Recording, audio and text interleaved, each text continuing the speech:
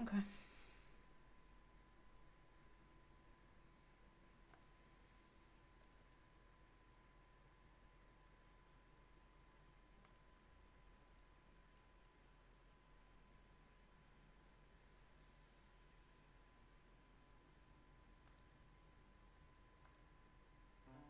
Who's the boy that can laugh at a story? I don't know how that happened.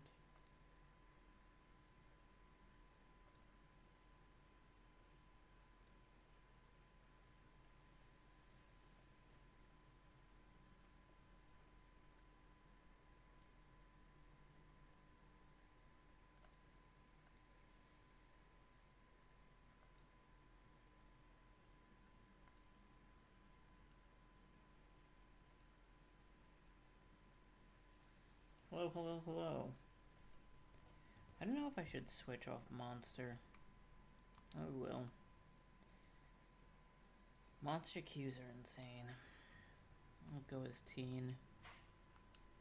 I hate playing teen.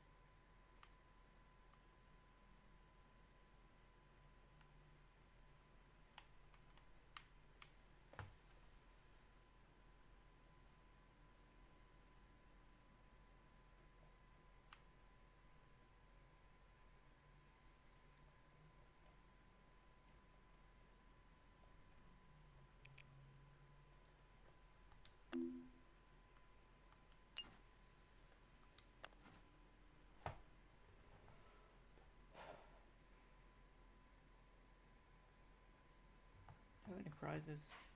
No. Oh, I forgot to pick up the flux yesterday.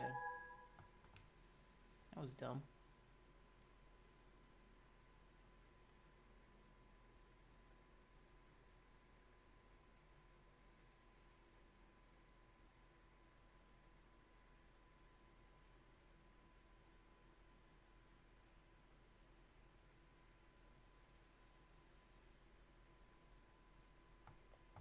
Skibby doop, you dud up doop. You dud up doop. What? Server stability in this game is not great in the closed beta.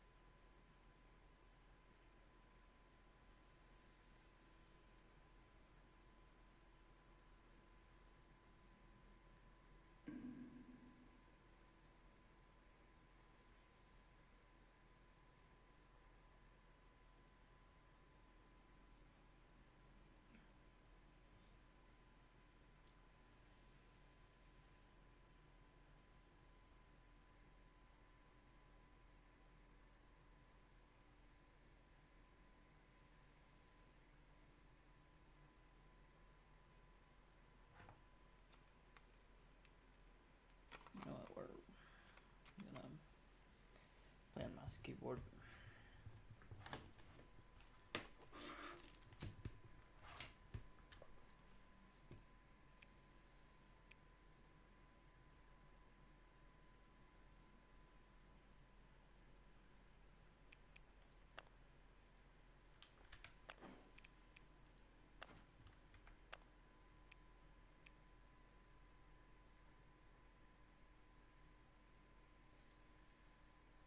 Man, oh man.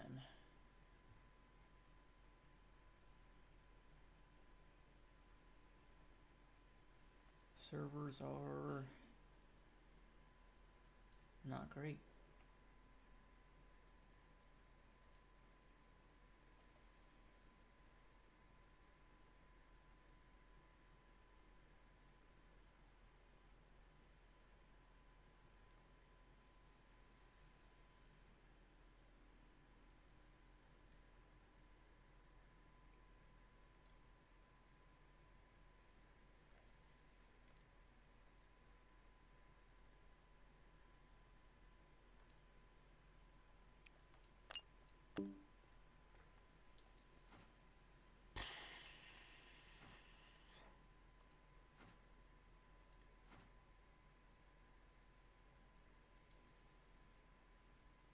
don't know if like everyone's having these issues with this game, but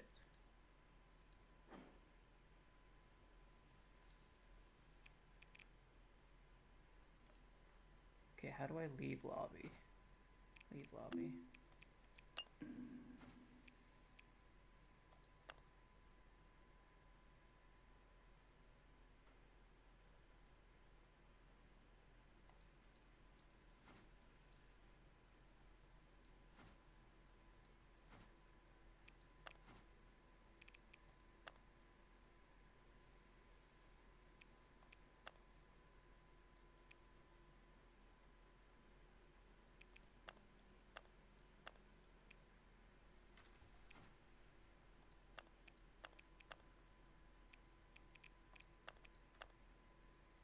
I didn't even know there were like mods on weapons like these.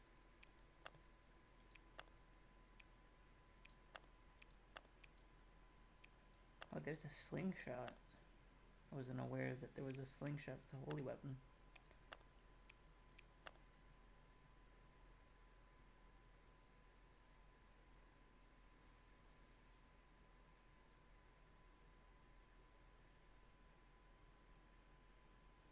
Hmm.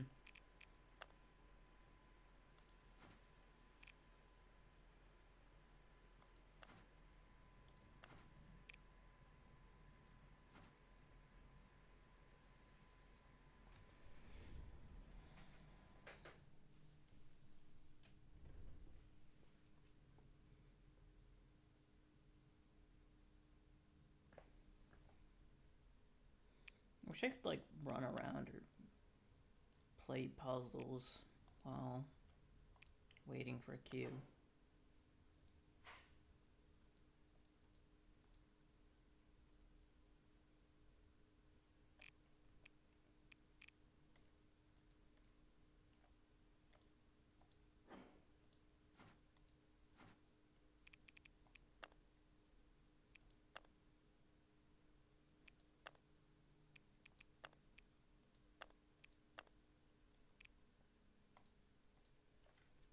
VHS closed beta reset.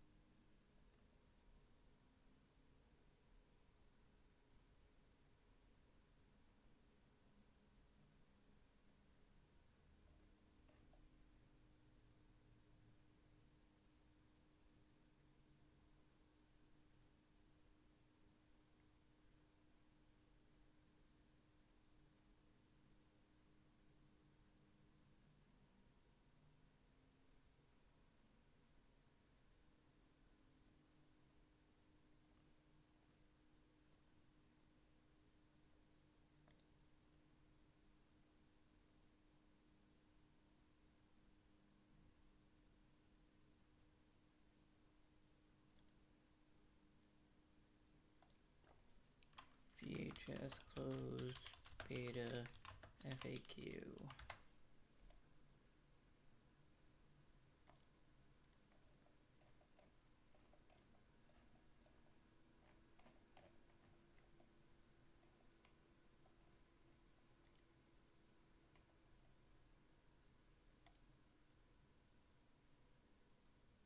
Is it on their Discord? I just need information on beta FAQ.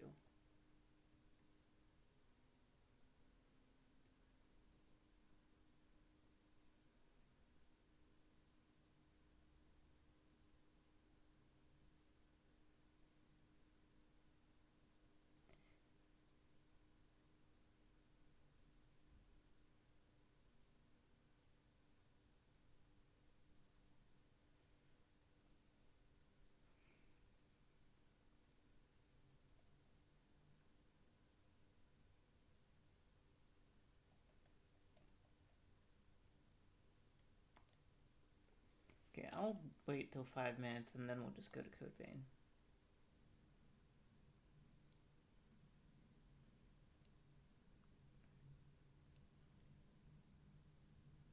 I'd like to pretend that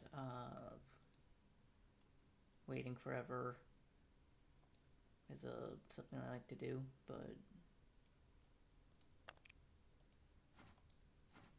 especially if I'm only going to be able to play teen, definitely just ain't it. The fact that, like, nothing's going to carry over into early access as well. If I'm not, like, a big Dead by Daylight streamer or, like, a big VHS, like, upcoming content creator, just, like, makes 5-10 minute waits not really a thing.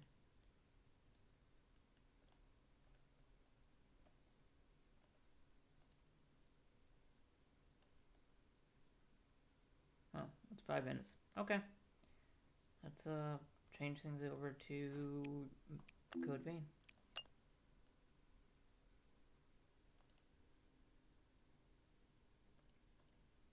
It's unfortunate, but I think waiting 10 minutes in queue and seeing 3 players is it's not worth the time.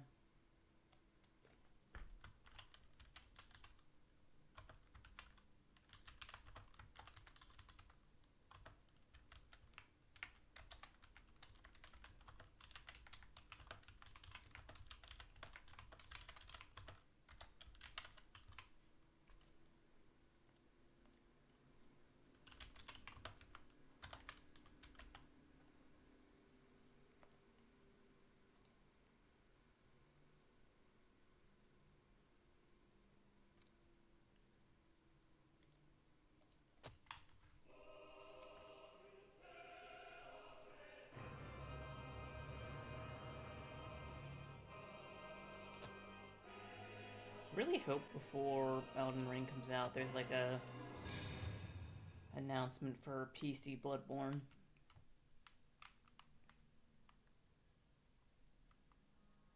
PC Bloodborne would be really nice. Good morning. Hey, can you hear me? Think back. Search your memory for an image of yourself.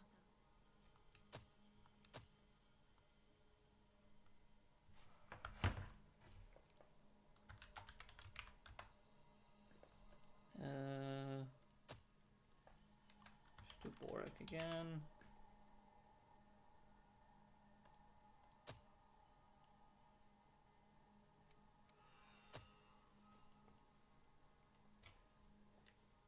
That's not how I look. Just change. Wait.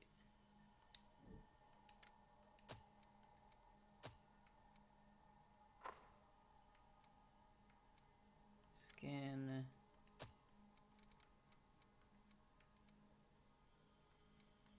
See, I'm a little lighter than this. There. Hair. I could do a fro, but usually like my hair like a bit shorter. It's probably just gonna be that one that I was on, but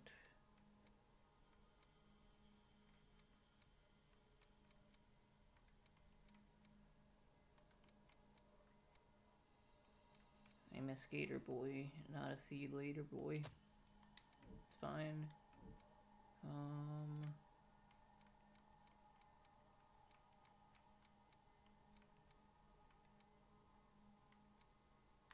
How do I look? What do I look like?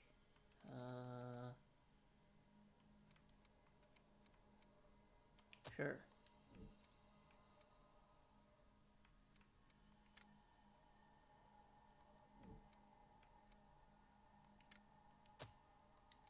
Here I just wanna, let's remove the lipstick.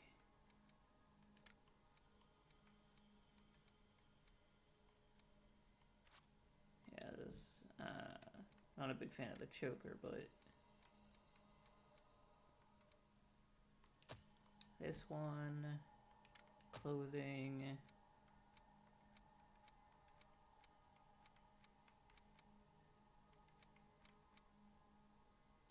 Sure. Face paint. There we go. Wait, that's not it. Makeup. How do I just remove it?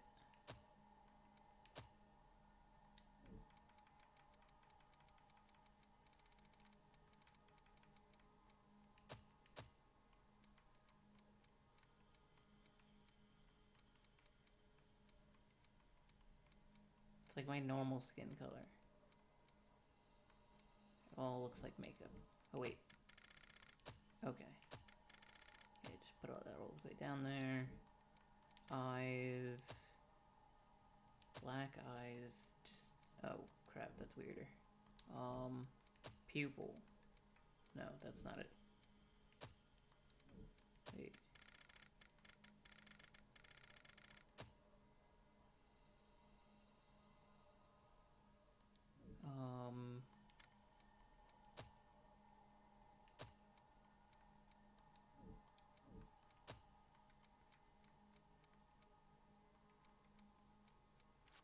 Oh, this is so much worse. So I have eyeshadow on. Looks like I have eyeshadow on.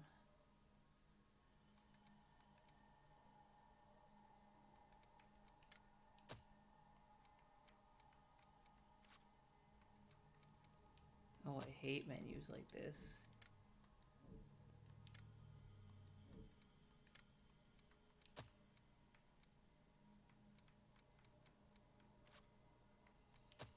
Normal eyes.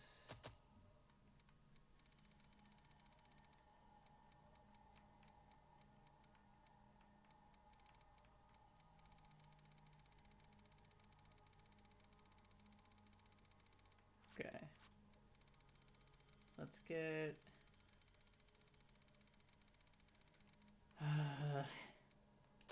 Air. Can I just make these less... Oh no.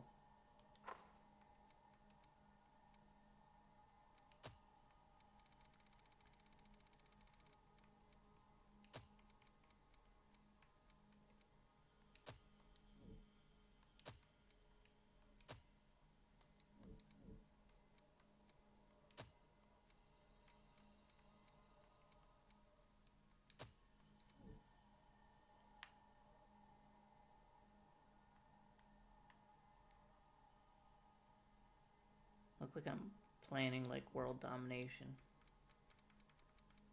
I don't have to look at myself too often though. Save, sure.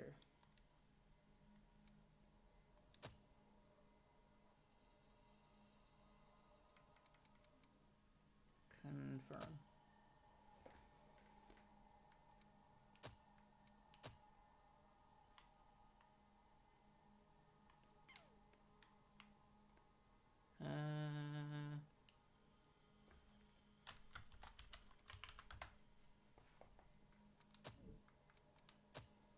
Yeah, that's what you look like. Now, we can finally meet.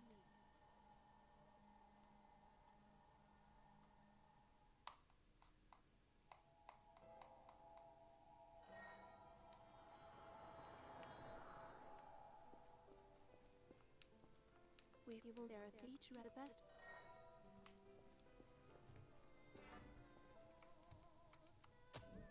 That is a fighter blood. Each time the fighter, it seems you all. Very well.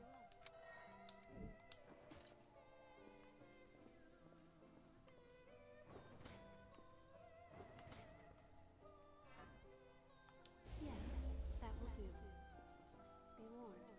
The effects of a gift will not work unless it is prepared in advance. I forgot something important. You will need special blood to activate gifts.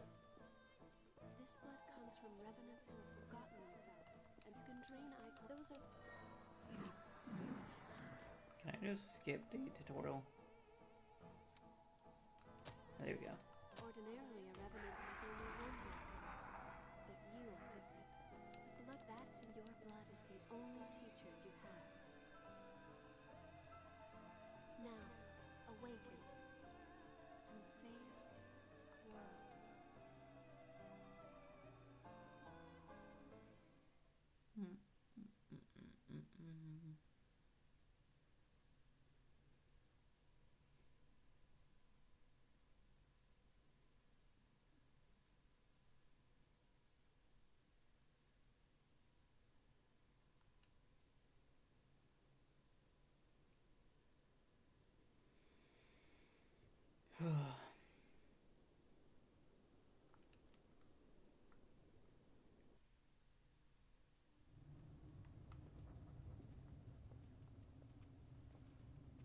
am a thirsty boy.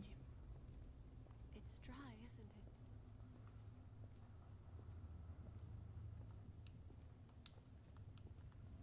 We can go slowly. I am here with you. Thanks.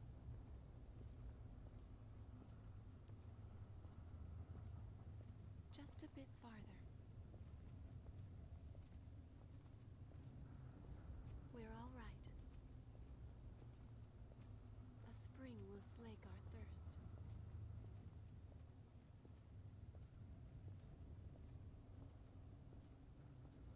I had been waiting for such a long time.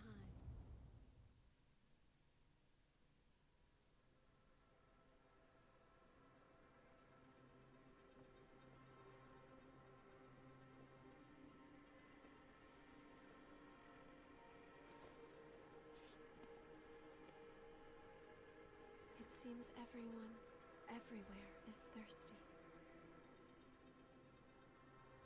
There is a spring that will cure that thirst, one that weeps tears of blood.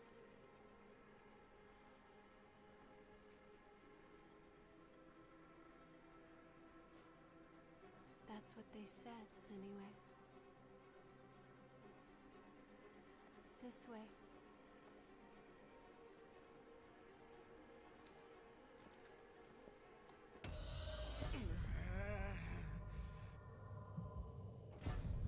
It's all right.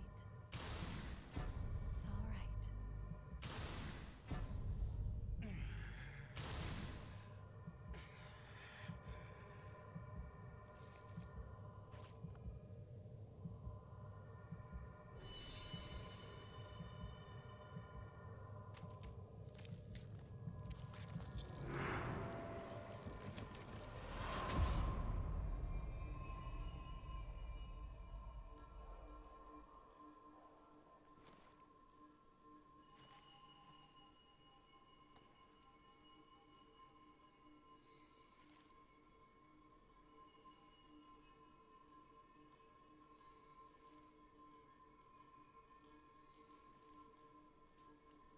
So, it is you.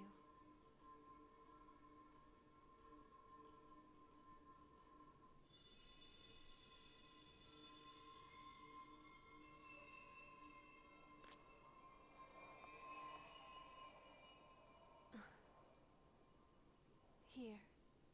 This is for you. Thanks.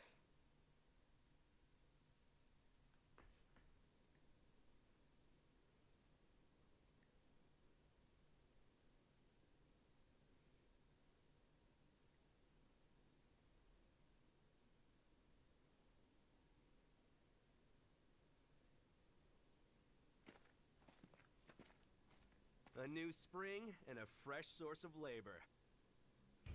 Ha ha! We really hit the jackpot. Get up. It's time for a bit of fun.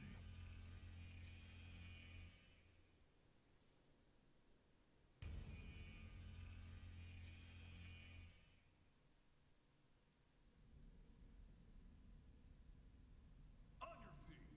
We're about to go hunt for blood beads. Hurry up and get ready.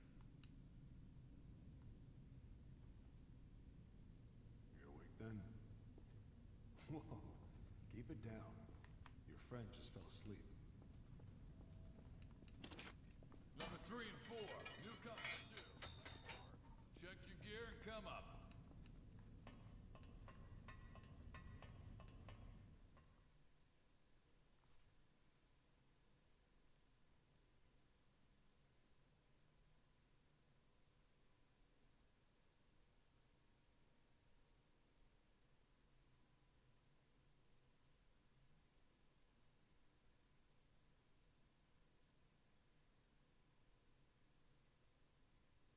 This one's dry. The miasma's pretty thick. Damn it! We're running out of time before the next collection. Everything's ready. Right. I'm on my way.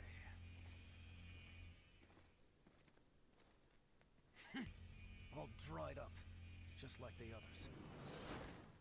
Yeah, all dried up. So there's no sense in searching with the miasma like this. Let's...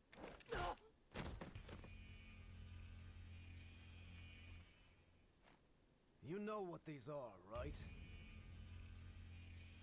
Blood beads, right? Yes, very good. Now I want you to search for blood beads in the tunnels ahead of here. You see, it's only a short time before the collectors come to take our levy. But once they do, I'm afraid we won't have any blood beads to give them. If we don't find some, Silva's hounds will strip the shirts right off our backs. Well, that's the long and short of it. Why does it have to be us? Don't ask me. The stupid levy system was Silva's idea. If you have a complaint, I suggest you take it up with him. You lot go first. Get to work.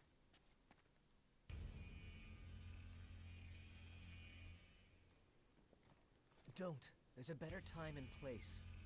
For now, we just have to obey. Next! Whoa there. You wait here with us. You can have this one back when you return. In exchange for any blood beads you find, of course. Oh, and I hear the hunter has been showing up around here lately. So make sure you don't all get killed.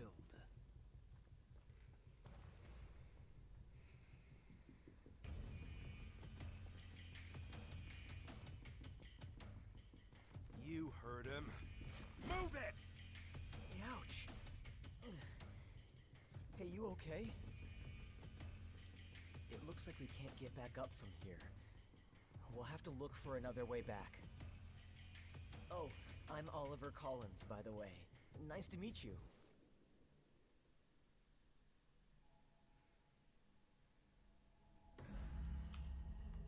Okay.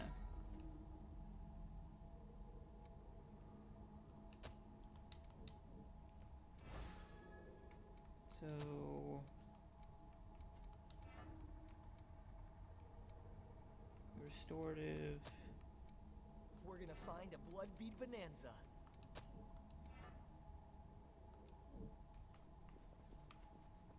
Okay. A dead lost. I've never seen one before. I say dead, but they're not really dead.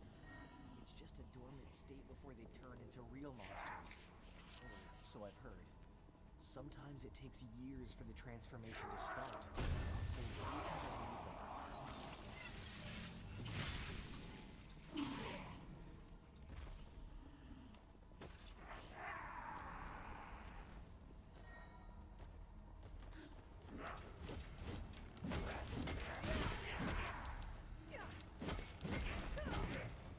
Please don't fall. Do I have a different weapon? Okay. Wow! You have to use whatever you can to survive.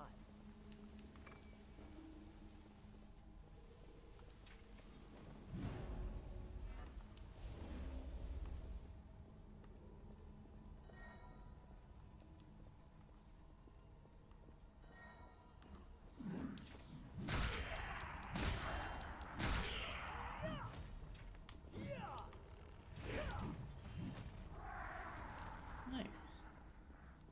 Oliver's kicking ass, taking names. Is there something good in there?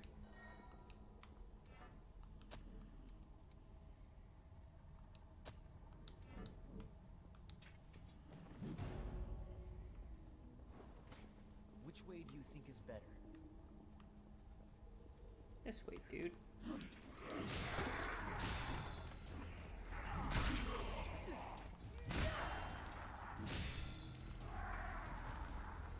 Okay. What could that be?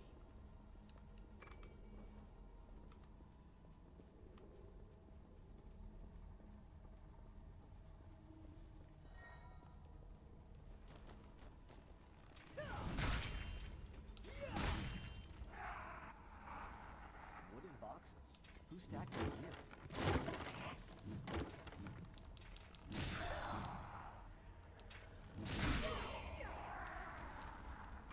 What's that doing there?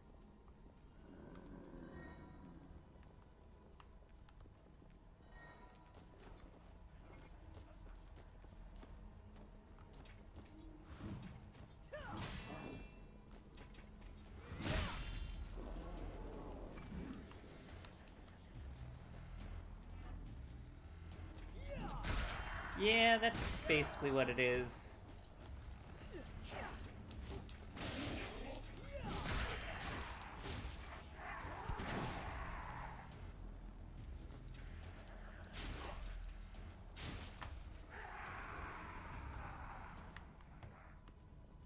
Yeah, we had Nihilism Dark Souls, and this is anime Dark Souls.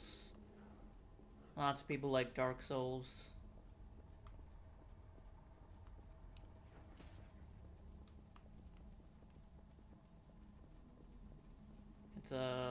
It's popular, the kids say. That's scary. Yeah, I've beaten the game before on Xbox, but it's actually one of the better Souls-likes, I'd say. It has like a fairly interesting. I spent 10 minutes in the lobby, and I didn't get anything. Like, the best I got was I got into a lobby where, 2 people showed up into it, She's your friend, right? We should find some blood and beads and go back for her quick.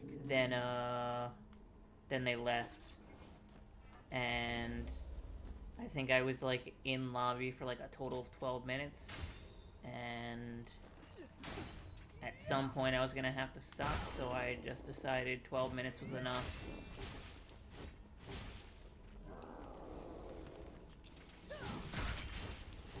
Yeah. Whoa, something's above I us. also, like, one of the other problems why I stopped playing VHS was because when I was in queue, I disconnected.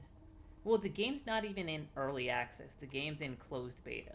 Will that come in So, I think between being in closed beta, the server instability being kind of, like, pretty bad. Like, I don't want to say it's, like, awful, like, unplayable, but server stability isn't great in the game right now. It's good in-game from what I've seen. Like, whenever I've been in-game, like, I've never, like, disconnected or anything or seen anyone disconnect. It might just be because I've only played, like, once or twice. But Is there something in-game, it seems fine. But actually getting into a match and, like, player count isn't high enough. And to, like, even get, like, a match. Sure, I can wait. So I think I do like the game, kind of. I'm not like a super big I know what you'd call it, like Dead by Daylight type game fan, but it's not bad. I think it could grow on me. It's too cramped.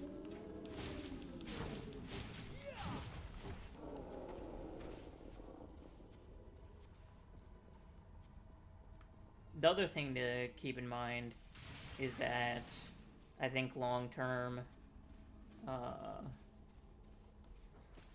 if I was going to play a game like Dead by Daylight and get like any kind of traction on it, I mean, yeah, This path was here? Is there something I might actually pick up like Prop Night, which is like another Dead by Daylight thing, but I'm also not sure how I feel about Prop Night. As much as like I'm not like a Dead by Daylight fan, I think I'd be even less of a fan of Prop Night. Like VHS definitely is like the one, like 4v1 didn't they pass us earlier? that Are you- skip this.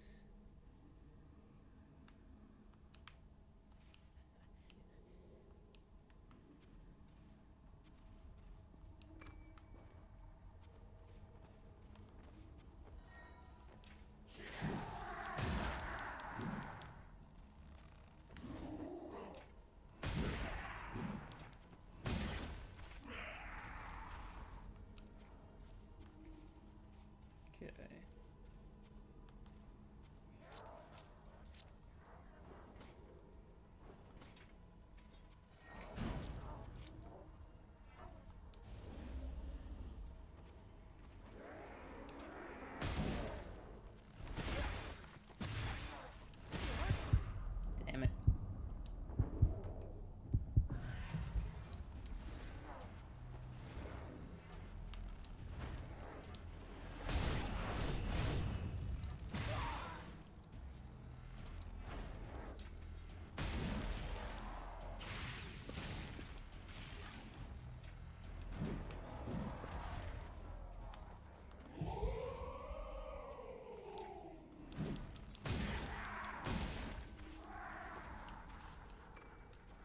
Yeah, but when it comes to Code Vein in comparison to other Souls games, there's a couple unique things that are going on in it that is different from the other Souls games.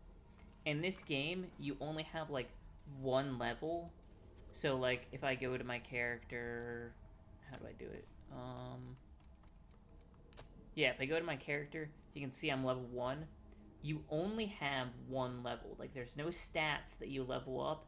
You get your stats based on whatever blood code you're using. So if I level up, it's a level up. It's the same across the board, even if I switch to, like, a mage blood code or anything else.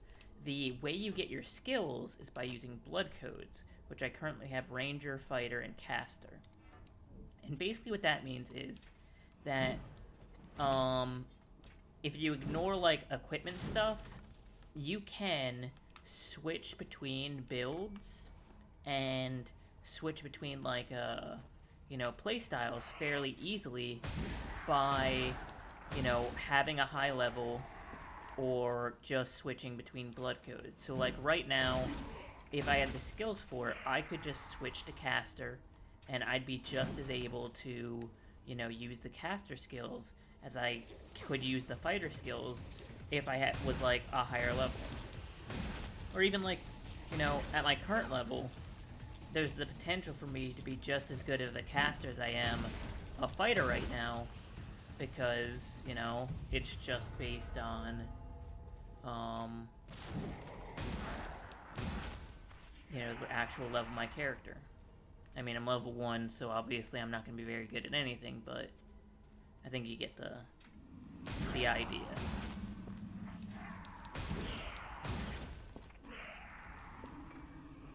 And then one of the other things that goes on in the game is as the game goes on, what'll happen is you will meet other characters or be able to find blood codes off of other revenants. And like revenants, there's two main kind of like factions in the game. There's revenants, which is what my character is, and they're basically vampires, and they're lost. And lost are basically what happens to revenants when they don't get enough blood over enough time. They'll kind of like go crazy and, turn into like monsters based on like, their beliefs, their like, situation. It's all kind of like stylistic, like, these guys are kind of like grunt characters, so they turn into like weak soldier dudes or like stronger soldier dudes. And the bosses, like the boss I'm about to go fight, is you at the beginning of the game you meet this character who do I have any healing right now, or am I just gonna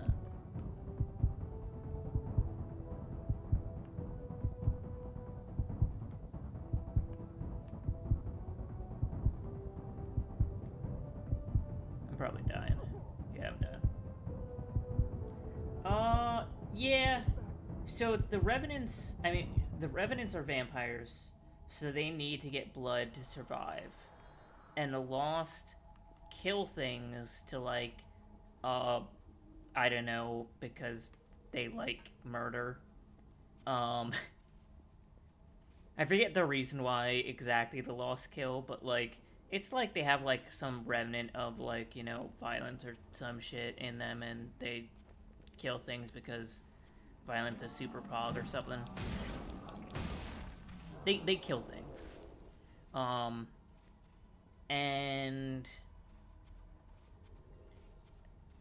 the vampires obviously have the issue of, well, we're vampires, we need to drink blood, but the world's kind of like all apocalypsy, and there's not many humans left. So in order to get blood, we need to, like, make sure our blood supply isn't being murdered by the Lost, and we need to kill the Lost so, you know, they don't raid all our bases and kill all the leftover vampires.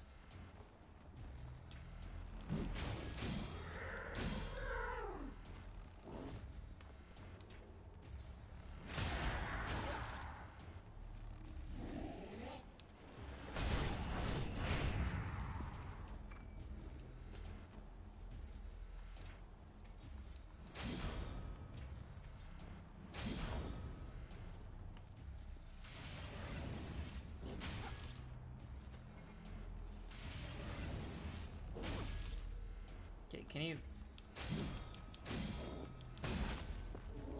Thank you.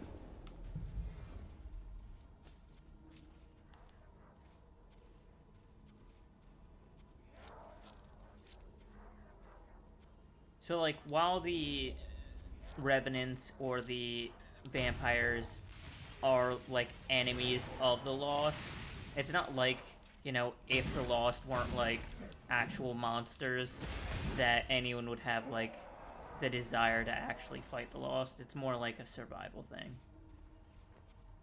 Like, they won't stop doing the murder, so you kind of have to respond in kind.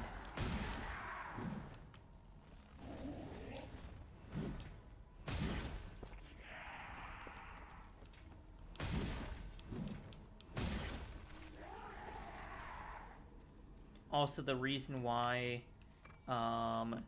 like, you'll see the vampires, like my character, revive after death, and the reason why the Lost come back is, like, the story with the Lost is that there's just, like, when I die or when I reset, there's always more of them. So, like, even if you kill off all the Lost in an area, like, a lot of them are, like, in hibernation.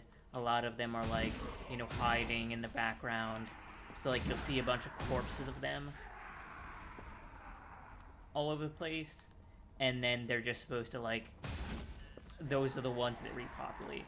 And he didn't die, so because, the vampire dudes can turn into Lost when they don't get blood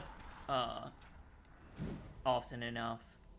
What kind of happens to him is the kind of like governmental force that is in control of the world has this system where everyone has to like tithe blood beads, which is how most people get blood now. They have to tithe blood beads to like the government.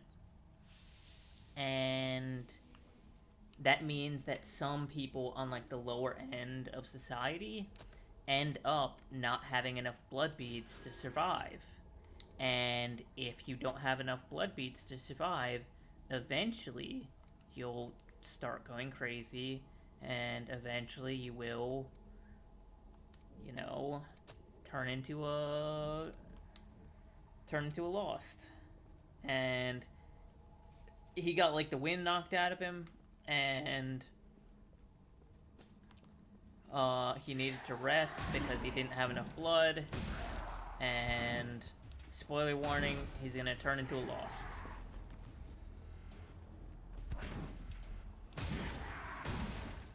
And be our first boss.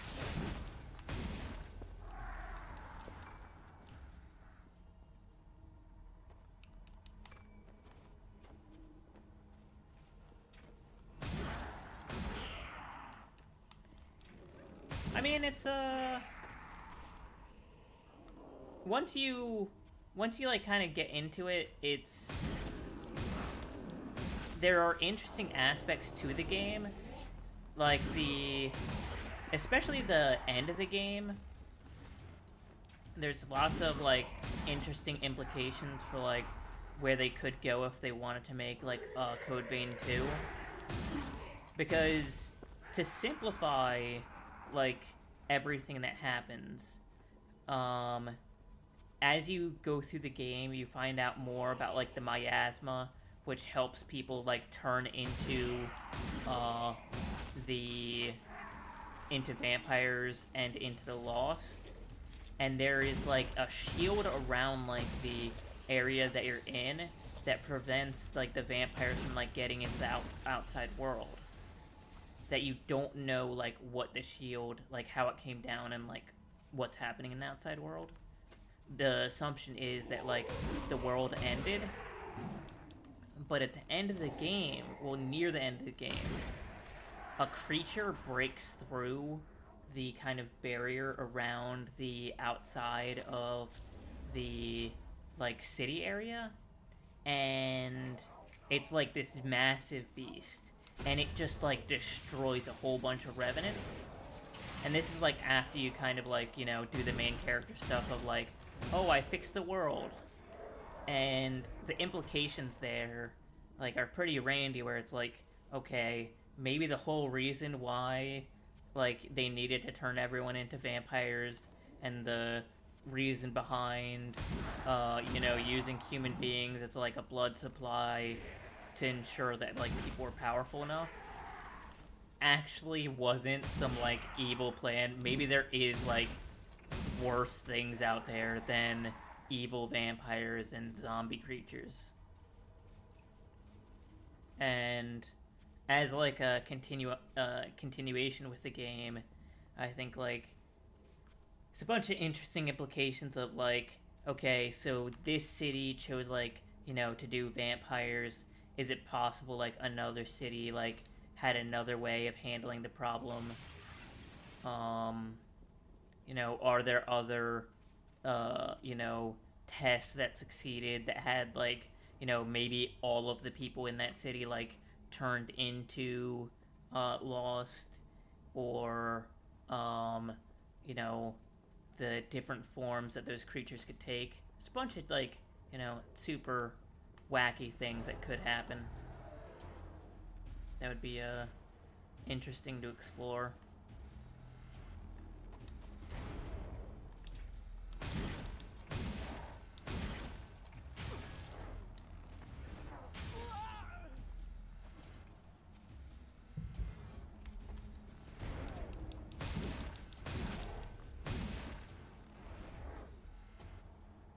Okay.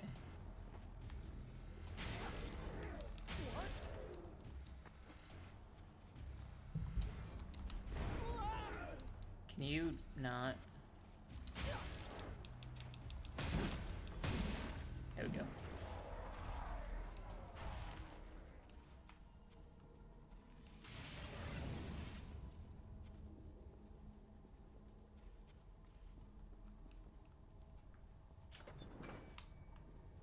Queenslayer Thorn. Do I like Thorn, or do I like... I think Blue Hounds is better, but... I do like Queenslayer.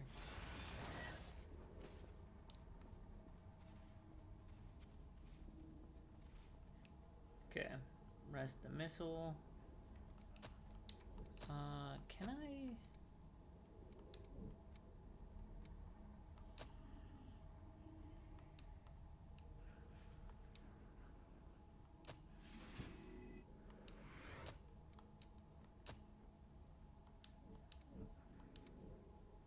Okay, let's level up.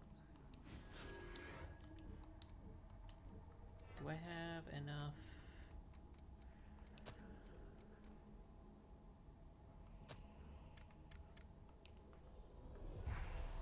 Okay, I do. I can level up again. Sweet.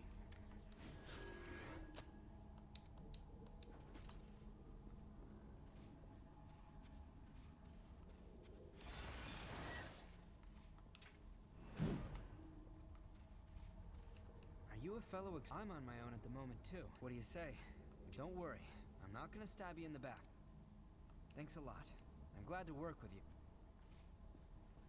Oh, and like the one of the main things in the game is you can summon other people in to help you in the game, like, you know, in most Souls-likes. But there is a partner system that, you know, you can use basically throughout the game, where you'll be able to recruit like different party members to help you out. And a lot of the time the game is balanced around almost always having like 2 people in every single fight, which there are people who do run the game solo, but I think it's a little bit too much of a hassle.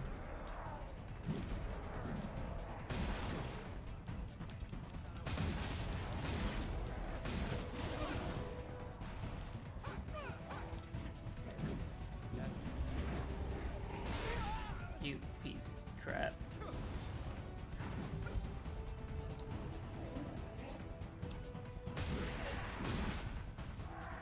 Also, a lot of the party members are pretty powerful, so why would you not take them?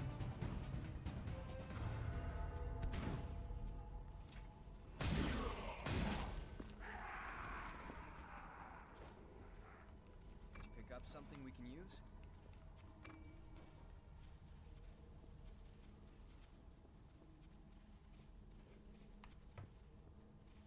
Oh, that's where it is.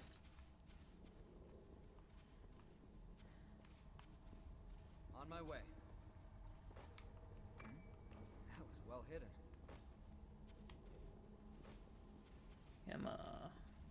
I'm a super genius.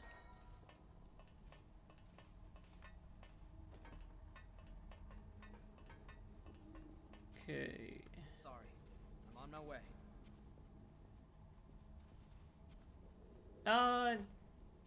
So I think a lot of the Souls-likes, even in Dark Souls, there are areas with differing difficulty, which makes it really hard to like say, okay, Dark Souls is super mega difficult, because there might be a boss which any player I would expect could get it done in like under 5 tries, and there are bosses in the Soul series that I think like some people will play and they will never beat it.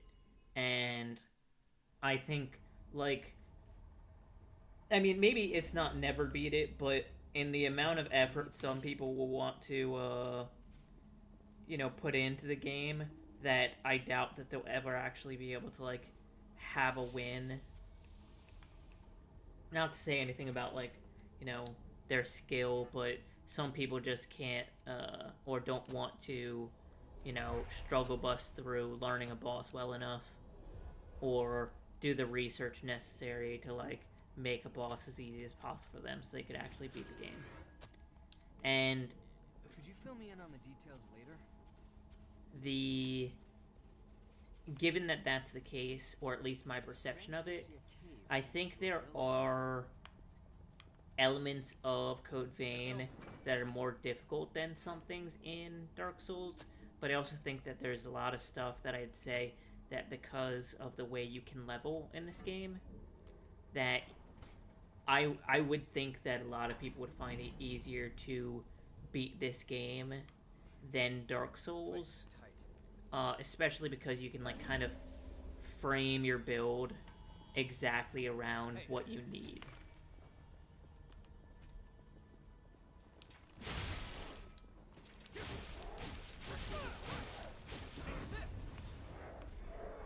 Like, if you're having a lot of difficulty on one boss, like, you take a step back, you say, okay, I'm gonna farm a little bit. Every single, like, extra level you're getting is making your character better. Like, it's not ambiguous at all. It's not like, okay, I kind of have, like, 2 extra health. No, every single level is important. It's always gonna make you a more powerful character. Like, when it comes to that, like, perspective, I think that Code Vein is a much easier game than a lot of the Dark Souls, but I do think there are some bosses and some content in it that, like, if you did nothing extra and you just, like, ran through a lot of shit in Dark Souls, that you might be able to find, like, some Dark Souls games or some areas in Souls much easier than you would, let's say, Code Vein. I know that's probably not a very satisfying answer, but it's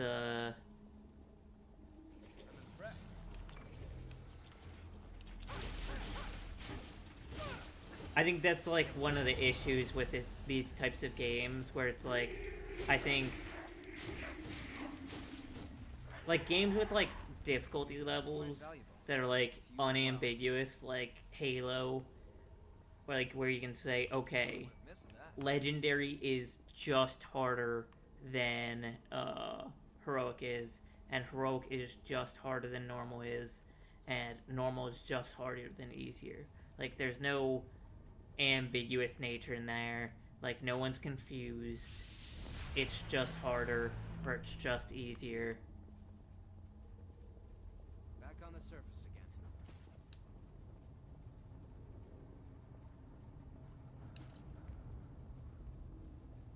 Good. That's light from the surface. Sag. This is so Sag.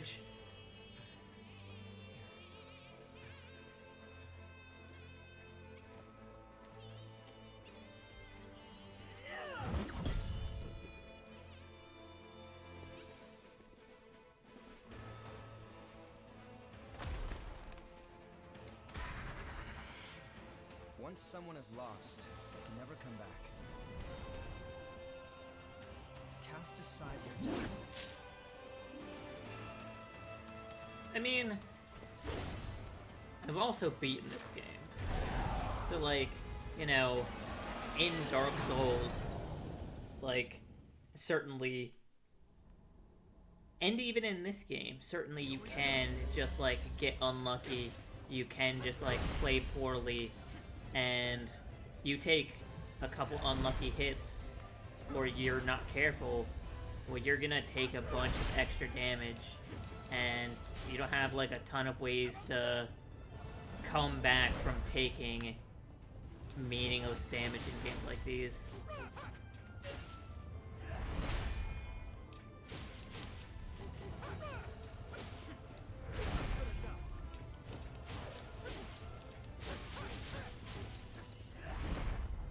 Also in games like these, like, one of the things that I think can make them more difficult is, like, weird difficulty spikes, where, like, things will be really easy for, like, a period of time, and then there's suddenly, like, a mob introduced that's just, oh, well, now my booty gets clapped, and I don't know how to win, except play extremely cheesy.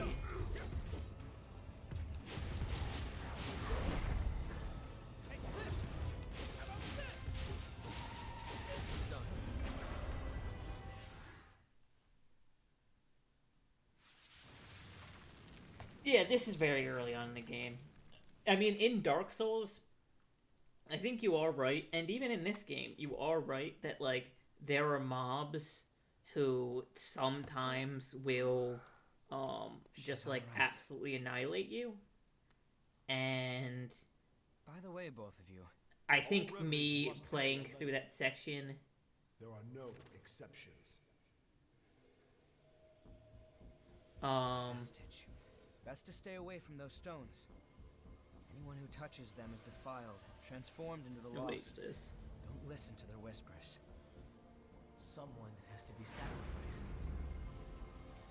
Without blood beads, we won't make it. Once she's settled down, let's get out of here.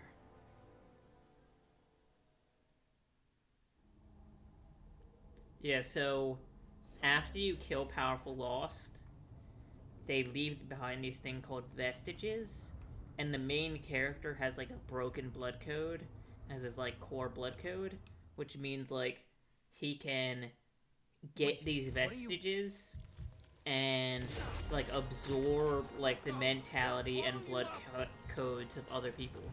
It's all right. You can do it.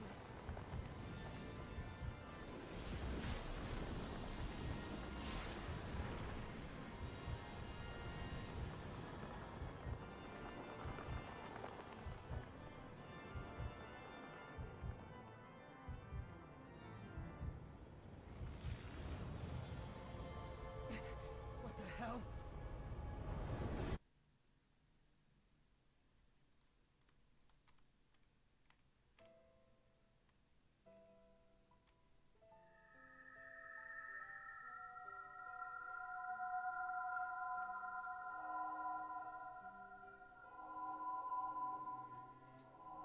Yeah, but the other thing of why this is so easy is I think like there are some Dark Souls games that have like slower, faster combat, and this game has like pretty slow combat. So if you know what the mobs do, um, Sorry. it's fairly easy to kind of like have good spacing and avoid, their hits. Someone has to be sacrificed. Without blood beads, we won't make it.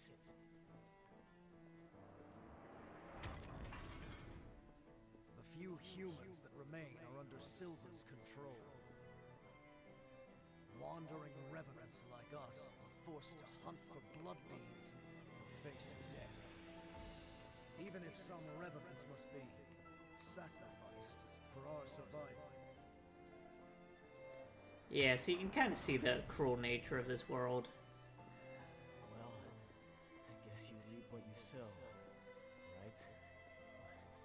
Well, that's all right. What's important is that at least one of us makes it.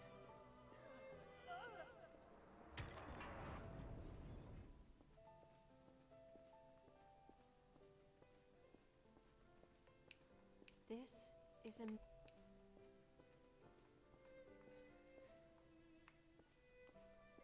Yeah, so to explain that guy's story, he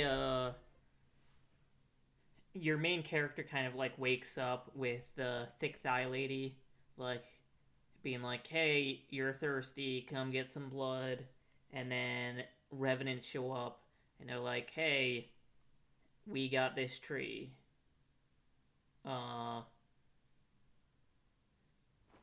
You're gonna work for us to get blood beads." What the hell was that? And it was a memory um carved into that vestige yeah. by the one who left it behind. I didn't expect that I'd get dragged into it too. Yeah, she gives you the ability to We use both thigh melted pillows. into you. That's her only. I can't believe this. What Thigh a pillows power. are best pillows. Come with me. I know a spot where we can rest.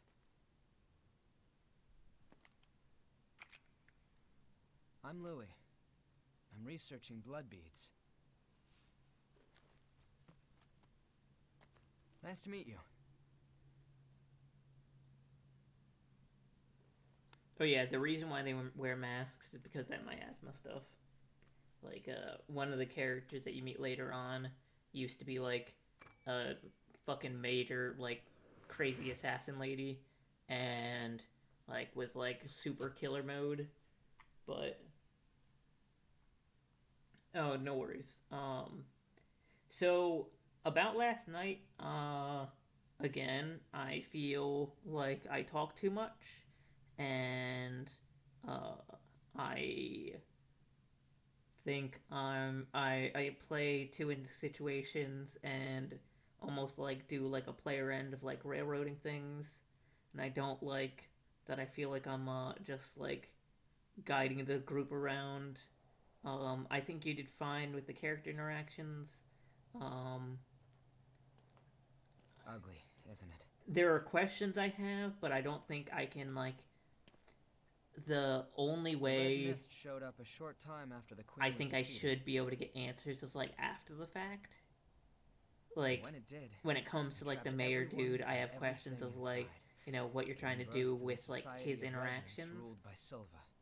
and I can't really Jail know of the that Mists. until like his As story time part is passed, done. That was the name And people it gave to makes the it world hard to inside. comment on something like that because, Creatures trapped inside if the there's a miasma reason for him to be wander in a acting that never-ending way, cycle of death and rebirth.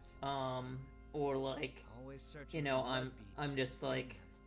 trying to run down like a bad angle, or Revenants obviously need my to have insight blood. check and no one else ran insight Without it, without those turn kind into of those things creatures happening, we call the Lost.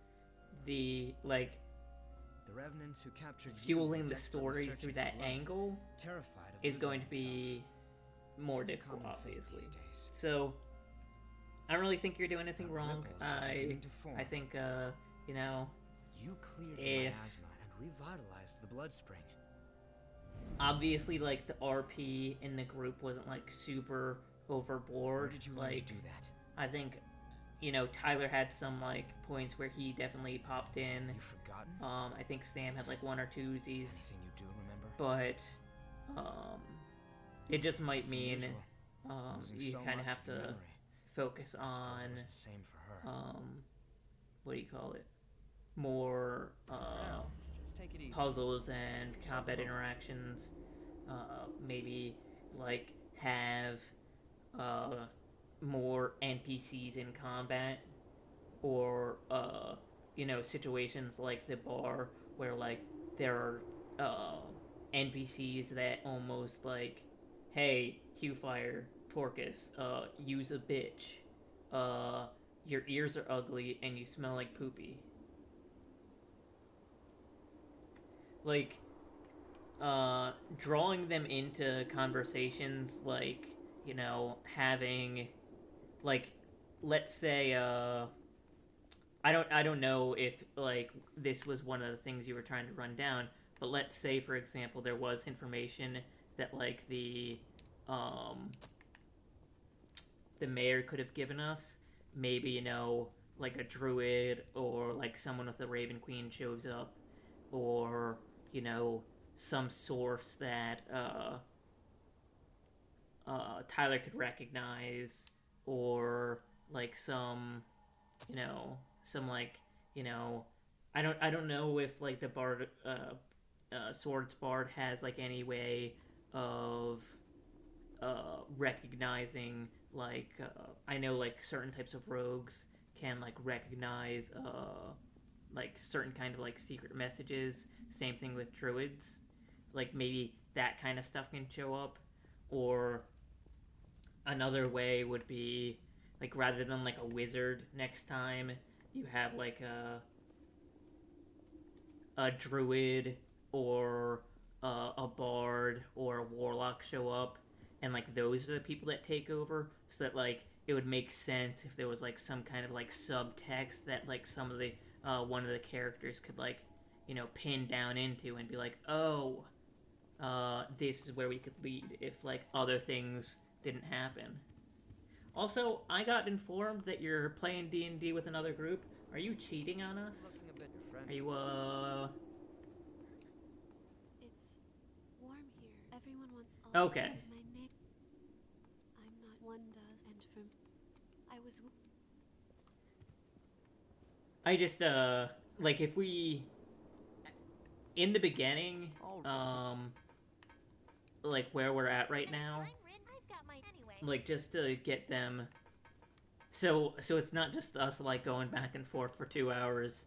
I think introducing those things early on, even if you have to like even if you have to kind of force some of those moments like early on, or like get some like story beats down in like certain players, for certain players early on, and then just kind of like slow roll the rest of it just to get them a little bit more invested.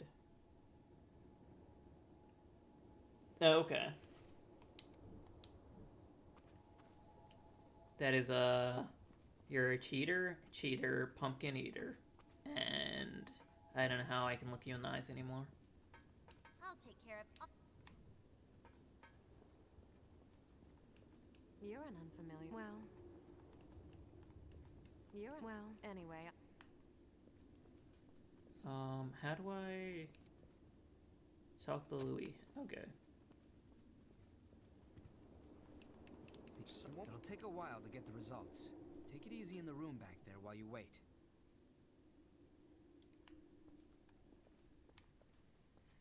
Yeah, I feel like every time we talk, I'm just like, hey, you could do X thing, and then I'm like, but I can't help you out.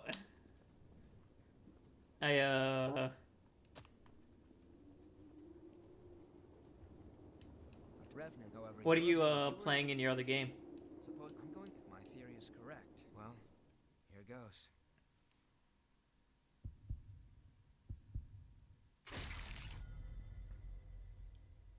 maybe me and your dad will talk about politics again. Um, okay, so what just happened? I kind of skipped over the conversation thing. Louis was kind of like trying to gain information about like why I could like, you know, take the vestige and like look at someone's memories. And he was trying to see if like I drank someone's blood who was a vampire, I could like gain their blood code as well and like see some of their memories. Nice. You remember that scene we witnessed at the Vestige? Gotta go with those metallic dragons so you don't have to be evil. That kind of stuff happens every day here. Silva has taken most of the humans who survived under his protection, so revenants are left to rely on blood beads alone to slake their unending thirst. But, well, nothing in this world lasts forever. The springs started to dry up, and so blood beads grew. What level did you guys start at? And the order Silva created by levying and distributing blood beads won't last much longer either. The world needs more blood beads. Only then can we strive for fairness instead of petty favoritism. That's why we've been exploring the Jail of the Mists. We're doing research to learn all we can about blood beads. But the miasma has been a real problem. It makes our thirst even worse. Gross. So our progress has stalled. Your DM is a terrorist, and he hates you. Of hope. Your power or can she. clear the miasma.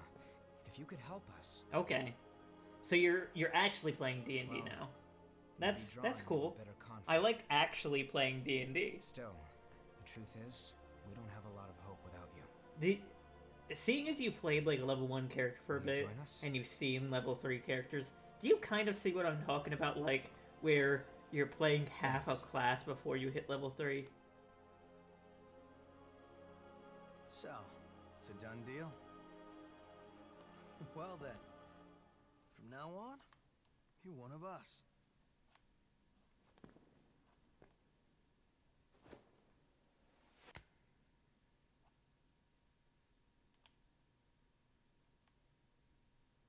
Yakumo Shinonome. An Oni? I'm Really? looking forward to seeing you in action. I do have to ask, did you get upset that Sam annihilated your big bad evil guy of the session? Blood beads and their springs.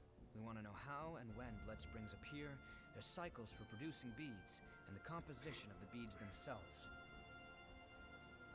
I mean, leveling up from like 1 to 3 is not difficult at all, but I do think the problem that we talked about where it's like there are tubes like capillaries dying as like a level 1 to 3 character is really hard not to do. Determine, every single blood spring is located on top of one of these blood veins. Also, is this like a all-new group? And blood veins, like, how did people not know what subclass they were gonna pick? Of the same substances. In other words, we can safely assume that blood springs always form along blood veins. We think that means there must be a source somewhere, a kind of headwaters for the blood beads. Now that we have you around to clear the miasma, we can investigate the springs and follow the blood beads. And hopefully, find the source. If, Right? We want to check if you want some, first. you know, sorry for the rush, but we should head out as soon as you're ready. Funny ways to make Sam have a bad time, I think there are like a couple ways to... Okay. I don't know exactly how you do that, because like there are some subclasses where I'm like, oh, you could like absolutely tie that into the game where like, you know, someone's like coming into their powers, but then like if you're like a Gloomstalker or Horizon Walker, or if you're like an Eldritch Knight, like how exactly do you like figure that out between 1 and level 3?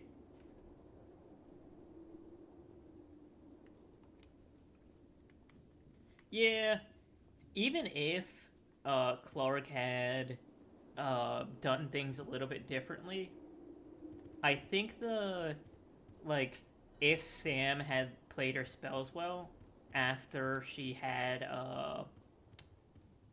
gotten knocked out of her wild shape, it wouldn't have been a problem actually taking Clark down either way.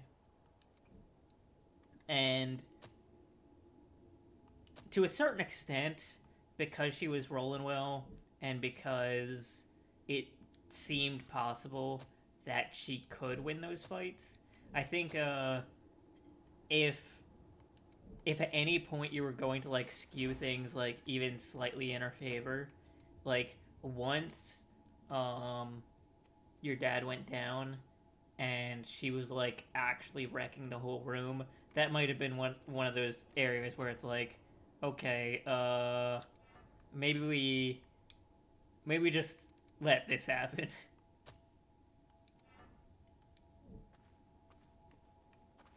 With more classes, I think it'll be better. I don't think she crit. She just hit really well. Like she made decent attack rolls and then got like nearly max on those damage rolls. Yeah. I mean, you took out. Didn't you take out one whole bear and then another bear down to 4 HP? Like, so maybe she transferred immediately into a bear from the wolf. So the wolf took a bunch of damage. Her wolf form took a bunch of damage. She changed into the awakened bear, and then okay, I didn't know. I didn't remember her critting, but I might be wrong on that one.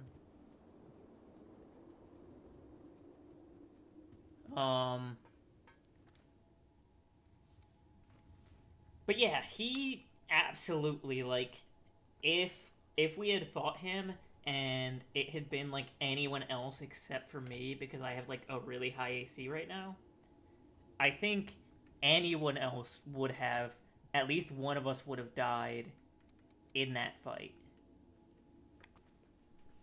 Well, not died, but gone down.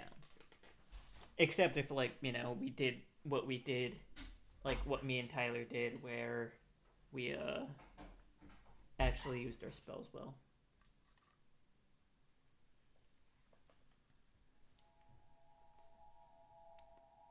I'm gonna be honest, given how even that like one goblin chief like screwed me up, I would have been so upset if we had like a full party down because of like that set of events. I would have been pretty upset. Day together.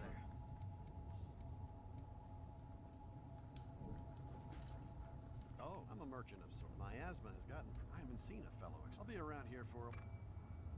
As you travel, I collect stuff, even in the depths. So if you're headed, remember to look at the map I gave you. Greeting. If you have any materials from the old world, I can give you value. Don't hesitate to come back if you need anything. I mean,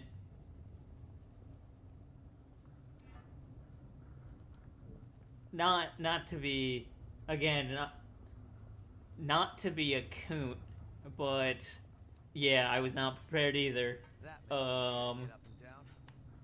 The fact that there was a surprise round at all is the entire problem. Like, certainly, we'll end up in scenarios where surprise rounds will happen, but like having a surprise round that is like basically designed into the game where like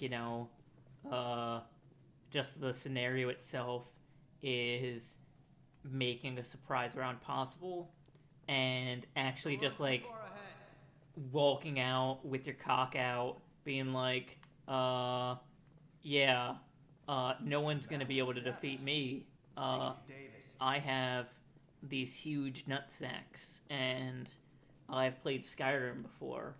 Ain't nobody gonna be able to beat me with my sneaking bow attack. That aspect of it definitely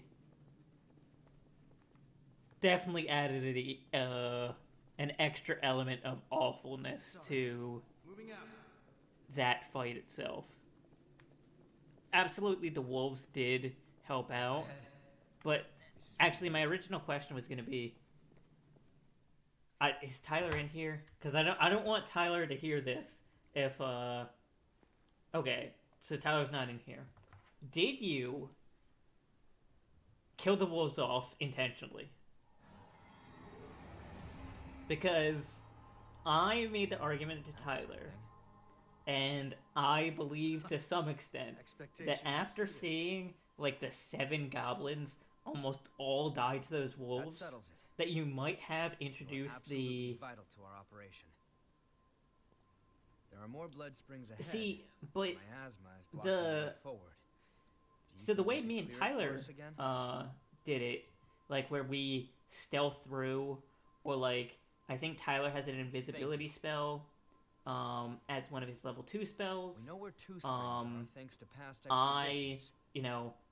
Let's go have a look. Sorry, Sam could have like transformed into a bat to like explore. Like we knew the goblin fled in that direction, and like part of the reason why me and Tyler went the other direction and they watched out was because we knew we got ambushed before. So like just from that perspective, like just like going up the stairs like with our cocks out, as like, you know, I'm memeing a little bit, but I think you get the meme I'm running down. That, like, I think hopefully people have learned their lesson. Hold on. But if not for like just like walking up with like no preparation, that I think is the main problem. And at the same time, I would argue, if like the goblins had just like come running down the stairs, if people were like ready, like watching out, that, you know, if they were down the stairs like prepared for that, it's depending on like how people are positioned, like someone could have gotten like, you know, an attack of opportunity, or gotten the goblins surprise too.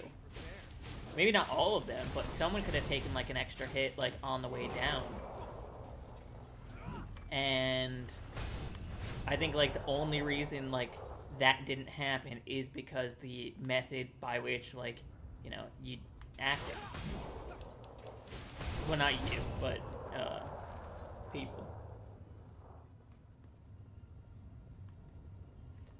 Because, I mean, I might be wrong here, but I thought there was a surprise round because, like, he kind of just walked up, like, nonchalant, like, arguably, the reason why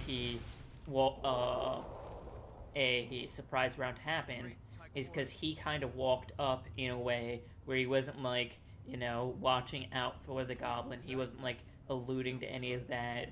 He didn't say, I'm gonna make a roll, like a stealth roll or anything like that. It's just like, I'm walking up. And, you know, whether it's because he like acted that way, or because the goblins knew we were coming, like, it's kind of like, how do you expect me not to fuck you on this?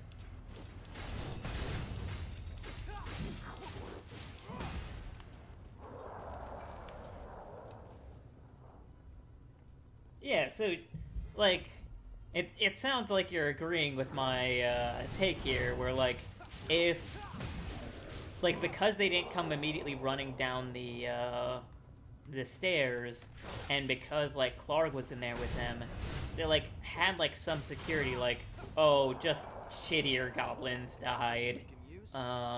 You know, if they fight us goblins, you know, it'll be fine.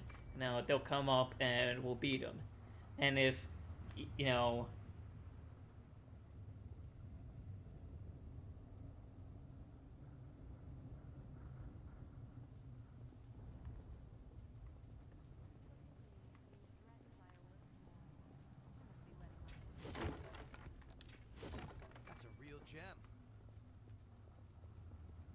So, No harm in being prepared. even if his passive perception was high enough to beat their stealth, the difference between passive perception and actively trying to perceive something, I would say, given his dark vision, is pretty important.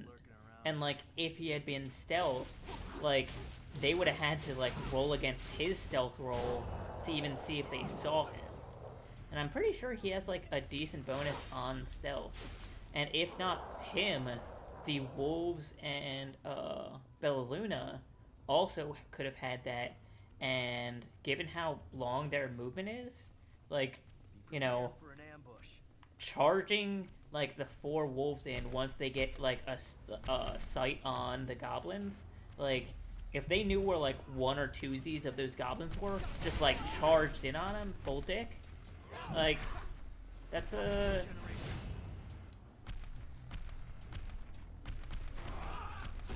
I'm pretty sure goblins, yeah, and that's like the whole point. I mean, I don't, I'm not gonna say that, like, you know, Bellaluna also didn't, you know, shit the bed, because, I mean, she could have been more assertive on her end. Like, they're both new players, Tyler's a new player. If she was more assertive on, like, you know, being like, hey, I think we should, you know, be more careful. Like, they chose not to do that. And they chose to, like, go through that door with only half the party. Which, obviously, they nearly paid for their lives. And, hopefully we don't run into that problem again.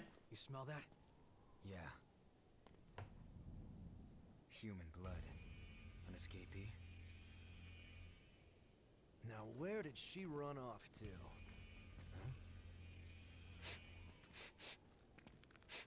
Hey, chumps! What the hell are you doing here? None of your business. Oh, really? Then tell me this. Why would scum like you have the sweet stink of a human on ya? The girl belongs to us. Yeah. Put your paws on our Yeah. property and your ash. That clear?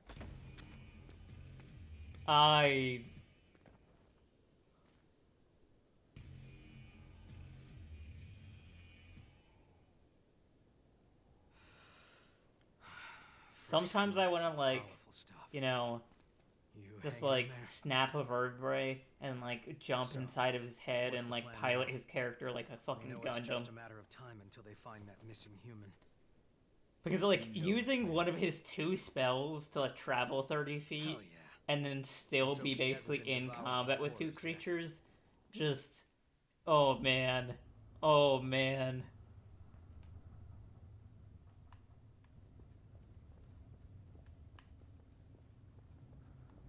I can't explain to you how hard I was fucking cringing when that was all going on. I was, I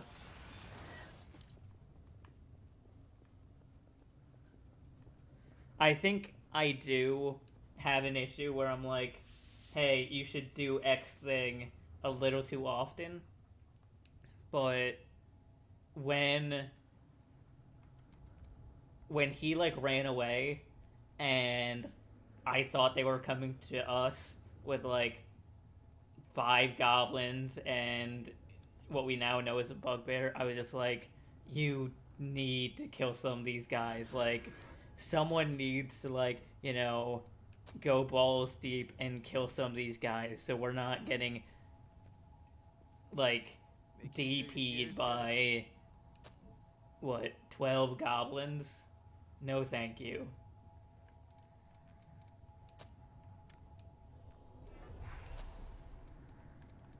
"12 goblins, including 2 goblin chiefs, a large wolf, and a big dude that we now know as a bugbear." We won't let it go to waste. Like, I don't know. Bring it anytime. I'm confident in my character's ability to not die in that situation, but I'm definitely not confident in my ability to win when half my character is, you know, at the caravan.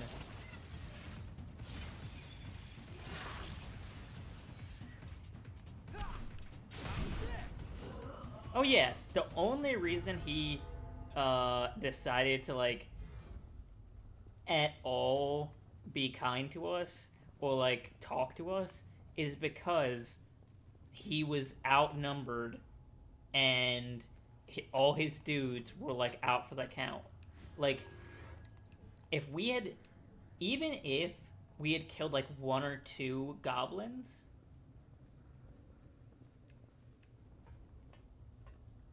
I was surprised you left who out there. We're right in the middle of the skyscraper. So, if you're talking about Hugh Fire, we didn't leave him out there. So I said that I was going to go and go down that other area, and I asked if anyone wanted to join me, and Tyler said that he wanted to join me, and then your dad and Sam decided to stay back and like watch the thing.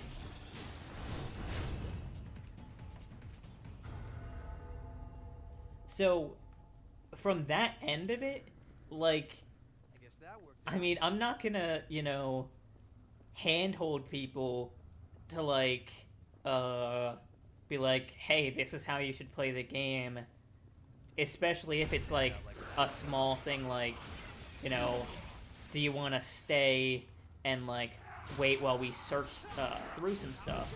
Like, even though I'm pretty sure he probably has better stealth rolls than me, well, me at least. I think Tyler has better stealth rolls than him. If people aren't going to like, you know, explore on their lonesome.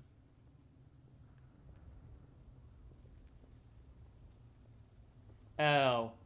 I mean, I just think it kind of makes sense to, like, if we know goblins are around, I think, like, the idea would be, like... Take whatever you can use. So, from my perspective, we don't know if the people who got attacked were the dwarf dude and his guard. We just knew that, like, you know, people probably got attacked by goblins. And our main mission was to ensure that the caravan got to the village. And if we were gonna go, like, save these people, you know, the worst outcome would have been we failed to save anyone that the goblin had captured, or we don't manage to kill all the goblins, and then we come back to our caravan and have it, like, have nothing left there. Like, just have, like, you know, a group of orcs stop by, or a group of, like, wolves come and eat all our stuff.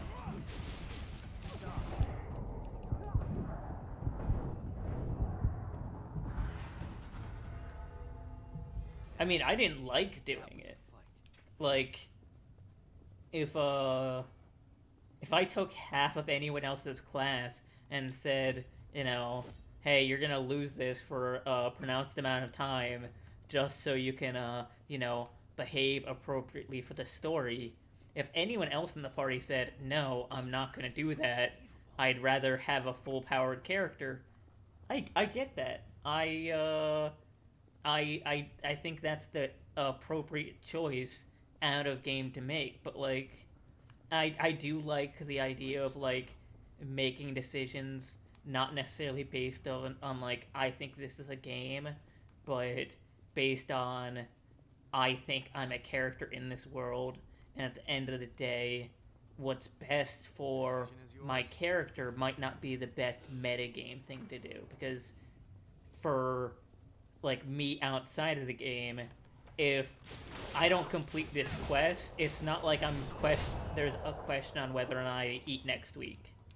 It's not a question of, oh, am I gonna, like, not have, like, bad reviews on like the mercenary board, where like people think I'm like kind of like a failure at quests.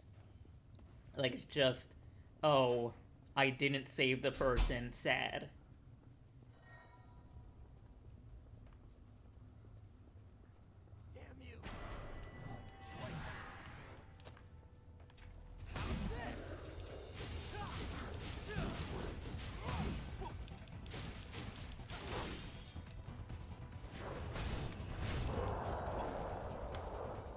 Still regenerate some.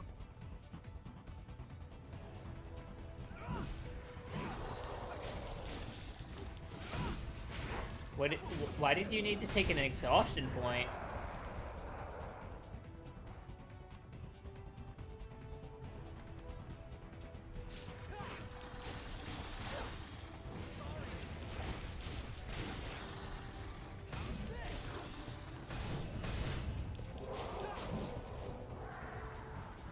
Choose your flex well. Being prepared.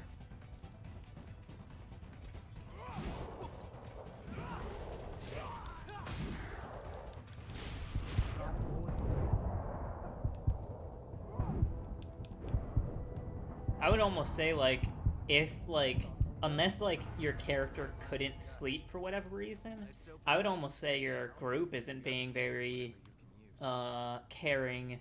If, like, let's say, as an example, you stayed up because, like, you know, something bad happened, and, like, you felt like you wanted to, like, keep watch all night, like, I would, like, almost say, like, extend the rest hours to, like, 10 hours, so that people can be awake during like almost the entire rest period, and everyone can get a full rest over the night. Would be almost a more appropriate thing if you like thought you might be attacked. So like normally a long rest is like 8 hours, and you kind of split it up, but you make it like 10, just so everyone can, like, you know, be fully rested.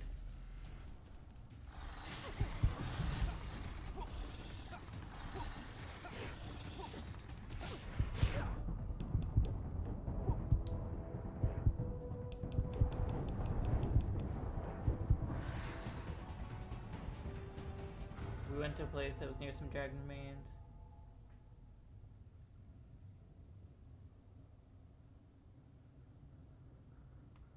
Oh. So, I don't know actually how I feel about that.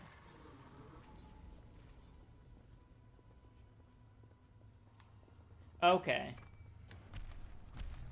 So, the one thing I would say is, like, you know, lots of creatures probably hang around Dragon Bones, and exploring at night, especially, like, as a Dragonborn when you don't have dark vision, is probably, like, a pretty sketchy thing to do. Like, I don't know how safe that is.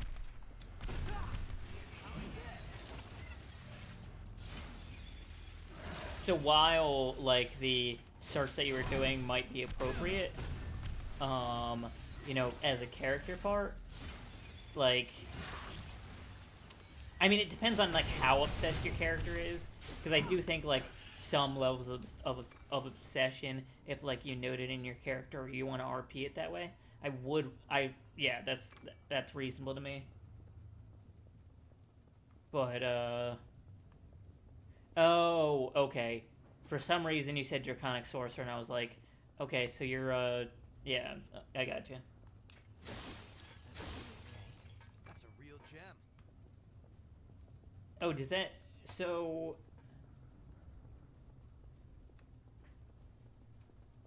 Oh, do you guys have, like, 6 people on your party?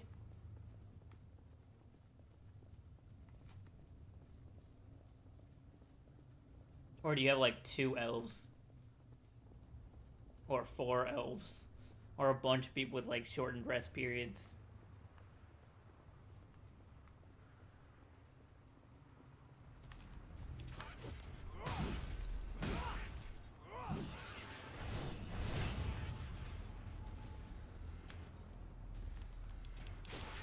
Choose your ground well. It's a nice view, but I wouldn't want to live here.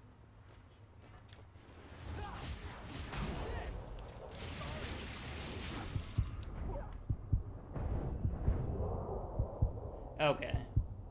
Having more party members definitely makes things easier.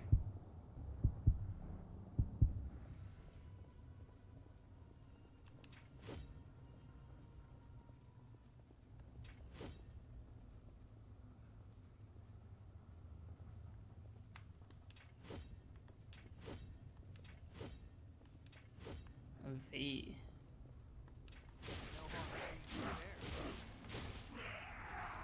Not sure I know any races with a V in them off the top of my head, but it's possible I'm just blanking.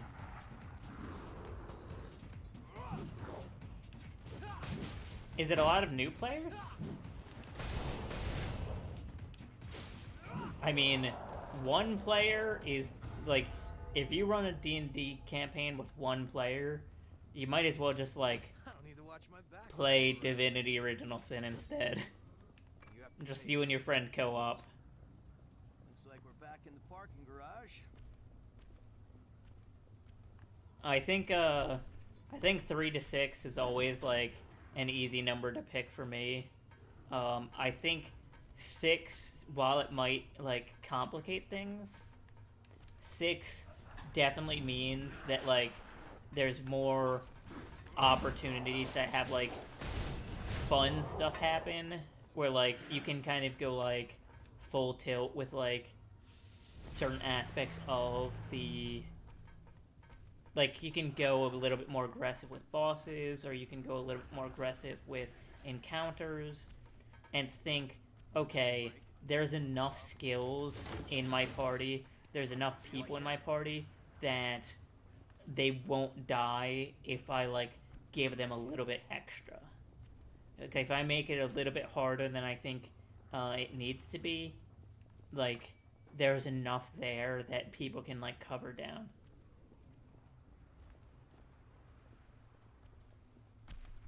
Oh, Veldakin, yeah.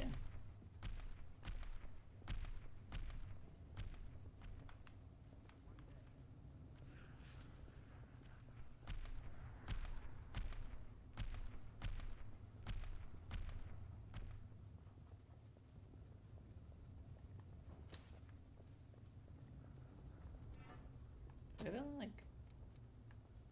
No. I don't want to use my regen inducers. I also think, like, it's not so much a thing for us, because I think a lot of people, like, Trying to dig up. I hate the fact that I'm not... If someone's character dies, I'm gonna be completely honest. I actually... No, let me change it a little bit. I want some people's characters to die, or you to give those, like, intelligence points, like, proficiency things, Try walking across that thorn. so I can pick up persuasion and insight. Because the fact that 2 of our characters have persuasion, but they rarely try and persuade people, and half our characters have, like, good insight, wisdom, and stealth checks, and I'm, like, leading the way on all these things, makes me feel so shitty that I just, like, I felt the need to play an intelligence character. Because, like, if I'm gonna be talking a lot, I cannot have a -1 on my persuasion. If I'm gonna be talking a lot, I can't be this ugly. Like, in real life and in game. I'm a bad person. But yeah. That end of it feels real bad. Let's open it up and see, shall we? Pick up something we can use? Like,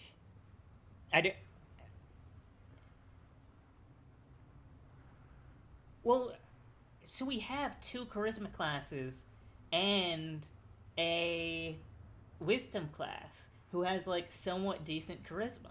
Like, honestly, like, we have Warlock and we have Bard, the charisma classes. If they didn't want to talk, I don't know. Like, you know, I think if we have like 5 faces of the party and they're all melee characters, we might have done something wrong.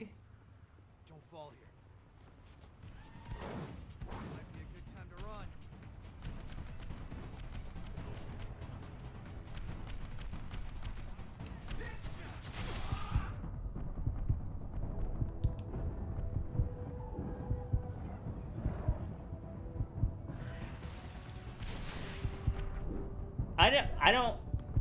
I'm not really in love with the Wild Magic Sorcerer. I think it would have been like a funny meme, but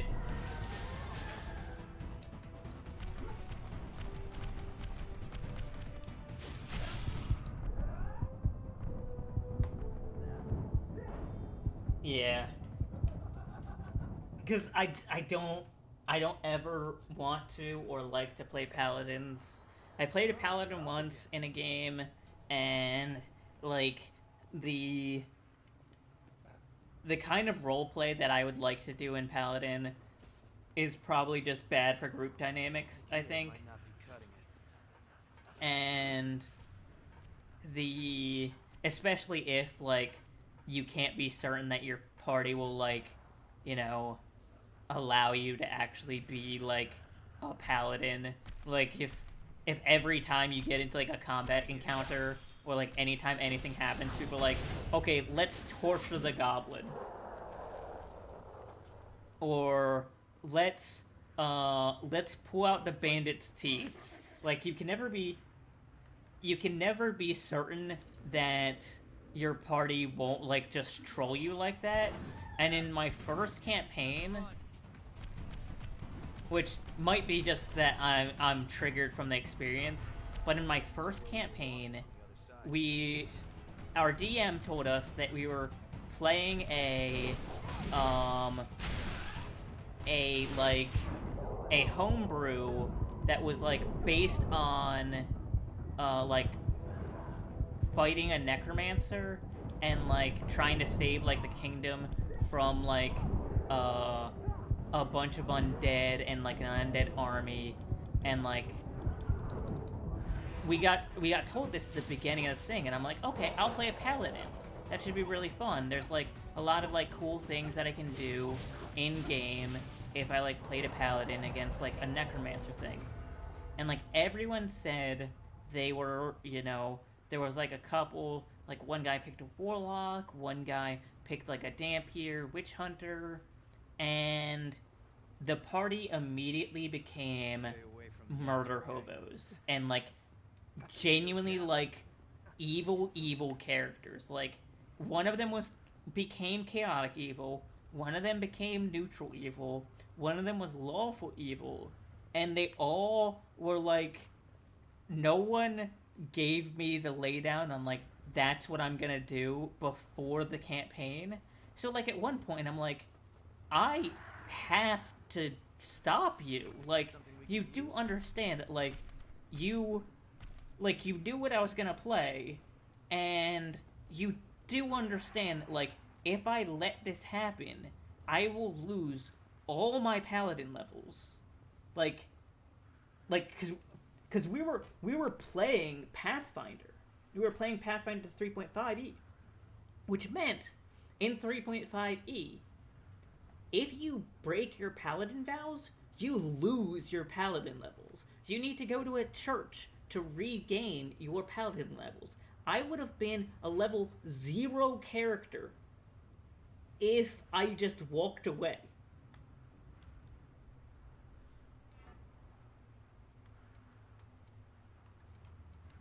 Yeah, it was... I was pretty mad at that group. And then because of, like, this was when we were in the military, and I was on shift work at the time, so I missed a couple sessions after my character died, and after, like, some, like, drama happened with someone's wife, where she was being kind of something,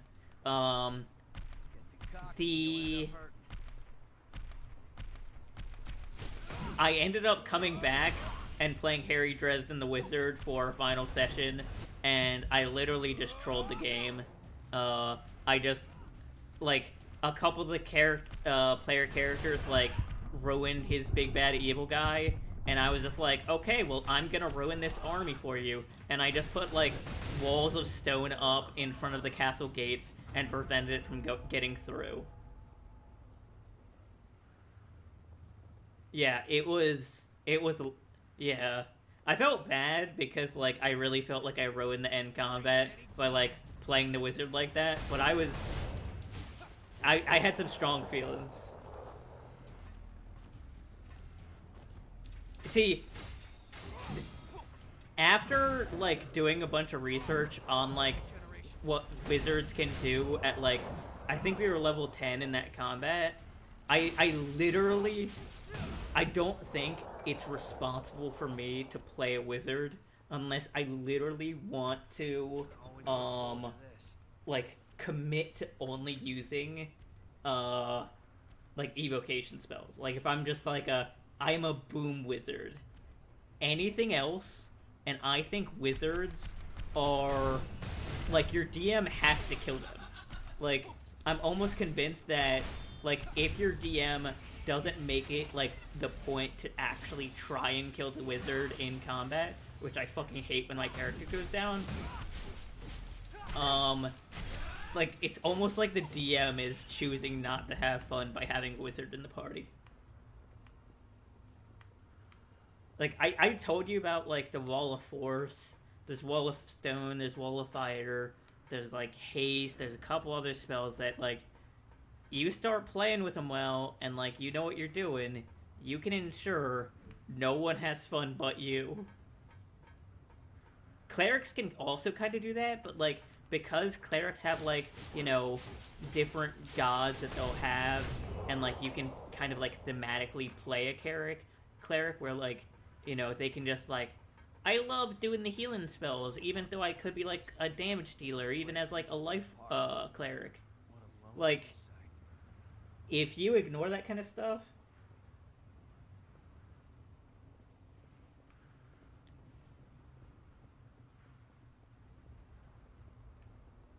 I mean, that's fair, but, you know, I think that's, I have complicated feelings about, like, having, even intelligent creatures only target spellcasters, only because, hopefully, like, you know, once you get to level 10, you're against creatures that also would, you know, have spellcasters on their own. And I think to some extent, my only issue with, like, a bunch of creatures only targeting the spellcasters in your group is that if you have a fighter or a barbarian in your group, or, like, a moon druid, as we've seen, like, you know, are you actually being smart by targeting the wizard? Unless, like, your goal is to, like, you know, reduce the amount of enemy combatants. Like, I guess, like, that's a good point. But if the fighter's right in front of you, beating your ass like a drum, like, just, like, taking his, broadsword, attacking 5 times within a turn, and just, like, clapping them cheeks. Like, yeah, the wizard might do fucky-wucky stuff, and, like, if you know that they're concentrating on a spell, like, I would definitely, like, say, oh, you're concentrating on using haste? Okay, 3 guys shoot at you. They break your concentration? Okay, you and the guy you were hasted now have exhaustion. They're killing the guy now who's exhausted.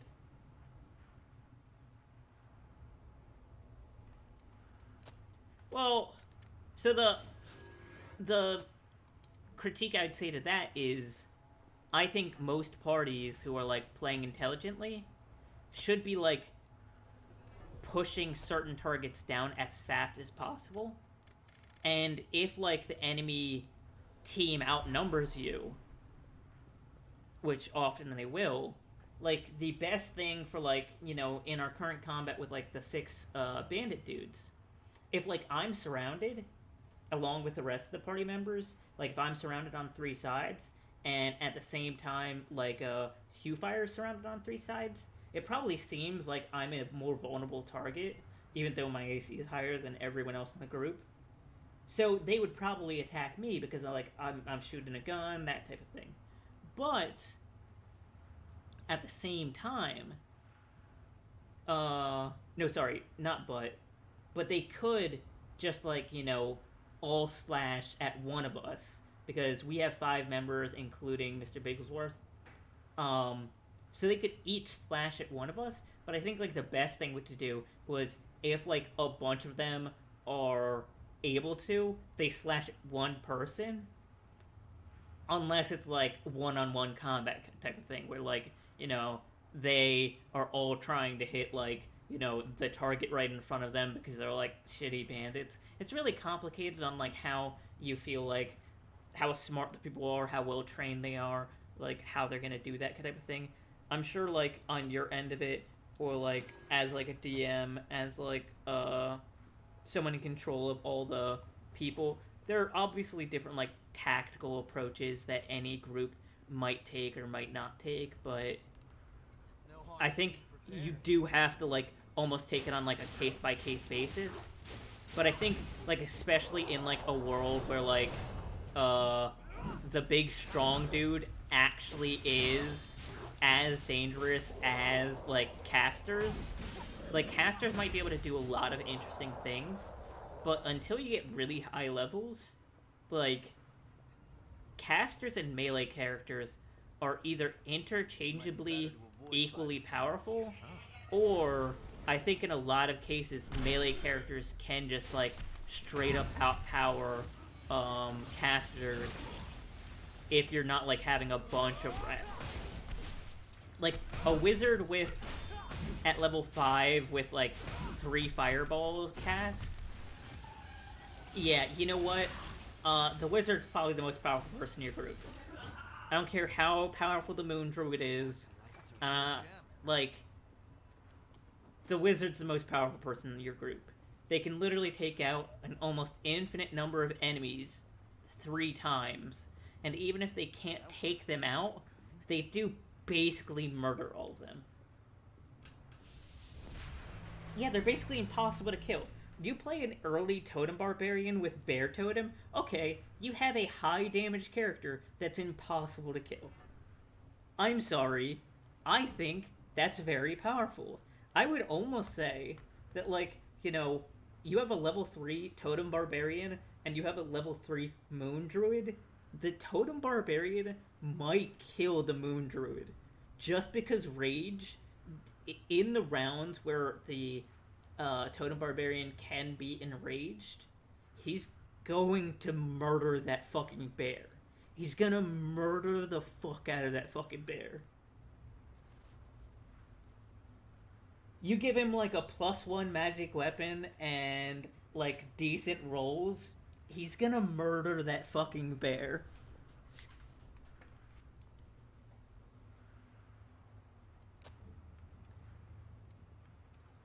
There's certainly a shot that like the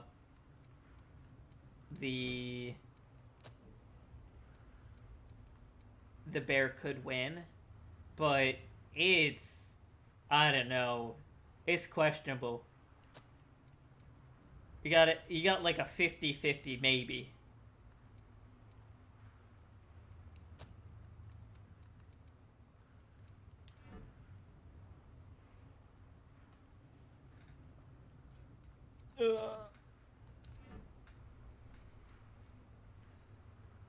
I am kind of surprised though that you let Sam play a Moon Druid.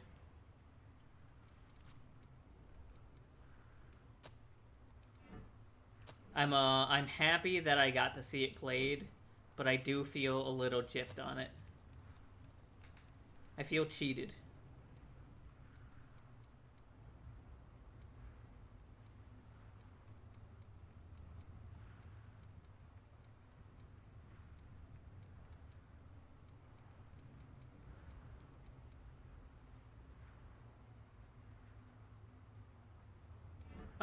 I think it's cool for like a one-off. I mean, yeah, but I want to be the mayor. I want it to be the bear. Uh, I feel every time she does a cool thing, and I'm like, it could have been me. Let go of me! This cool thing could have been me. Lost the race. Well, strength I mean, succeeds where strength fails. Wait, as this place the is- more seasoned player here, I wanted to let people play what they thought was cool, given the opportunity. Hurry And, up, damn wretch. like, Without your blood, we'll all suffer. it's not like I Just couldn't think about figure that out, like, right another way or another type of character to play.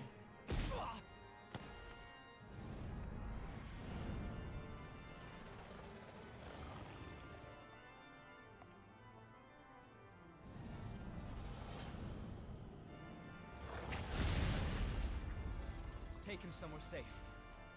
You owe me for this.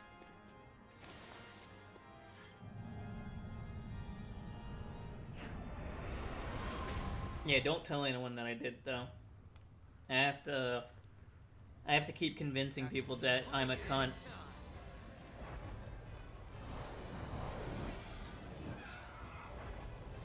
You inform anyone that I, even potentially tried to do a nice thing, and I will lie about it.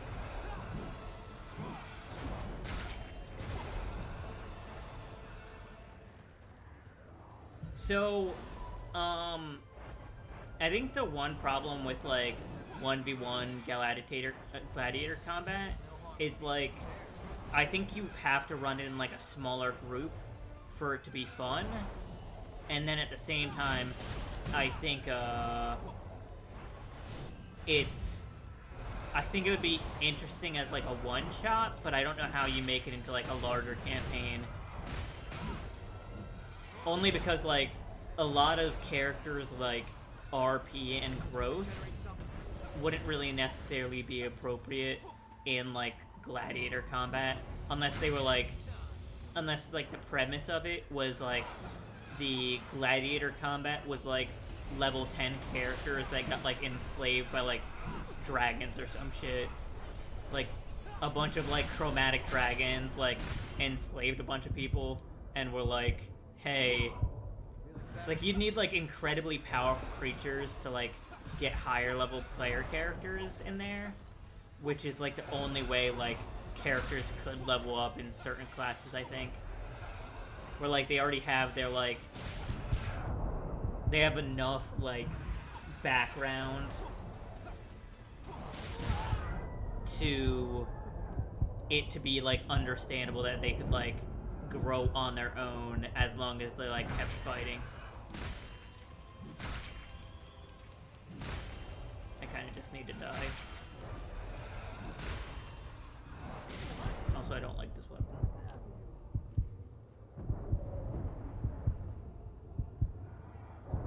But, like, if you have, like, homebrew you want to try out, like, I'm not...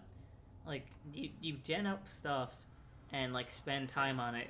I'm not gonna, like, screw you out of, like, having the opportunity to, like, you know, be able to try stuff if you're gonna, like, put that kind of effort in. If you want to try something out, if you want to, like, you know, grab, like, onesies or twosies of us and, like, you know, try out, like, you know, X campaign thing or X, you know, idea.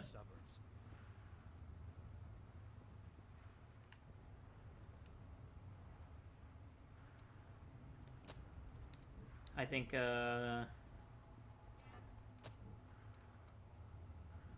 obviously I don't think you're gonna be able to convince everyone in our party to, you know, commit to, like, another session a week or replace our session with, like, something like that.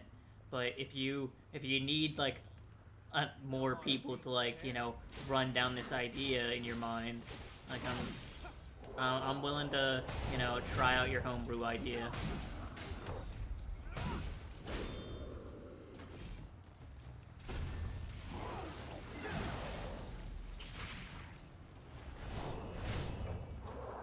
Now that so you've DM'd for a couple sessions, and you've been a player for a couple sessions, do you have a, like, a specific preference, or do you have, like, in your mind things that you enjoy more or less in both of them?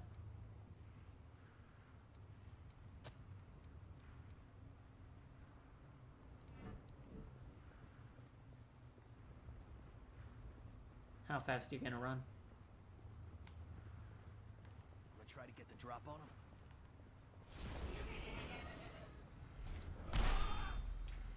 Did you end up thinking about the... Sorry, I'm asking a bunch of questions. Did you end up thinking about the leveling items at all?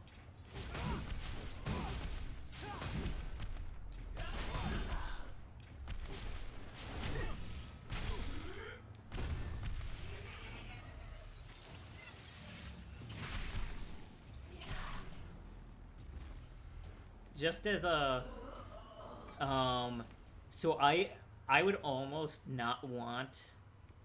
If I was gonna tell you, like, my idea for a leveling item for my character is...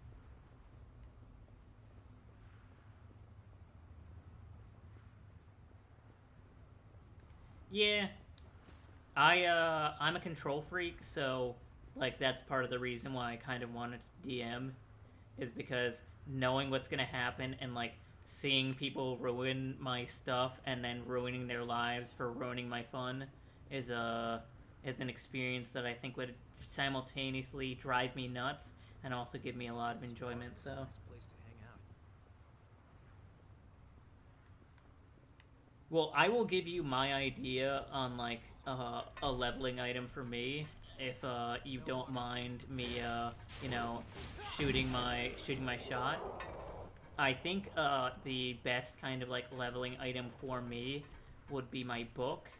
And there's a item that warlocks can get that basically gives their warlock spells and their Eldritch Blast extra bonuses. And rather than do that, I think, like, as, like, yeah, I think, I don't know. I just know that I feel like I need to be consistent when it comes to DMing. Like, I need to be consistently, like, you know, with it. And just because I know who I am, and, like, how I can get, like, in, like, really nasty moods sometimes, like, knowing that if, like, it's, like, a week-long thing, I'll feel like I'm fucking a bunch of people if, like, I can't manage to, like, get past myself. It's just, like, an odd... It's an odd thing to weigh. But basically it would be, like, the ability to, like, add, like, upgrades at, like, some kind of cost to, like, Mr. Bigglesworth, or, like, necessarily everything my character has is, like, going to be an aspect of, me creating things for my character. So, like, when everyone else gets, like, +1 weapons or, like, gets upgrades, I'm, like, I'll get, like, some, like, magic item, and I'll disassemble it and reassemble it into my weapons.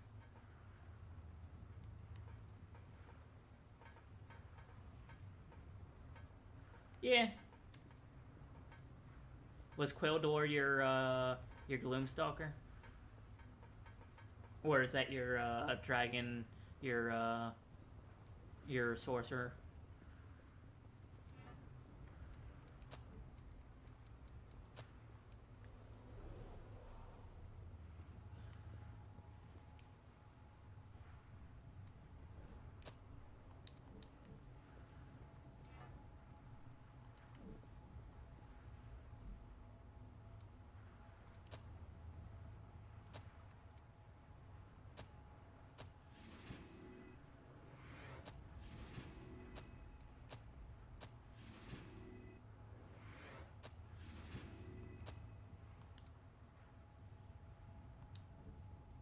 Okay.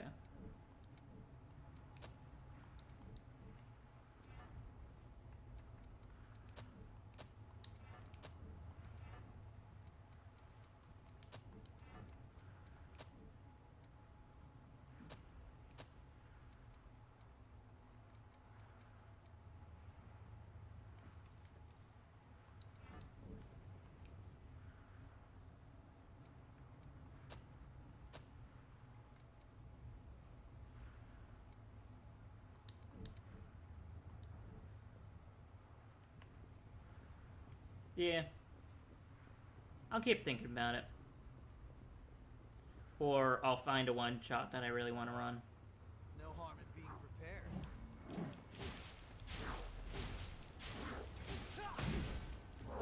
There's also the problem where I'm like, you know, of the little money that I have, spending any of it on like buying a like D&D book is just like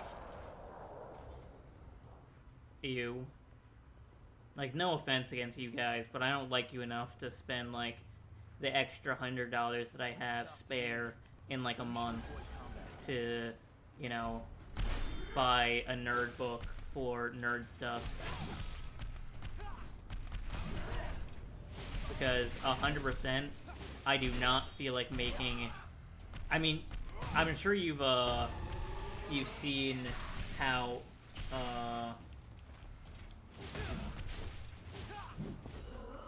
you've seen how shitty it can be, like personally generating maps and like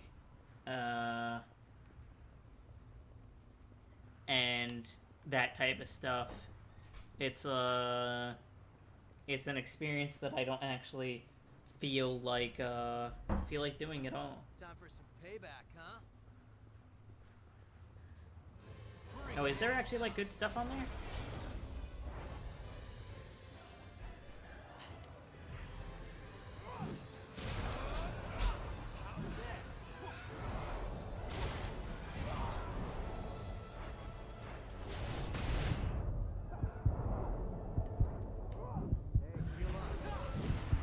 Yeah, I don't even like get any of the things that like actually would make my life better. Oftentimes I don't do enough work in those kind of things, so like the idea that I would like put like a full-throated effort into like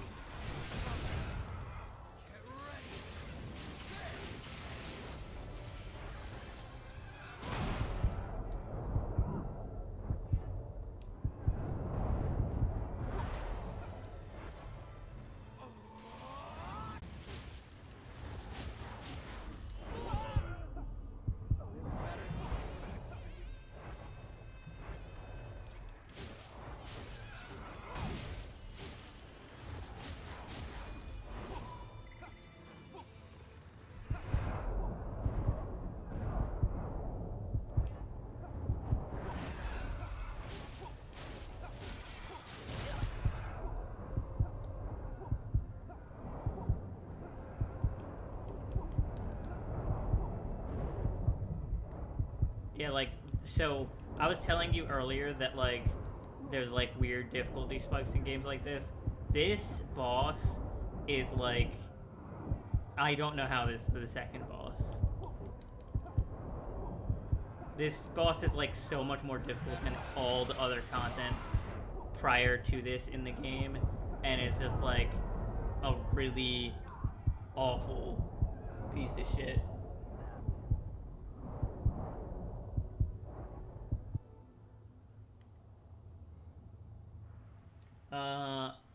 I mean,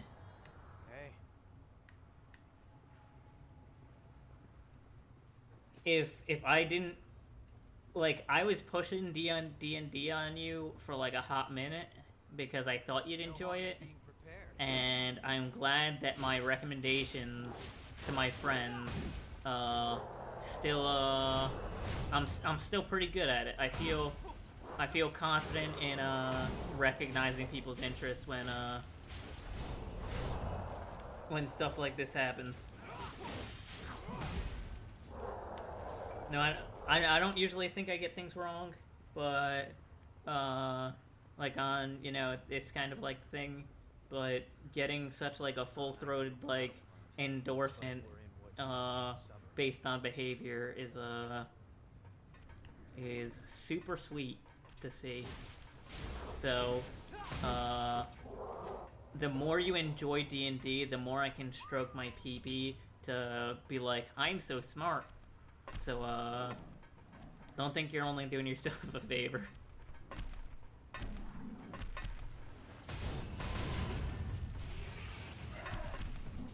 I'm such a self-centered cunt.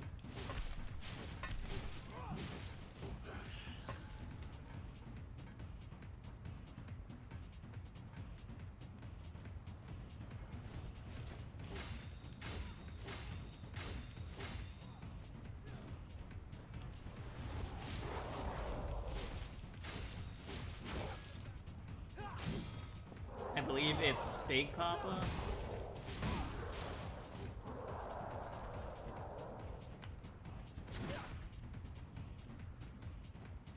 Oh, I have a question. I don't know who sent it to me, so I felt like I should ask you. Did you get me a mug? Did you get me a Dresden Files mug?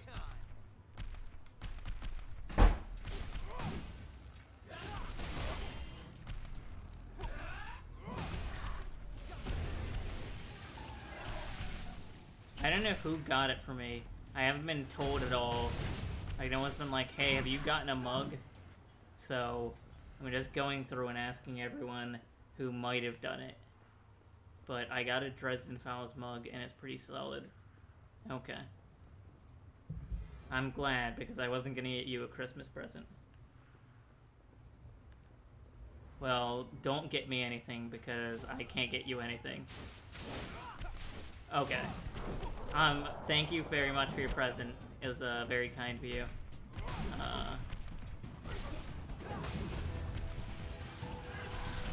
Well, now that I know that you'll give me a gift, you won't get my address, so I don't have to feel bad if I don't get you one.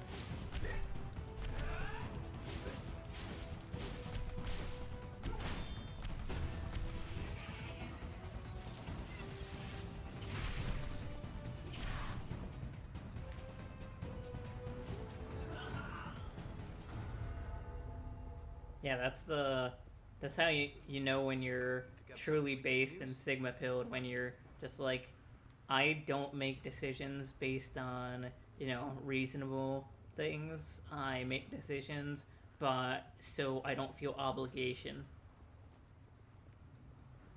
I am number one for having based and Sigma pilled takes, like, I'm not gonna tell people my address so I don't get gifts, so I don't feel guilty about not getting them gifts back.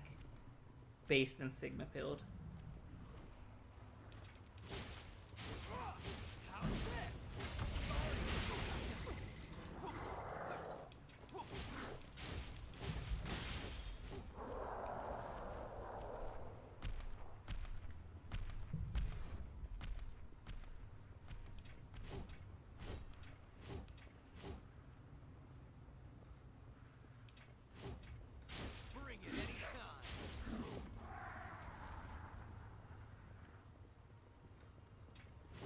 Just a bunch of Sigma shit.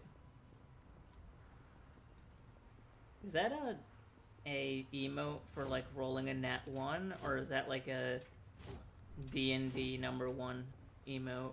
I don't know. It's ambiguous.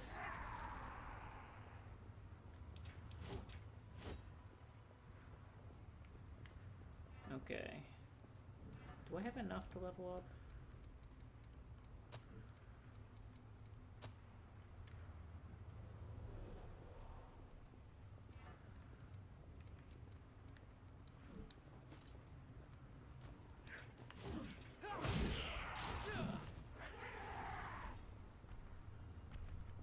Is that, which is that a yeah to? Okay, nat 1. Okay.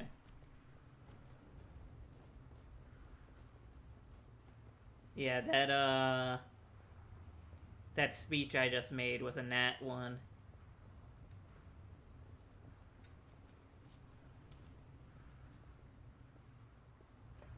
I actually did get. I think it was my brother.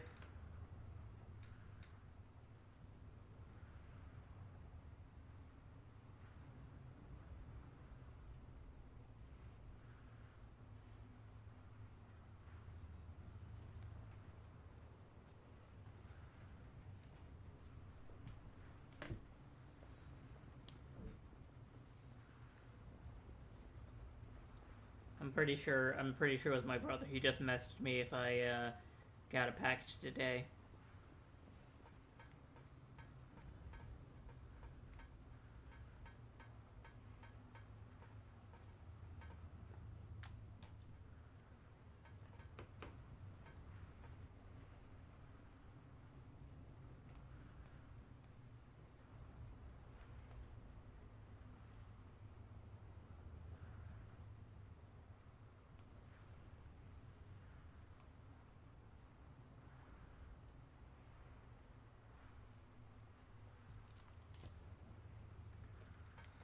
Oh man. I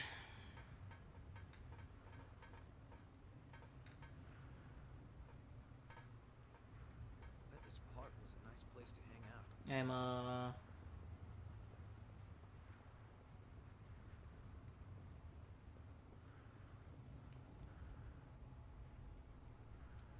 Yeah, you only you got your girlfriend killed, Harry.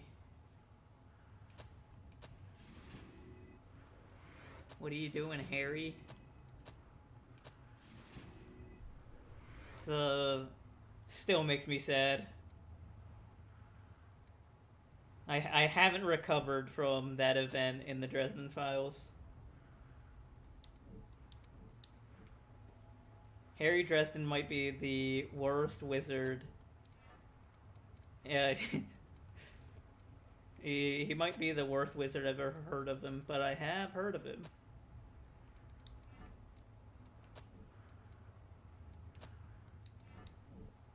I hate myself.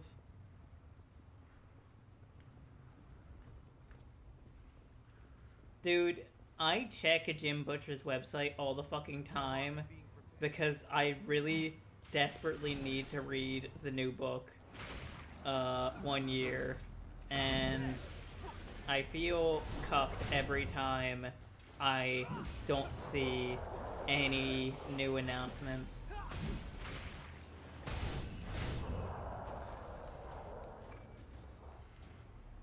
Like, I'm just like, hey, you know, Jim, can you just tell me the story and then I'll read the books whenever they all come out?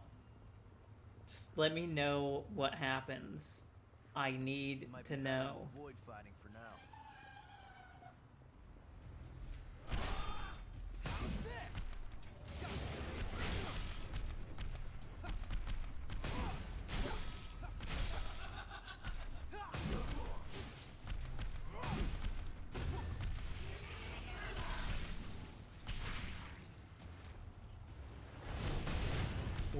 What do you mean Weebtoons?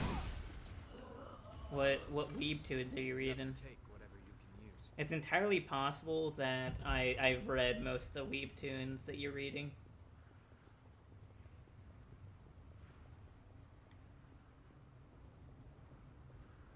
Wait, are you saying that I say that stuff and then I don't read new books with you? Because that's absolutely true, but that's also because that's the same issue that I just kind of talked about. I could read new books with you. You're right. I'm a bad friend because I won't read new books with you. But it also took you like 5 years to read the Dresden Files. So I have 5 years to read some of your new books. It's not my fault that the one book series that I like sold you on super hard was 15 books long. That's your fault for actually acquiescing to my needs.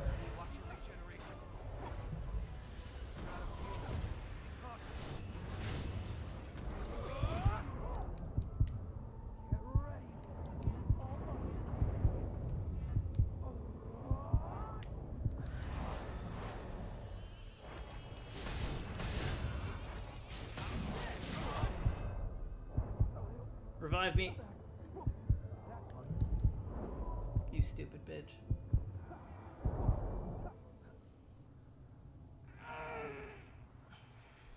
You're back up, huh? What do you read?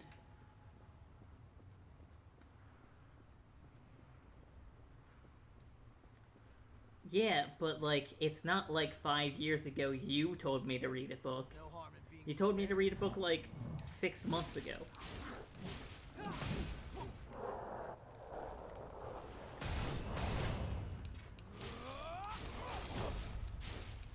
You can't be like, hey, I read the book started reading the books like a year ago.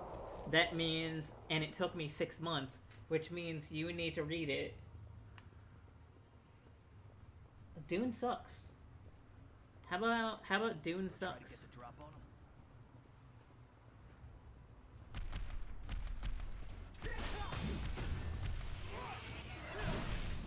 I have so many Weebtoons that I want you to read. I wouldn't even know if you even decided to read any of them, like which one I would have you read first is like the biggest problem.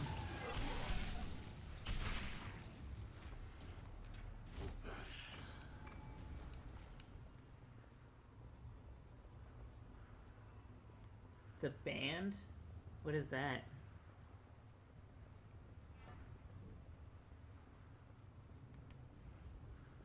Sounds like someone, Relaxed and you know,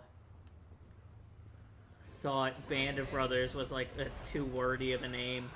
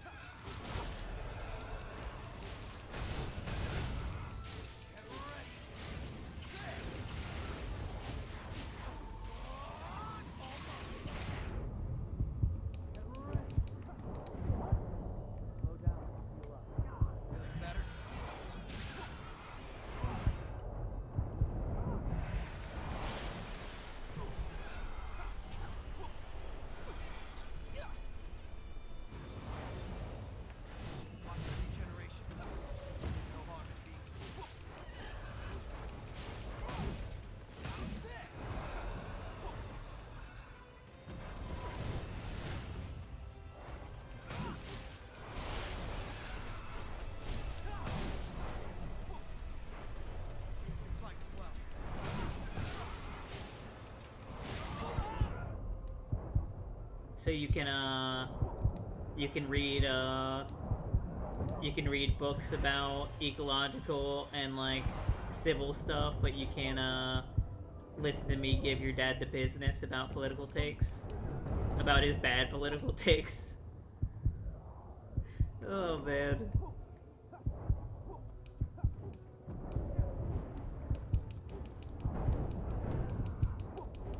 I won't actually run that meme down.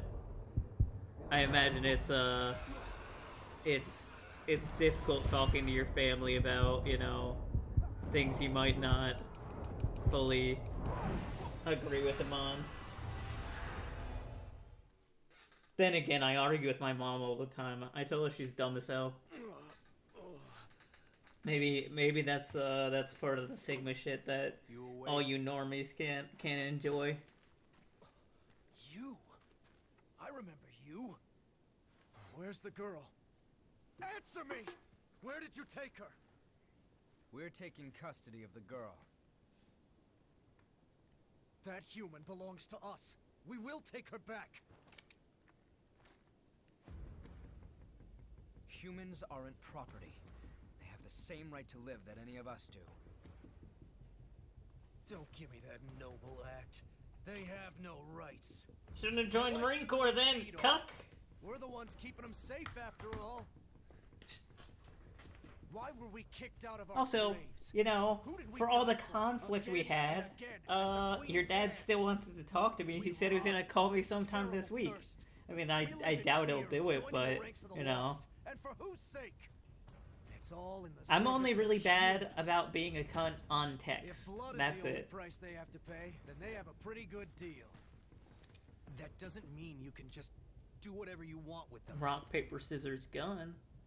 And what about the rights of revenants? Huh? It's not like we're choosing to live this way because Realize it's such what? a barrel of laughs. That should be enough to get you through a month or so.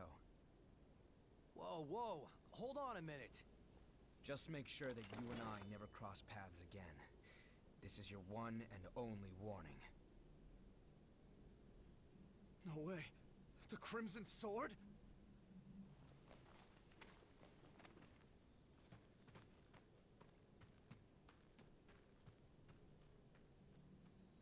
I guess we'll be rationing for a while. Oh well. What is lost can be found No. again, huh? Yeah. I swear I'll end it. The Revenants. I almost feel must like, end. given how easy to refute some of the, like, talking points your dad knows, I almost feel like he's just not been given very good counter arguments to his views. I might be just, like, blowing smoke up my own ass, but, like, I felt like stepping against a lot of the, like, methodology for, like, his argument style wasn't that complicated. Like, he talked about, like, how O-Dog tried to, like, talk to him about, like, racism and stuff at one point. And it felt very simple to, like, frame a world where, like, he could understand, like, you know, racism, like, you know, like, Okay. CRT. Like, he could understand the tenets of, like, CRT, or, like, how racist, like, kind of, like, behavior doesn't have to be explicit, it can be implicit, and, like, that seemed like a very easy, like, line to get him to follow. We set? Alright then. Again, I might be just blowing smoke up my own ass, but... I know you're there.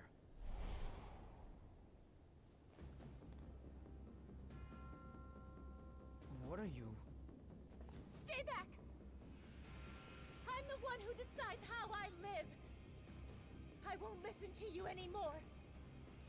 That's Well, fine. Just put down the knife. I didn't say he was I'm racist. sick and tired of it. And Day I after day having my blood sucked So- by every passing revenant. yeah. I'm not an animal. You're right. Yeah. We can help you. It's so Know difficult someone to who can take you to one of a of the line shelters to for run, humans. because If you ask, I do we'll take you think in. that some people We'll do can it in have safety. viewpoints that I would say are You pretty won't have to racist. spend your days living But in fear of one of the revenants things anymore. I told him was, You like, will be asked you to know, donate blood.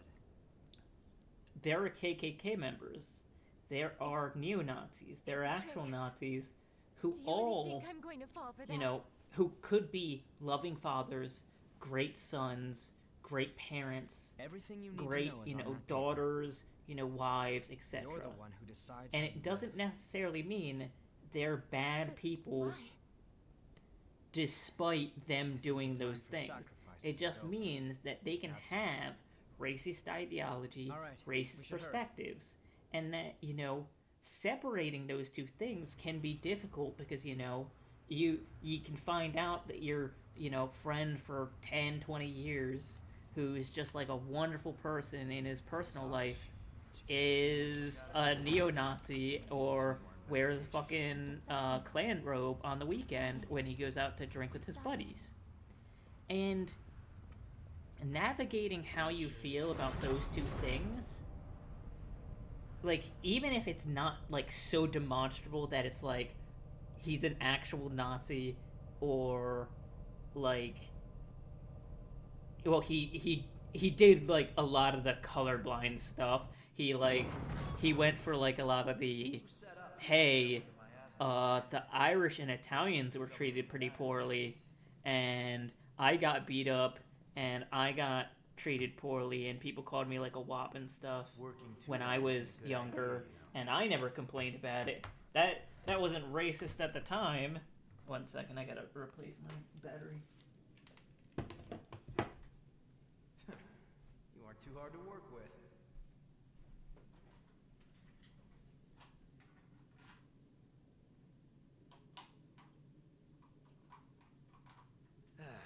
That's that, I guess.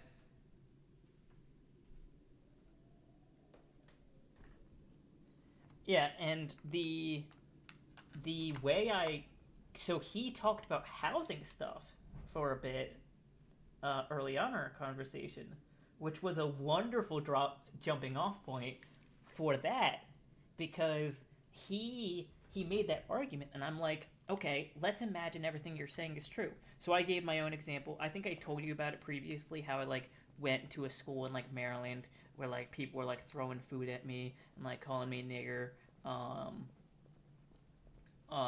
when I was going to the bus for like a year. And he said, well, I don't really like that word. And I'm like, well, I use it because, you know, when I'm telling that story, that's literally what they did. And it just seems like, you know, I'm only saving other people's feelings if I don't describe the way they talked about me in the exact terms that they talked about me. And I'm like, let's imagine that we ignore all of that. Let's say that there were no racist people, that no one acted racist, that none of that happened. Completely too. That, you know, let's just look at, you know, housing in the United States. Since the You know, collapse. we The know only for thing a that stayed the fact same that is our redlining and the way housing mortgages were sold to people who, you know, served in World War II, served in Vietnam, were expressly or implicitly denied to black people at a far higher rate than they were to, you know, white or people that could acclimate into WASP style America. Is this really If we can recognize that is a true fact, like there's no real way to deny that that happened. At the end of the day, if you look at the cost of houses today and the effects on black families who do own homes, how they're facing foreclosures at a higher rate today because their houses are worth less, especially with the COVID pandemic, we can see that, you know, some of these behaviors that we, in this imaginary world, had no racist intentions. No one wanted to be racist, it just happened that way. There are racist outcomes that ensure that that kind of stuff happens. He also had this weird argument about, like, why Africa didn't, like, develop, but Europe did. Like, I almost, like, I had to, like, really pick my words at one point because he was like, well, I just think, you know, if the Africans actually wanted to have, like, Ethiopians wanted to have, like, a developed society, they would have had one. And they choose not to use their natural resources. Why?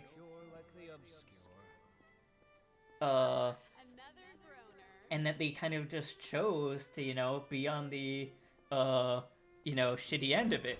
And I'm just like, okay, do you not know how industrialized farming and cattle, specifically cows and horses, had, like, a demonstrable effect on, like, a society's ability to strive, and that, like, things like math, arithmetic, as it currently exists, wouldn't exist as it did if not for other cultures that aren't, like, you know, Western countries.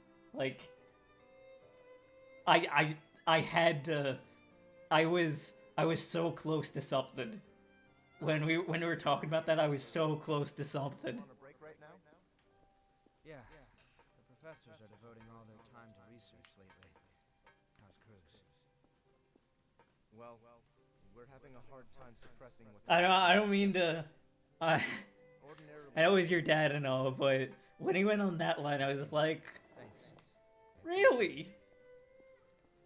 I literally said at one point, I was like, if you can recognize some of what I'm saying might be true, like, maybe you don't agree with it all, maybe you don't love the idea at all, but I do think you have to reckon with that, like, the kind of thought process you're going down is, like, how long Or how far are you from, like, measuring people's skull sizes when you say that kind of thing? Like, if that is true, that African people, Ethiopians, just chose not to do that type of thing, well, there's an explanation for it. And, like, how long till you're, like, measuring dimples in the skulls of African people in comparison to, like, Western Europeans before you, like, start engaging in some weird behavior? And if you can't explain it, but I can give you an explanation for it, why is my explanation not the one we should go with? I can't. I don't know. I'm not trying to argue with you. I feel like it would seem like I'm trying to argue with you. I'm just these were difficult lines to ride, and I imagine you've talked to your dad about some of this stuff, or you've avoided talking to with him about some of this stuff, and maybe when it comes up at Christmas dinner, you'll this will give you some ammunition to be like, well, I know Anthony clapped them cheeks with this argument, so maybe I can clap them cheeks too.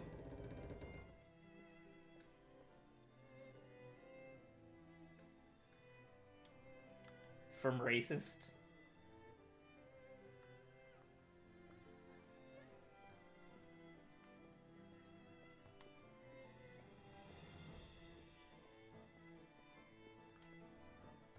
Well, I'm a stubborn prick, and I don't mind conflict.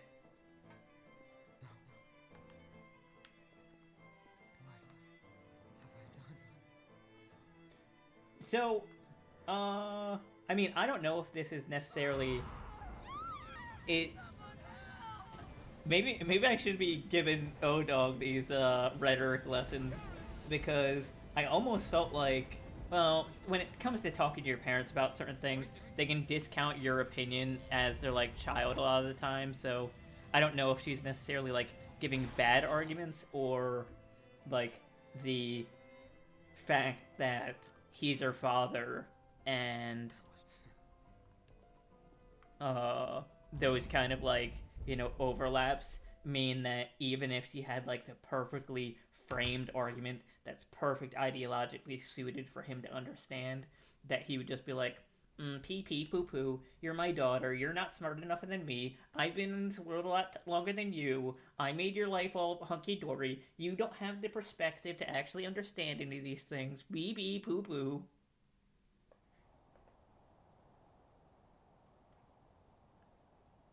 Nobody would want to relive that. I couldn't stop Cruz from going into a frenzy. So many people lost their lives, including my sister.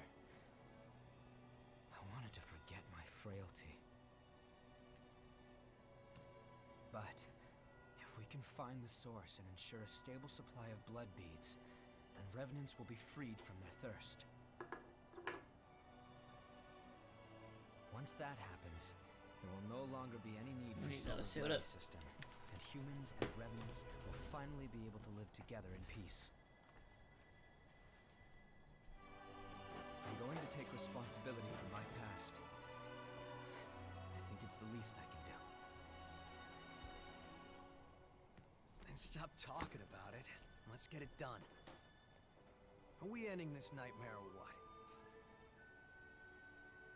You can't charge forward if you're always looking back. Yeah, I know.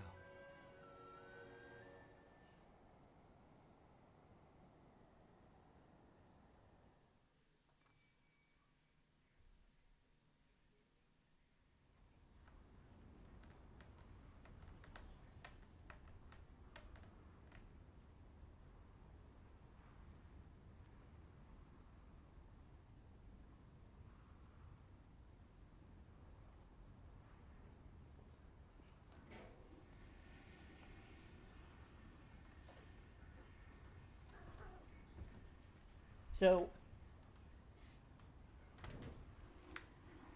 I actually don't know if I necessarily agree with that completely. I get what the point you were trying to run down when you say something like that, but the critique I'd say to that is that I think that you're largely correct, but there's one manner in which I think you're incorrect, and there is the opportunity to maybe not change someone's mind, but introduce a situation which opens the door for their mind to be changed.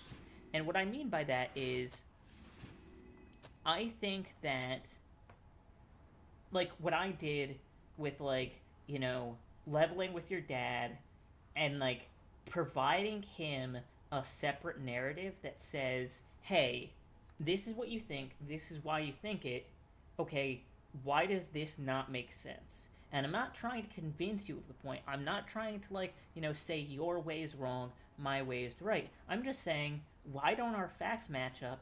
And why do you think these things? And why does what I'm saying, why don't you have large sweeping critiques for it? Like, why does your ideology not account for this, potentially new information that you haven't thought about? Why does your ideology not account for that? What exactly is the thing missing there? And if there is something missing, are you okay with that? Like, it's okay if you're just completely fine with, like, maybe my ideology doesn't make sense fully, or I can't prove it fully. Like, religious people do this all the time, no offense to them. But at the end of the day, there are going to be some people who are just going to say, well, in order to be happy in my life, there are some things that I'm just going to accept that I can't necessarily prove.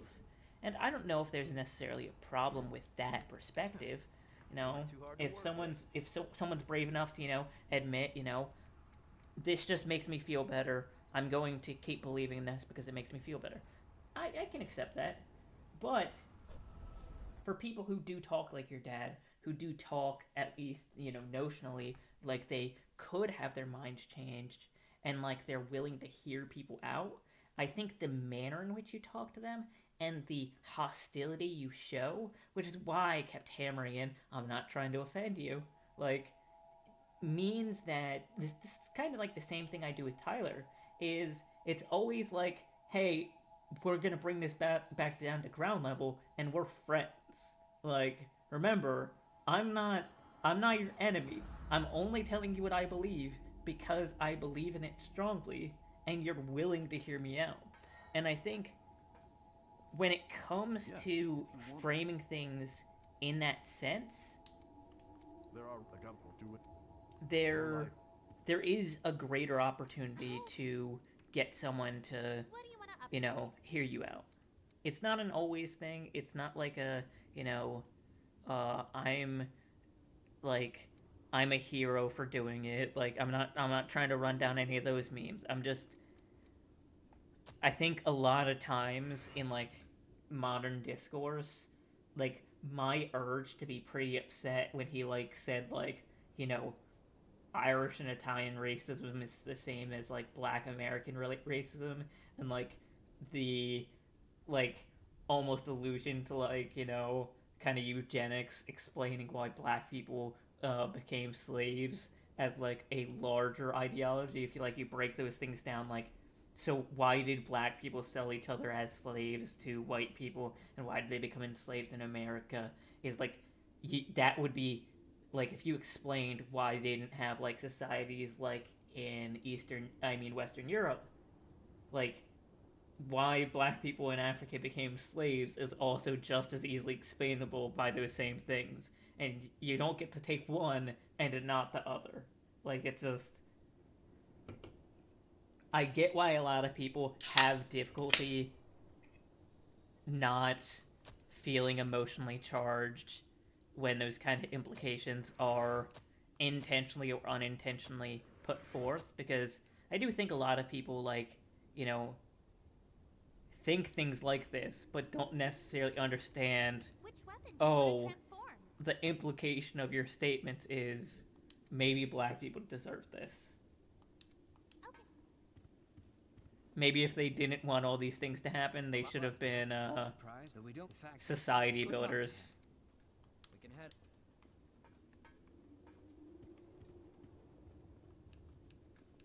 I'm Dave. Just as a if you do. But like rather than Just tell me talk more. about It's things in unexplored that territory from sense, here on. I obviously choose not to confront them with that argument because they're not gonna listen to me once I start saying shit like that. So you think I thought all black people should be slaves because I think there might be other reasons behind, you know, them not creating societies? Oh, so you're just calling me a racist? A little bit. Yeah, sounds pretty racist when I explain it like this, doesn't it? Enemy right by us. Bring it any time. And then I call them a loser cuck, and I'm like, oh, did I hurt your little feelings? Pick up something we can use? Nice work, Eagle Eye. Loss could spring up anywhere here.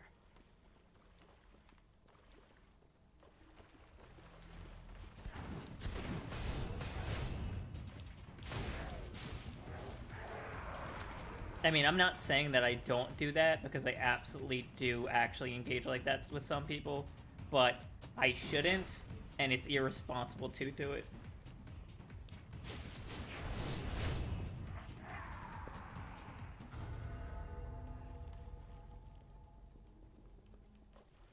Let's open it up and see, shall we? I mean,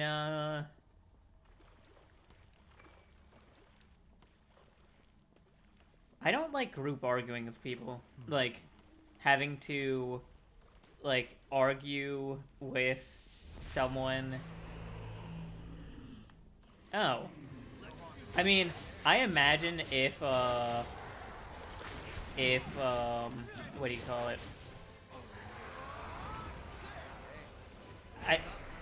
Like, it might be just that, like, I haven't done it yet, but I do imagine that if, like, I made your dad super uncomfortable, like, we just wouldn't have talked about it past the first time, but we ended up talking for, like, 2 hours more past when you guys got off.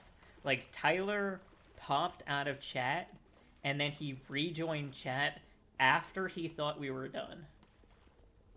Like, I think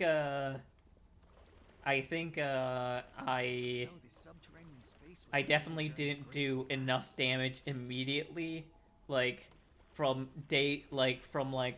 that 2-hour conversation to spoil me and your dad's interactions. So, if that gives you any hope. Was Tyler at all surprised? Because he sounded pretty surprised that I managed to keep, on the level with your dad for that long.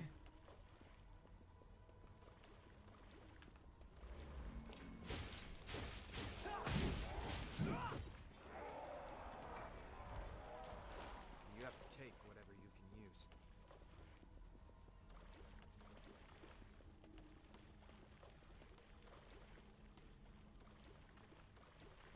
I mean, I have my, that way with, older people. They're like, oh, he's as long-winded as we are. It's so nice. Oh, man, I'm such a cunt.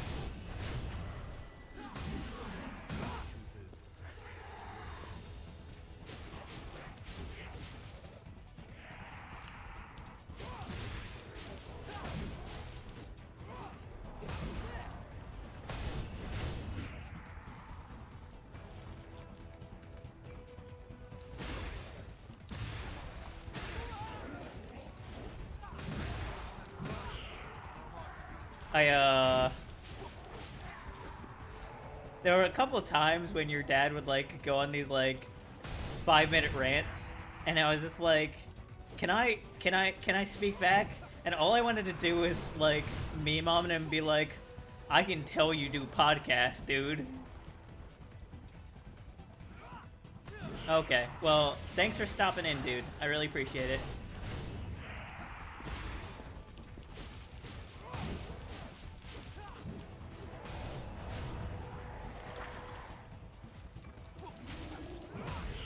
Also, the fact that your dog's name is Booba is not based at all.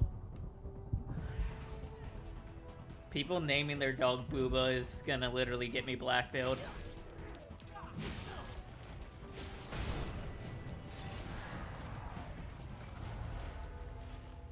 Thank you, thank you, thank you. That didn't take too much effort.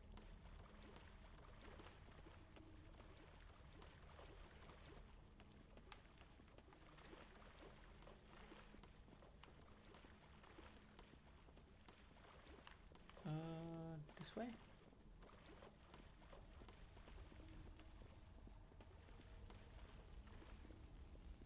Okay. Was that a Let's Play Friday, Let's Play Halo on Friday? Or... I imagine, yeah.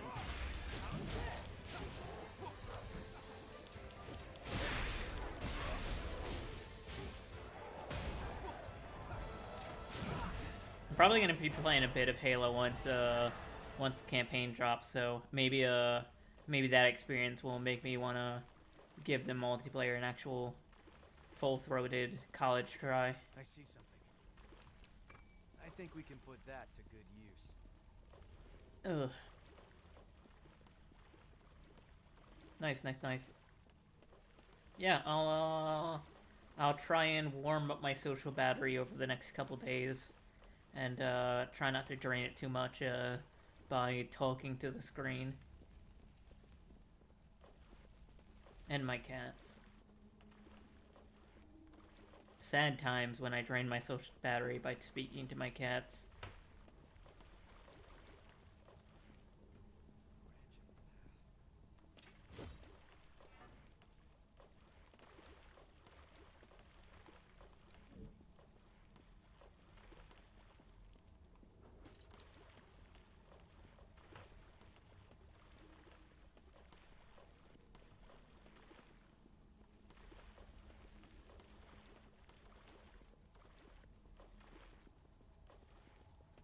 Who knows what's waiting through here? Bye.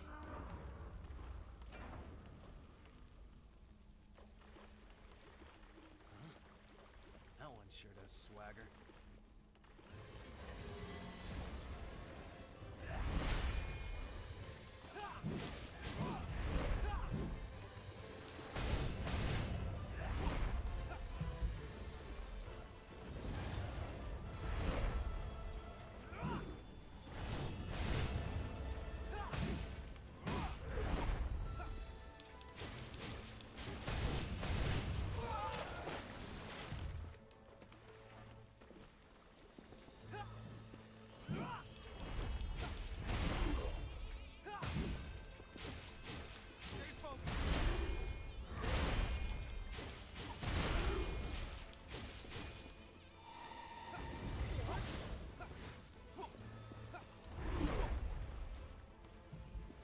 Okay.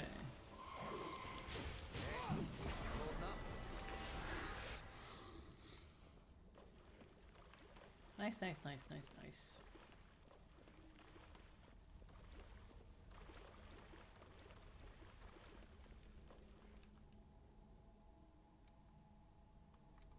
Level up.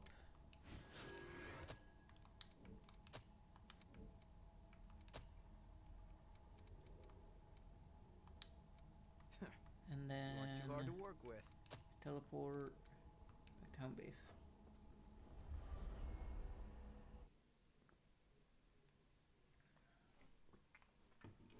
Oh.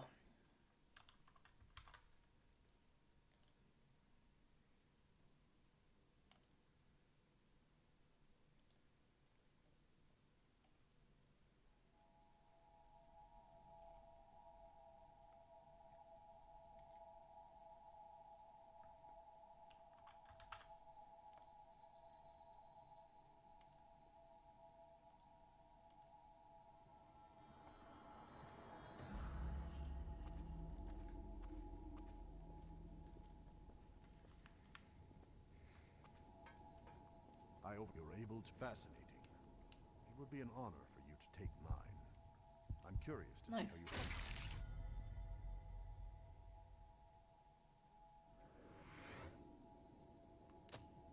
The depths are the mist and the lost. It's only natural. The depths are.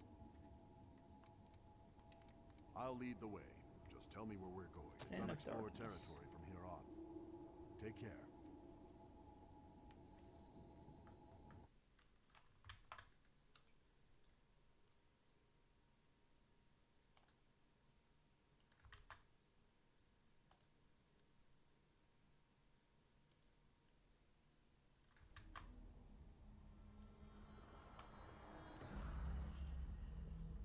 Okay, let's get this task done. Wanna I rest? love tasks. Oh my gosh.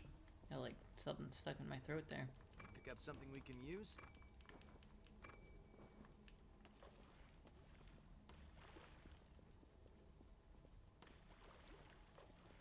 Okay, let's go this way.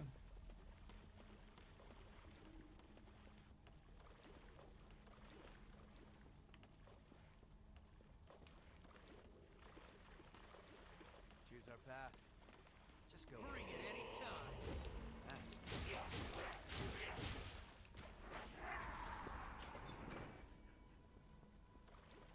New bayonet. I lost her. Loss could spring up anywhere.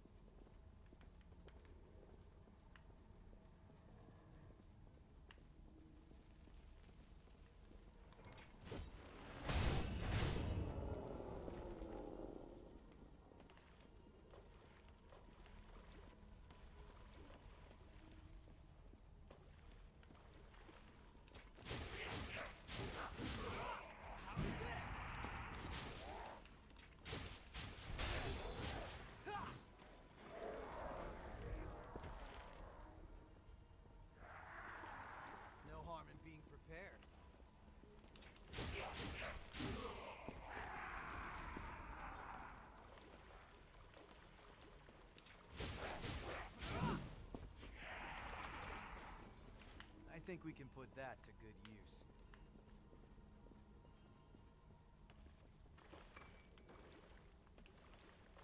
Look, enemy down there.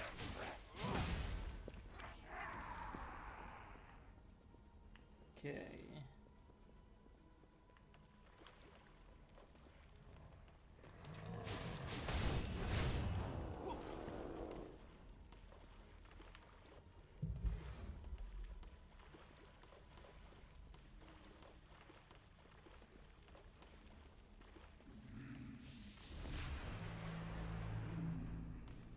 That's it.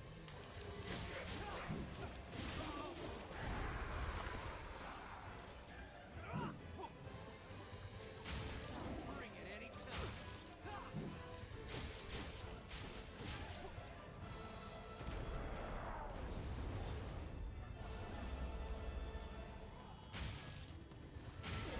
Damn it.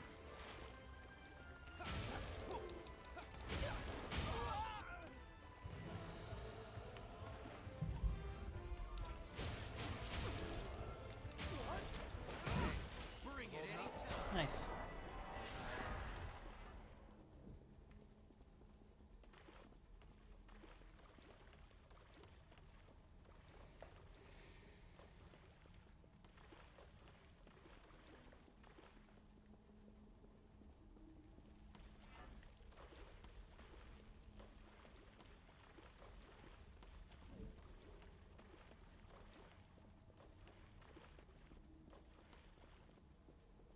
Hold on.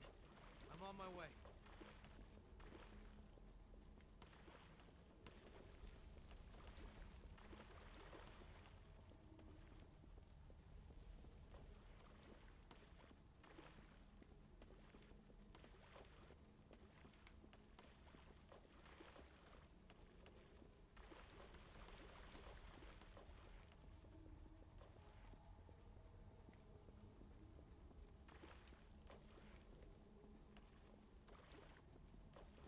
Head up, eyes open. What is the same? Looks like the same boss. That one sure does swagger. Let's Yeah. do this.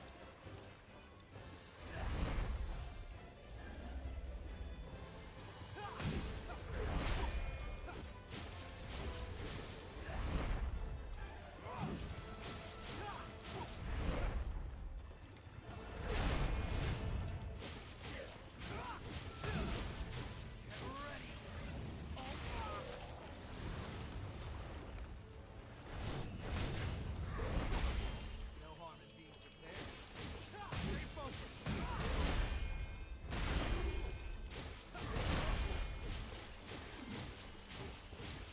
Okay, bring it anytime. Easy clap.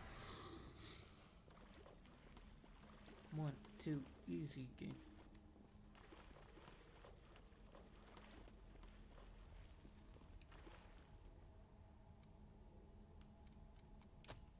Let's level up.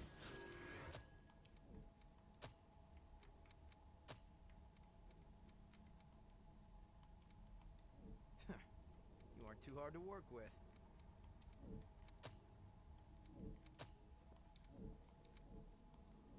Let's switch to fighter.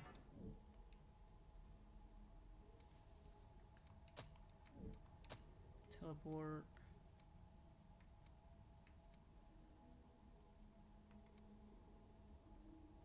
Yeah.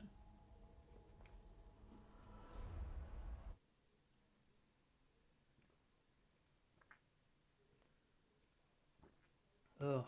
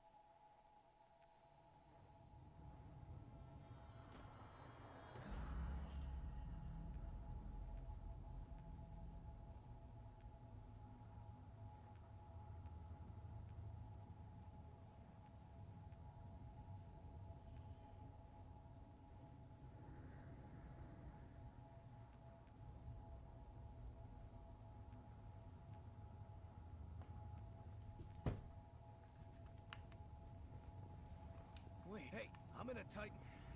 lost over in the park. Okay. Over in the...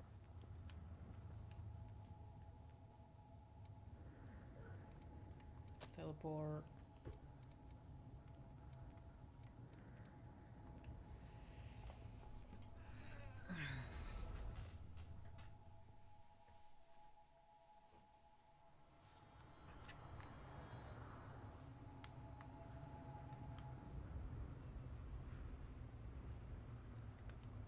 No harm in being prepared.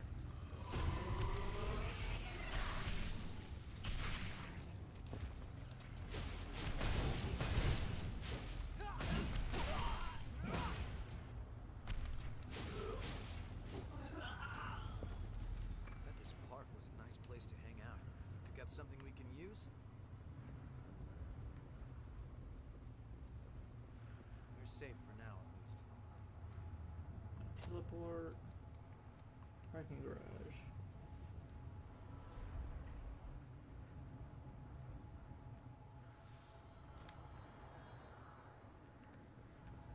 Hey, I put you through a bit of... It's been a while since they booted me out of the... That's what happens when you... Now we gotta find blood. You aren't too Finding hard to we can work build with. a new good living. That's the only chance. Okay. And then the other one is near the entrance. Teleport.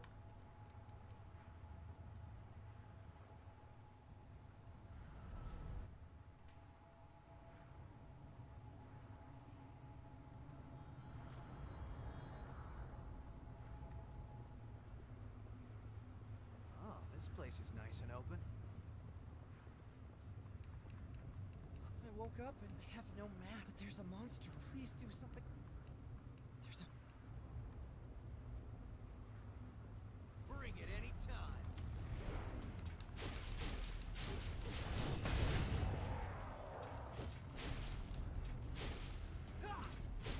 This! Can we make it through before we're noticed? Taking down and forgotten. The last thing I recall is, yeah, if I go back there, there was a thing. Just there was a. Okay. Now Moving out. here. Teleport.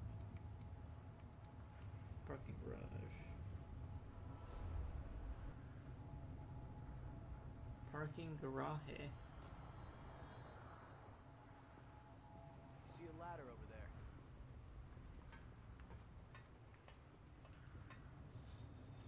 This place must have been really busy once. No harm in being prepared.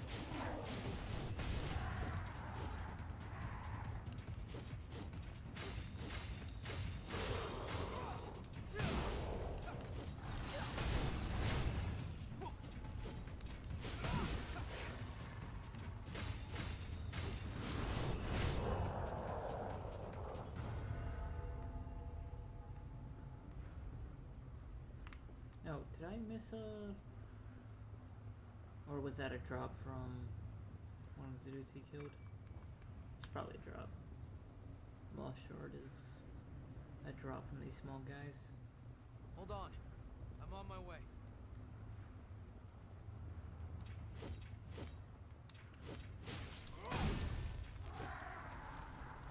Stand out like a sore thumb.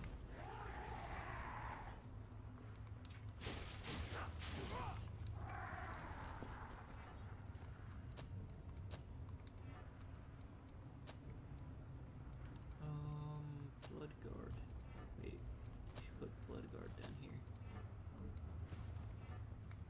It's a big help. Bring it any time.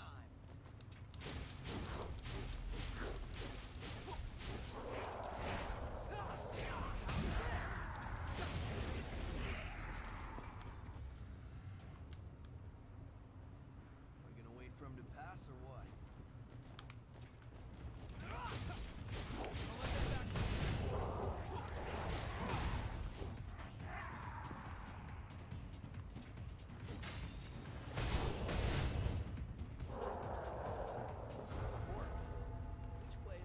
hello, hello.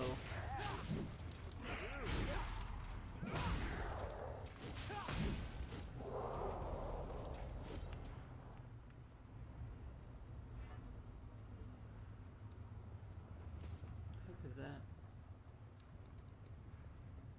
Oh no. Okay. No worries.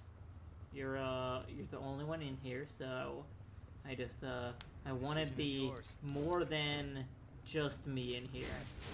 So even if you're not listening, that's already a benefit.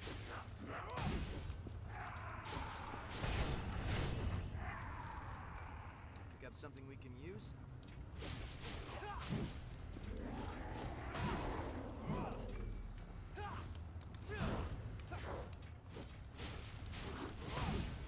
No worries.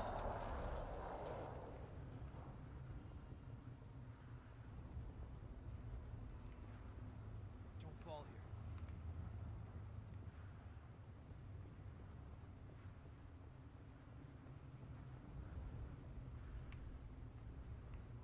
I thought I fell. That was gonna be really bad.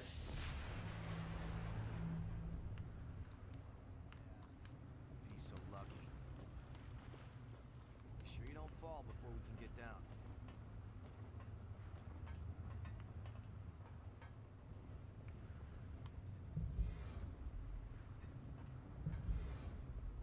Sorry.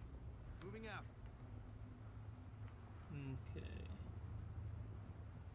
Let's fall here.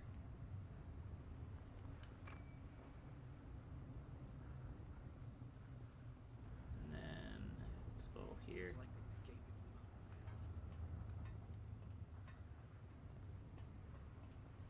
Fall here. Fall here. Hold on, too far ahead.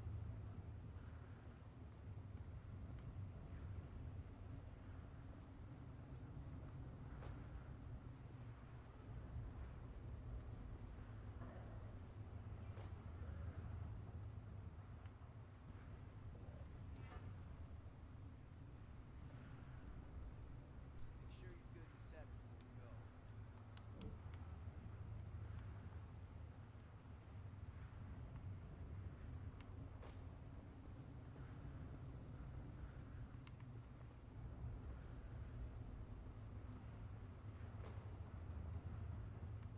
Sorry. Moving out. Okay. That's a hell of a hole.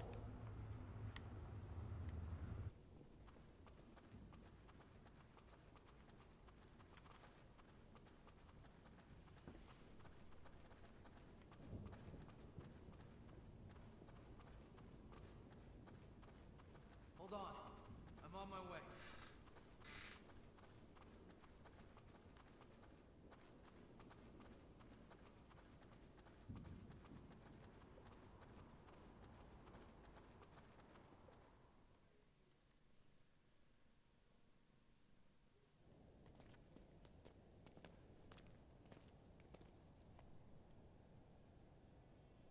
Just cut straight through the mist. It'll take a bit more than that to keep us from getting lost. Let's take a break here.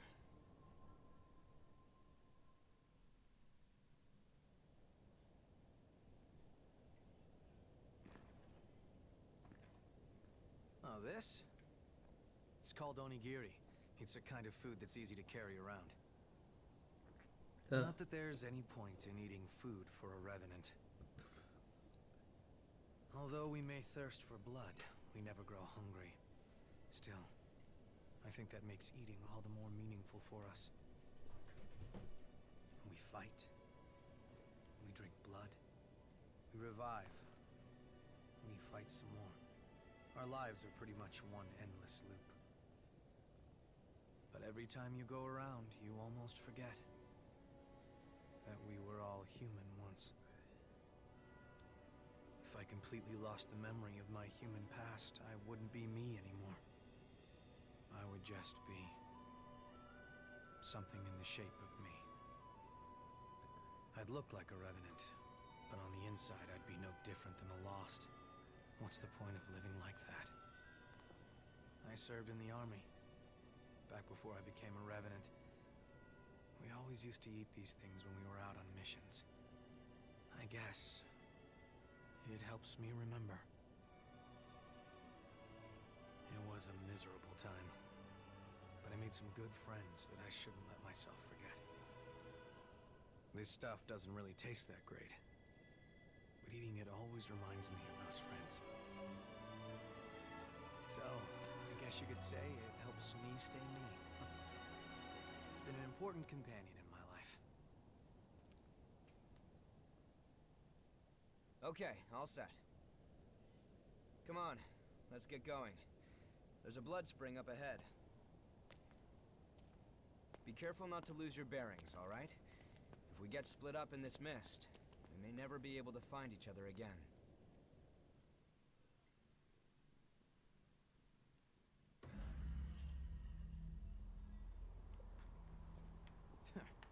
You aren't too hard to work with.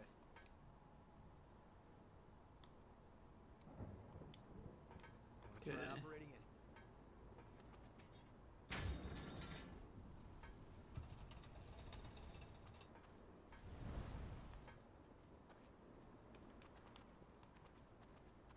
Okay. Don't run too far ahead.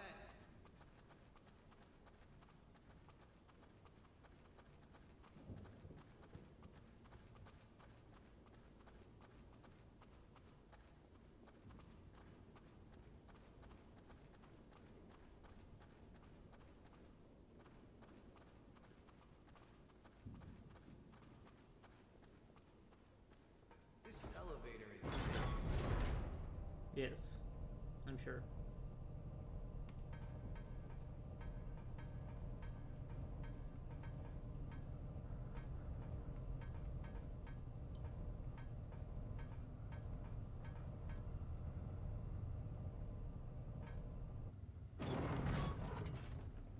I do not want to jump down again.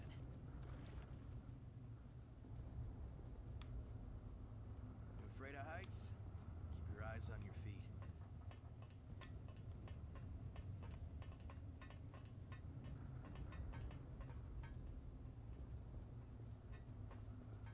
Fighting here would be a bad idea.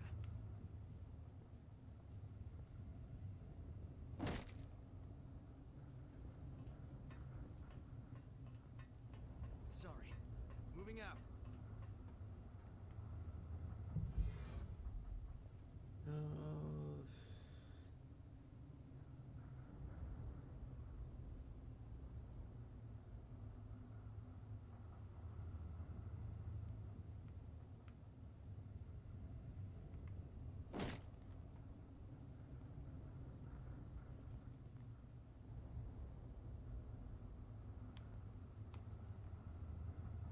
There's nothing. Okay.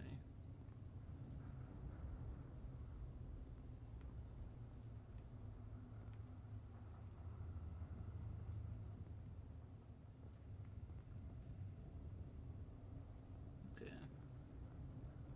So we drop off here.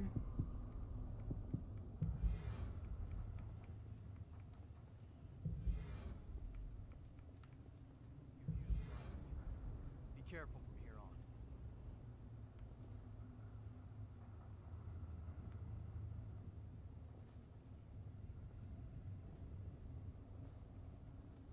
Hold on. I'm on my way. You have to take whatever you can use. Okay.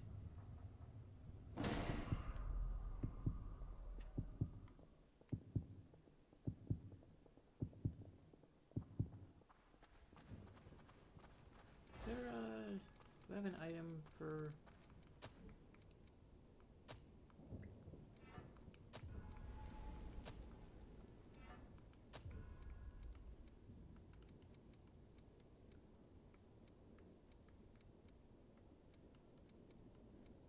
Don't.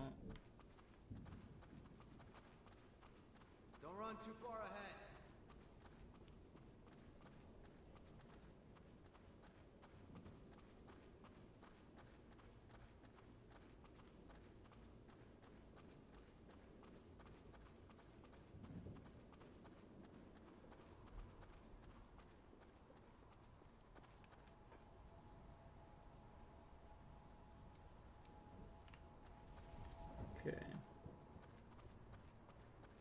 run back up.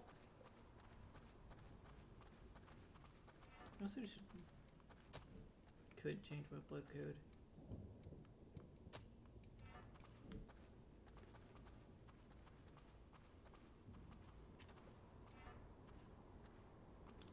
I don't actually have to.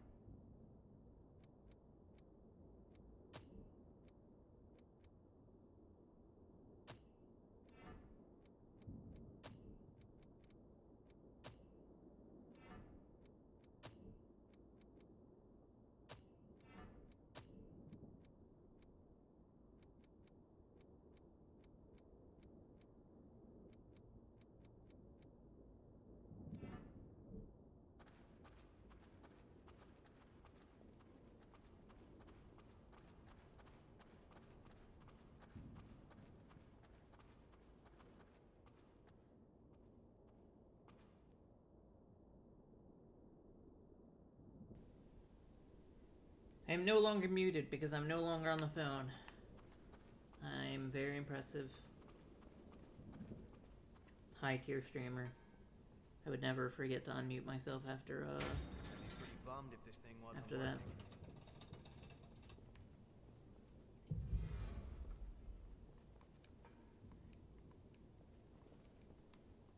Is it coming down?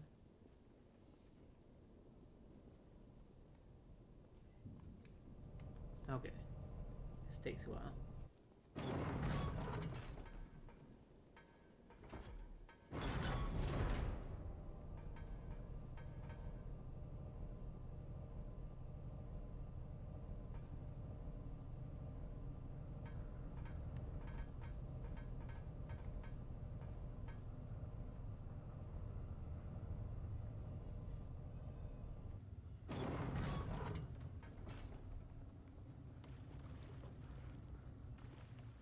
Okay.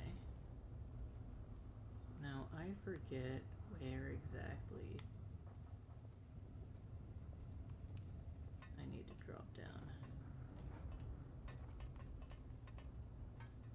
Can I see it from here? Hold on. I'm on my way.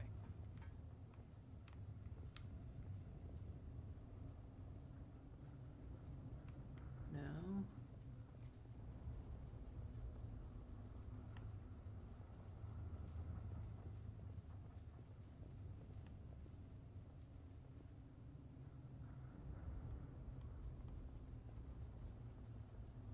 Wouldn't want to fall here.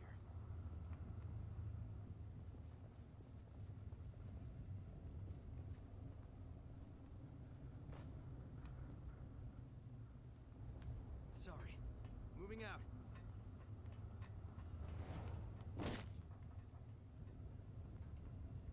Okay.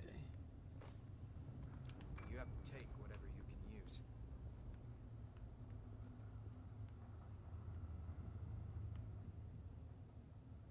No.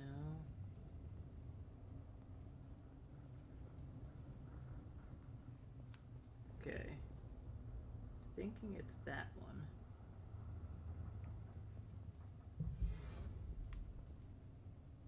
Which means Don't run too far ahead.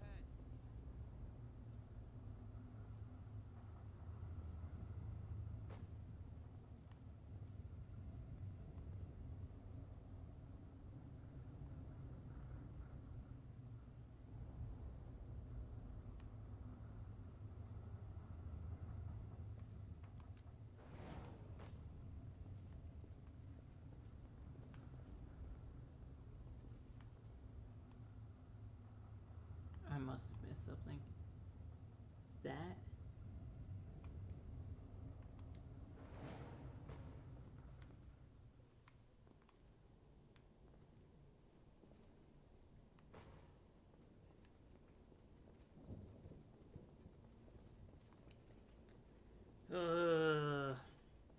This thing sure is taking a while.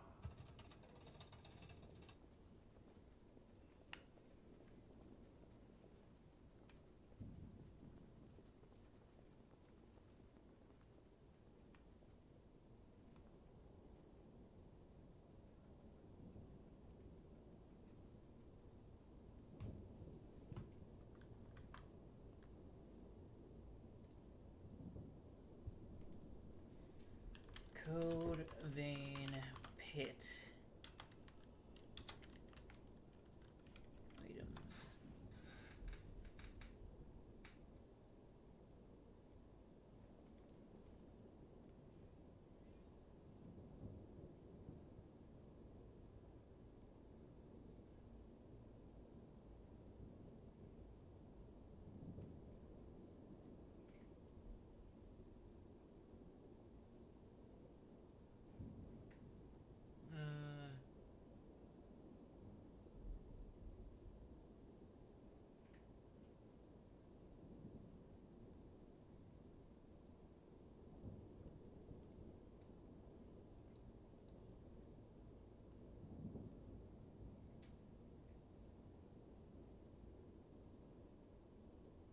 Okay. So there's actually nothing in this. Okay.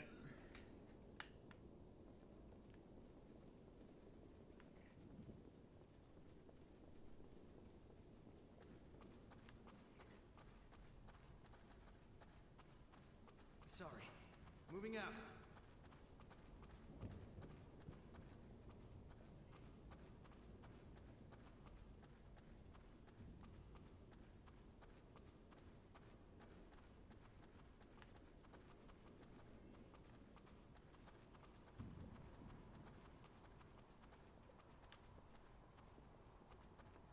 can rest here for a while. Level up. Teleport.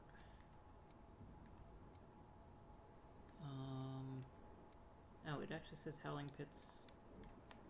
The next I area. can see well enough in the dark. Okay. Mist. Remember, don't run off. No harm in being prepared.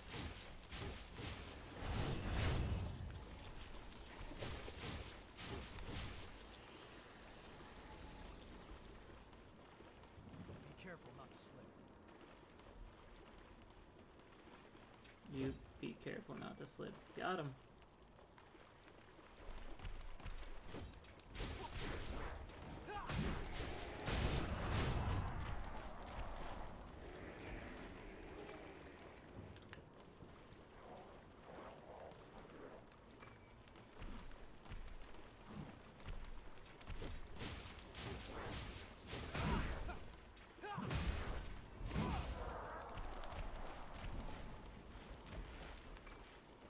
Pick up something we can use? Okay.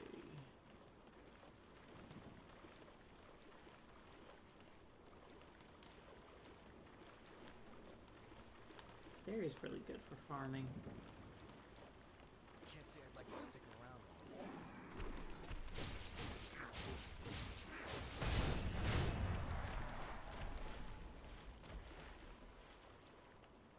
Yeah, 800 for each dude. It's so more level than here.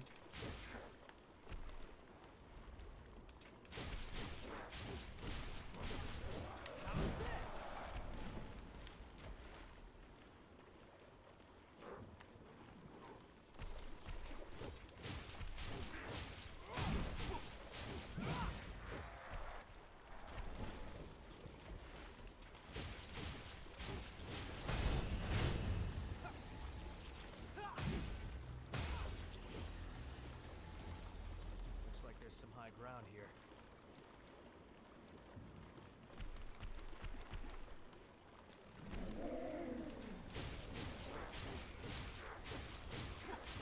Bring it anytime.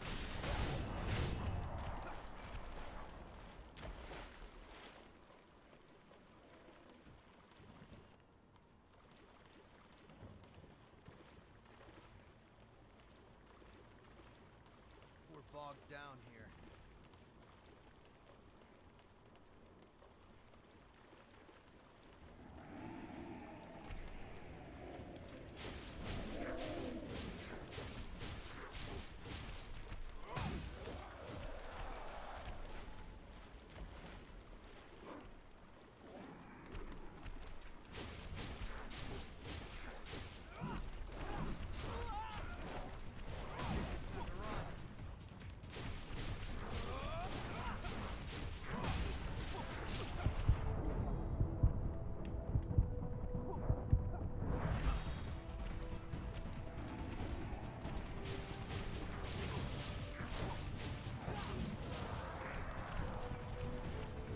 Nice. Keep it up.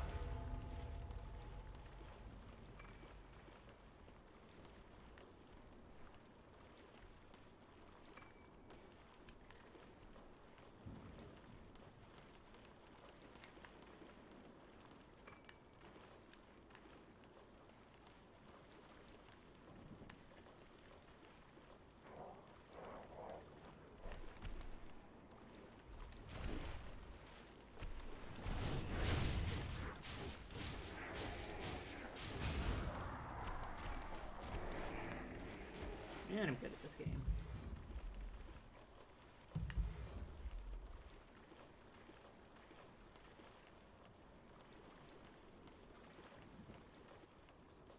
Mention for 'em? No harm in being prepared.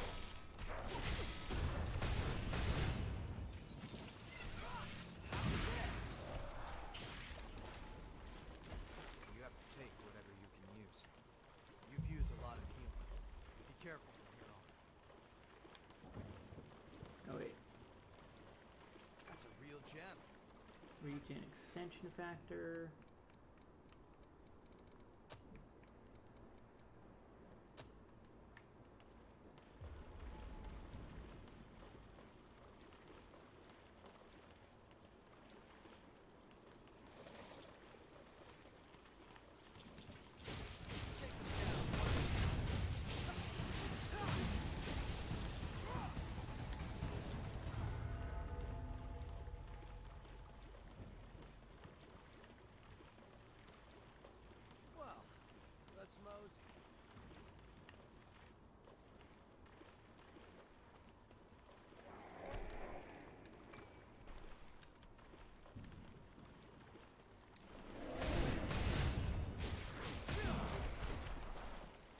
Okay.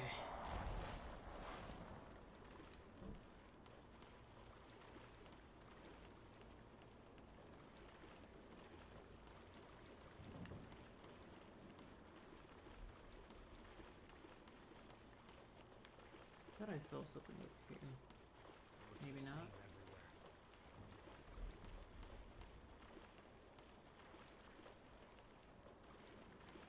I see you.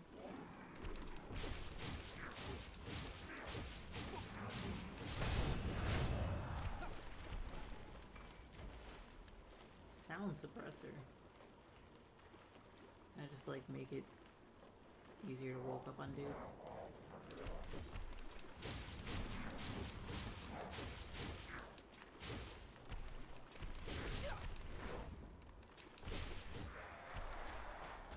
$15K. Jesus.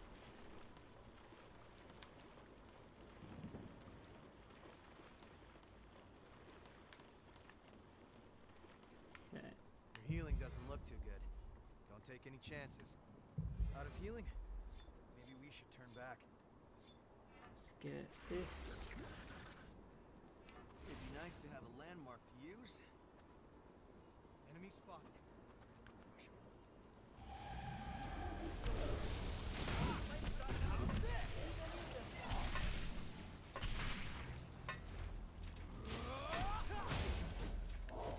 Easy clap.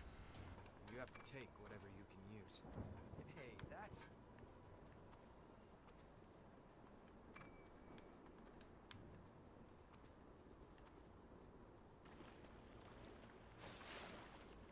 Can't say I'd like to stick around.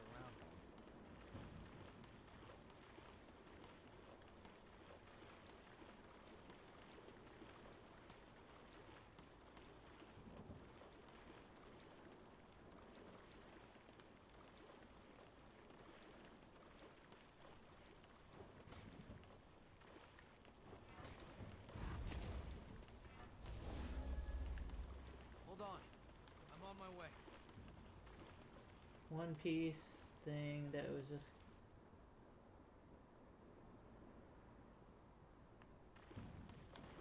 Okay.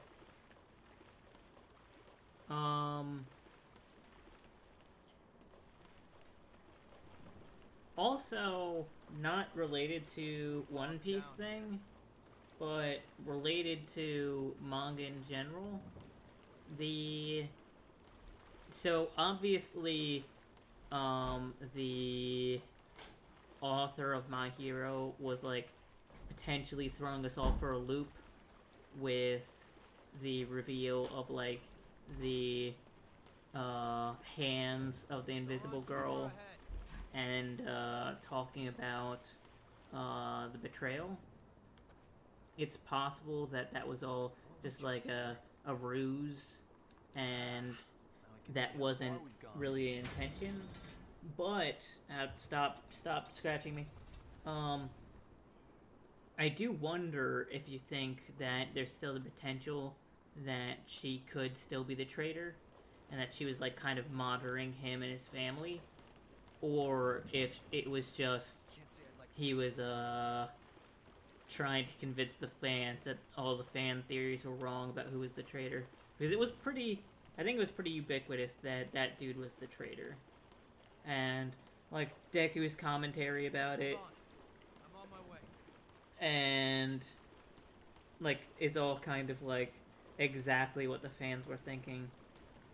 But I think the fact that like she was watching either means other people other than Deku had suspicions, or that I think it's still possible that she is a traitor. It's just you might have multiple traitors in UA.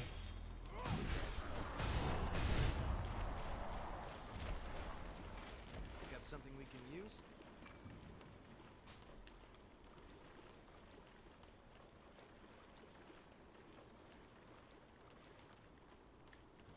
It's all pretty uncomfortable though. Like the scenario around him,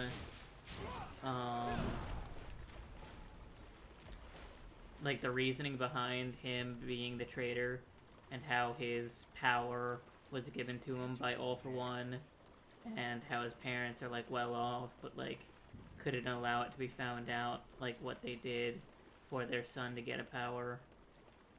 Just all really nasty. Very gross.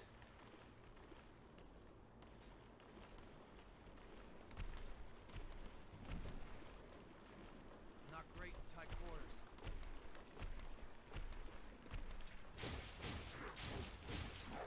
Also the fact that he called himself a villain at the end was a big sag. Pretty sharp.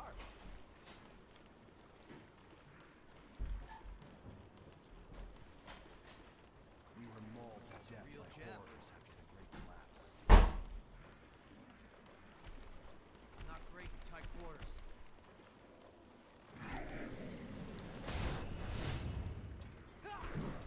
How's this?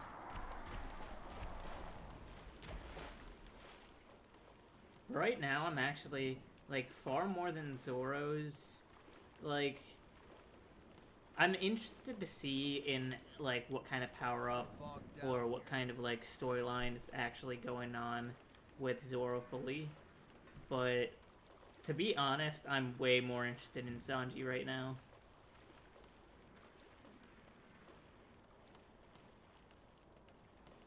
Like his Infrit transformation.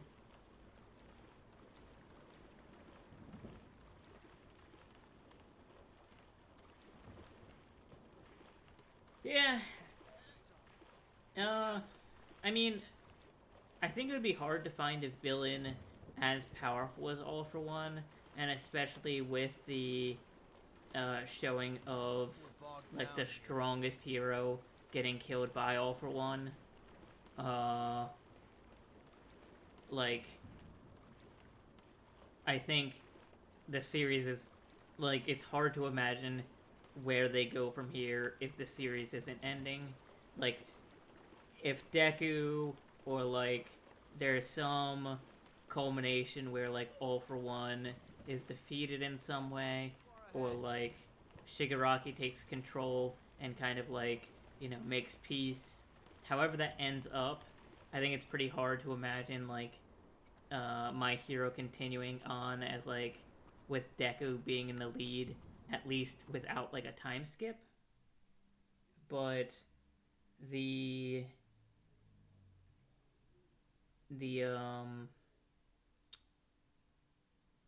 just thinking about how exactly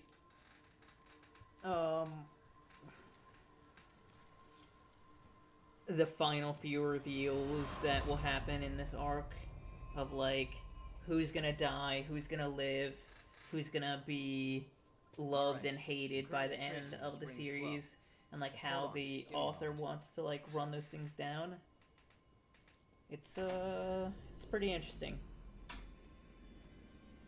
Wait, what's going on here? I mean, I think for all like the interesting We stuff have to that's go back happening to in the One old city Piece, ruins. like There must the be something difference we missed between there. One Piece and like My Hero, and like Anyway, difference between let's My get going. Hero and like Demon Slayer like a year ago is like Demon Slayer was really interesting like a year ago because it was ending and because like everything was Searching for happening at the blood end. beads on your own? That's awfully bold. Listen, no one here wants this to turn violent, so just hand over your blood beads. What if we don't want to? Then I'll take them. You're too late.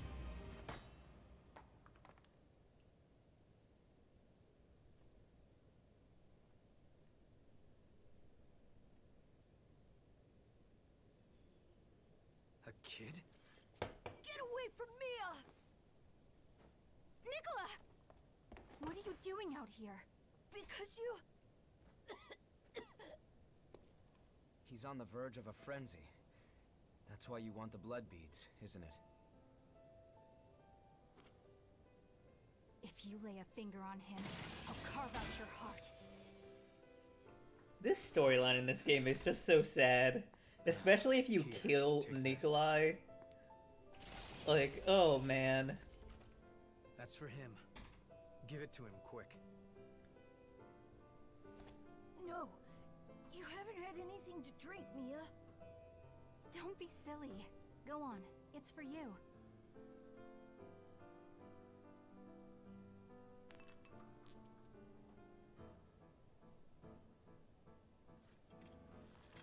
The symptoms aren't Actually, fading. a lot of the storylines in this game It's are not pretty enough, sad. That's all. I just have to find more for him.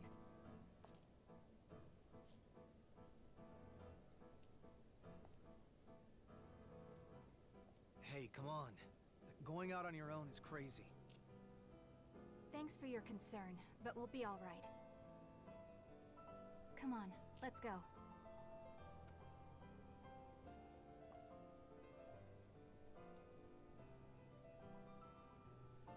As like a side tangent to this, So, I don't think... every person that I like know. talks about Let's how go like after them. civil war or like, you know, reducing the population of humanity. So 100% at this point, I'm convinced that it's not in the God Eater universe. If like I even care. this far into it, like unless they're like doing like a, Glad to see they're this. planning a reveal in like Code Vein 2. Are you kidding me, Yakumo? Unless that's their plan, I'm convinced at this point that Code Vein and God Eater are not in the same universe. Like hate my take if you want, but they absolutely have had the opportunity to make that clear.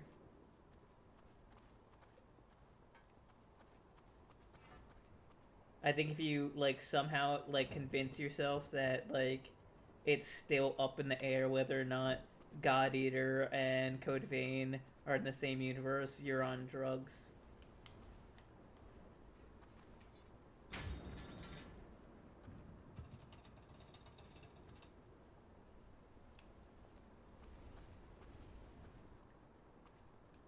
But also, God Eater is also very sad. I think it's just Namco Bandai games because I was playing. I don't know if you saw me, but I was playing. What? So, the lion thing. I know. I don't know what. What. I think it's similar to one of the bosses you fight in the God Eater universe, but I don't know if it's the exact same one, which is the only reason why I'm still like, you know, that's still not very clear.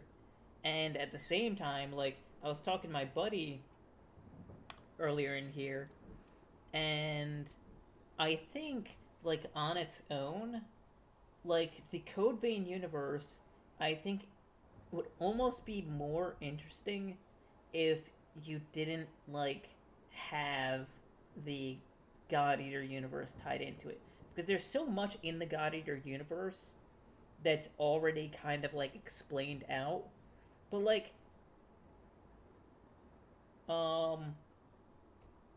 as, like, an analogy, like, the people, like, making people vampires via this parasite and like sealing off a section of the world so that, like, you know, Japan or, you know, the wherever the region is that in the Code Vein universe, like wherever this occurs, like I just think that when you expand out into like a Code Vein 2, like potential for like other ways of fighting through, like the potential for like werewolves, or the potential for like, you know, people turning themselves into the undead, like not vampire undead, but like undead, or people acclimating, like in the God Eater universe, like some of the aliens' DNA to like actually survive. I think when you expanded a game into like a Code Vein 2, limiting yourself to the lore that already exists inside God Eater, especially because God Eater doesn't have Code Vein stuff into it, is just a lot less interesting. I think there's a loss there that if you chose to like make it super obvious and just fully committed to the Code Vein universe is the God Eater universe, I just think you're a big loser, big pee pee poo poo head, and I don't like it very much.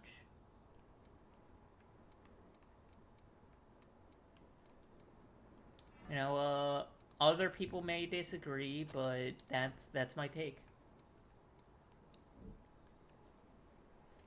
I mean, so actually, if you do disagree, where do you think in my analysis of like what I just said would you disagree on? Like, if you were to imagine that, like, we did have a Code Vein 2, do you think there would be no negative ramifications by making God Eater, like, directly analogous to Code Vein? Like, in God Eater 8, like, you got people with blood codes in there, and you got the people who have the God Eater armaments on there. I forget what they're called.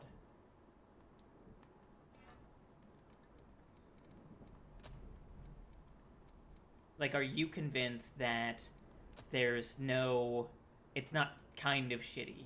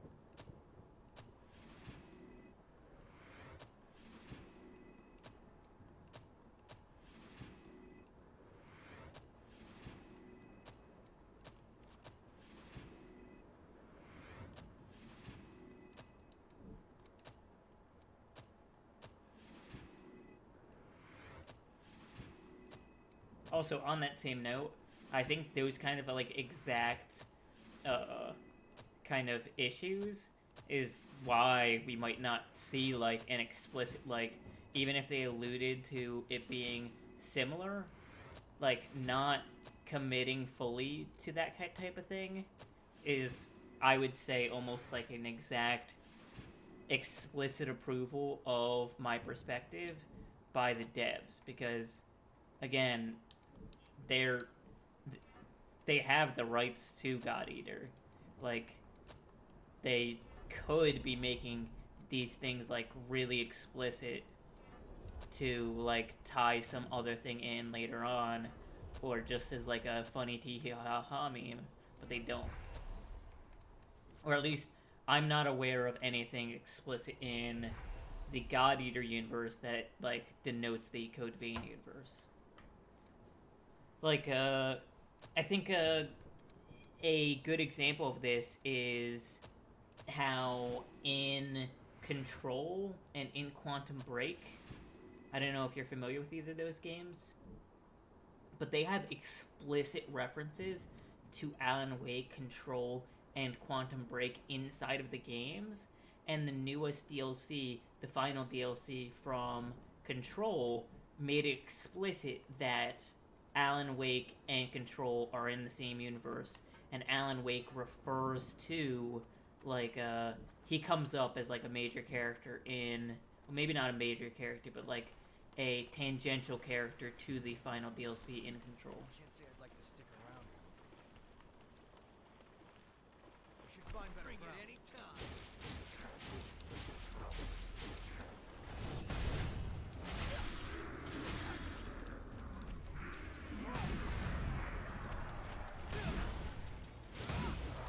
And if there was like anything like that, I would 100% agree with you. Like, you know, I would potentially even be more excited than I am currently than like the potential for Code Vein to exist on its own. Like, I'm not necessarily opposed to it. It's just, I think, well, you're familiar with enough with me, like, in how I think about things to know, like, I don't like getting on, like, hype trains or, like, having, like, you know, super, you know, committed perspectives on things that I can't necessarily fully vet. Because I just don't like the disappointment associated if, like, my theories end up, like, completely off base.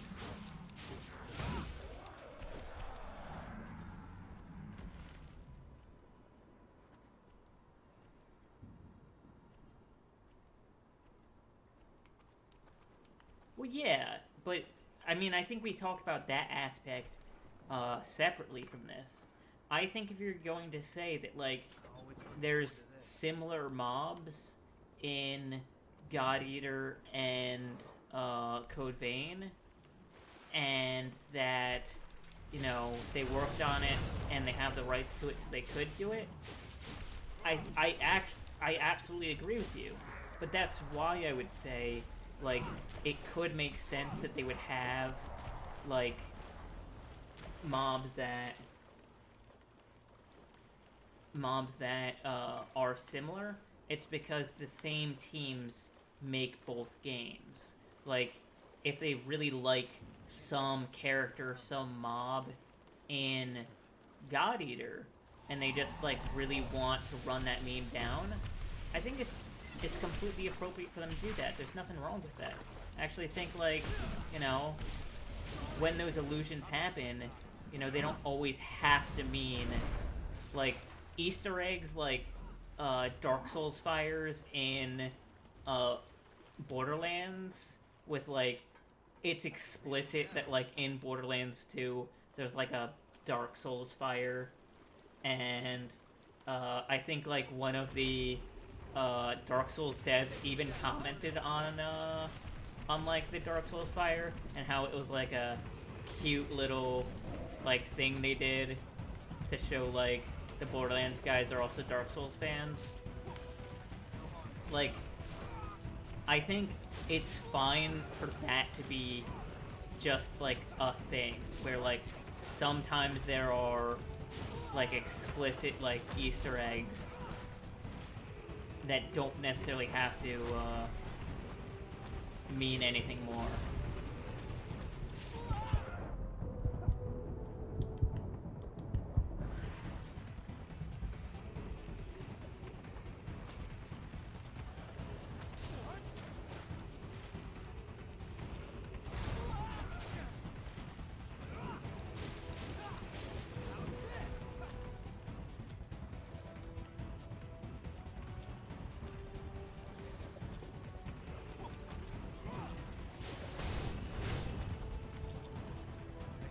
Again, I'm, if, like, at some point we get, like, explicit, like, you know, references to God Eater in, like, more pronounced sense, or, you know, if there was lore in Code Vein that had, like, oh, you know, the God Eater program, and the, I forget what the code program was that made the vampires in Code Vein, but, like, if there was, like, a lore drop for that type of thing, you would convince me.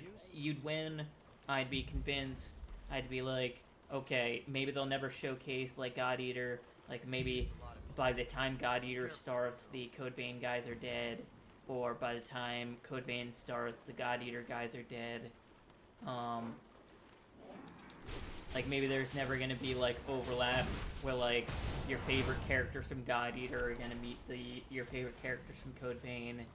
But, like, having something like that to say, like, this is the same universe, these events happened in both places, you know, they're going to be fighting the same kind of creatures. You know, I don't see a problem with that at all. It's just when there's that like air of ambiguity there, I take a step back and I'm like, I'm committed to no idea, and if anyone commits heavily to any idea, I'll be like, but why?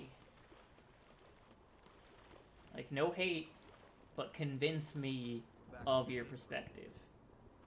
And I think without, like, that feeling of hype that a lot of people have, I think it's really hard to make, like, actually good, logical arguments on, like, why it should or could happen. That's not, like, immediately shot down by, well, if the devs wanted to do it, why don't they just do it more explicitly?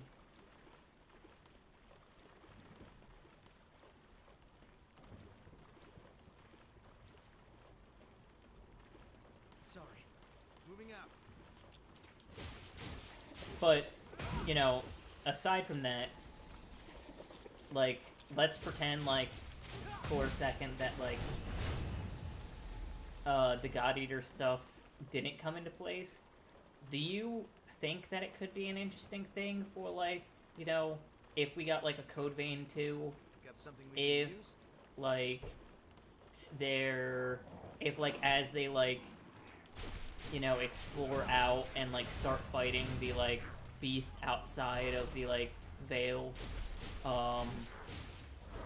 if they found, or if there was, like, a secondary protagonist from a different experiment of, like, you know, let's say, like, there was a werewolf, thing, and the revenants that they created were more wolf-like in nature, almost like you could even explain it in the Code Vein universe, like the final boss in Code Vein, the wolf dude. Say, like, you know, so, is it his daughter or his sister? It's his daughter that is the queen.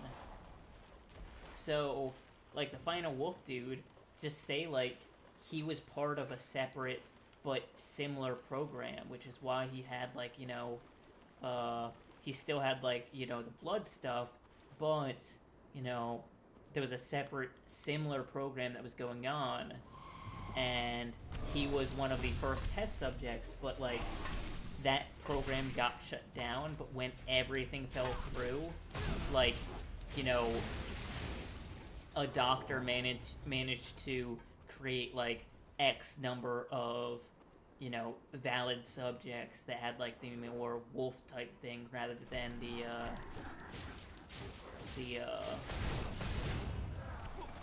the vampire revenant kind of thing, and, like, go from there, and have, like, potential for, like, a dual protagonist, or, like, an almost choice between, like, what kind of progression path you'd want to go down. Like, do I want to become all wolfy boy? Do I want to be vampire blood boy? I'm on my way.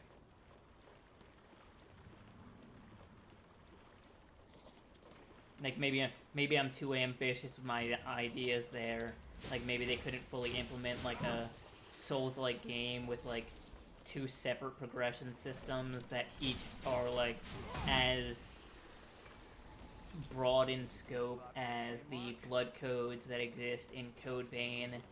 And so, like, you have the revenants, the vampires, blood codes, and then you have, like, the wolf stuff for the werewolf guys, and have them be both equally viable or similarly viable progression paths with as complicated of build sets. Like, maybe that's a little bit too aggressive to imagine, but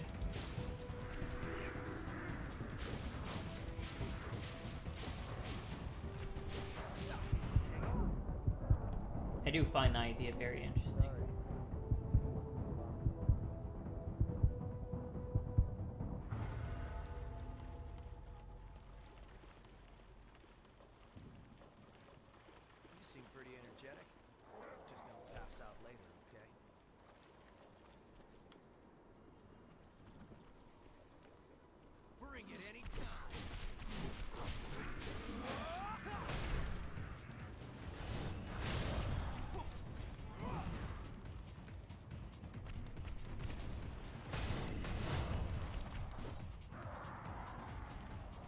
Any thoughts? Thoughts, opinions? We need to get out of here fast.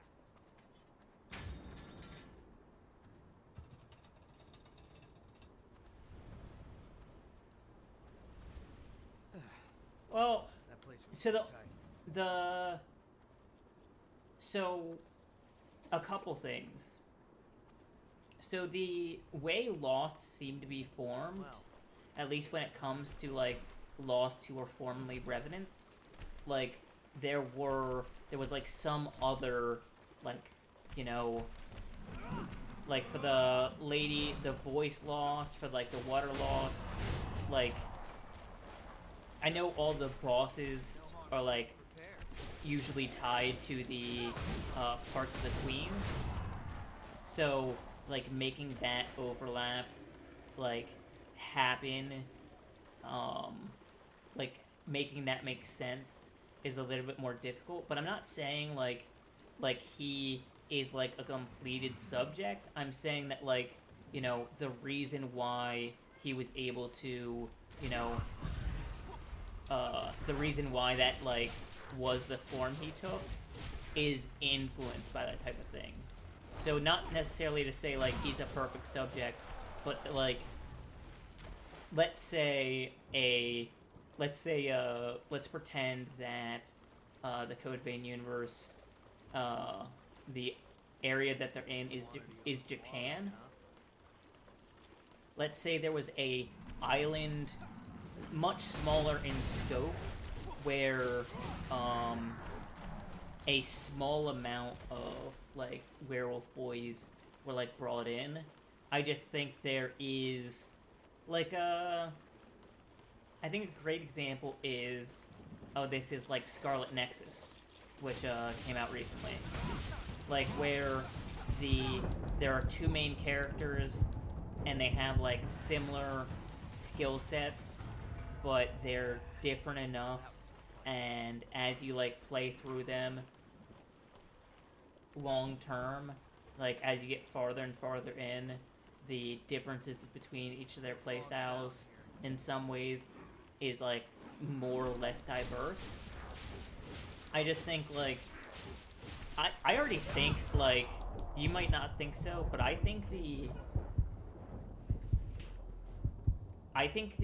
blood codes and the like build diversity in Code Vein, like maybe not every one of them was like equally good, but I do think that like in general the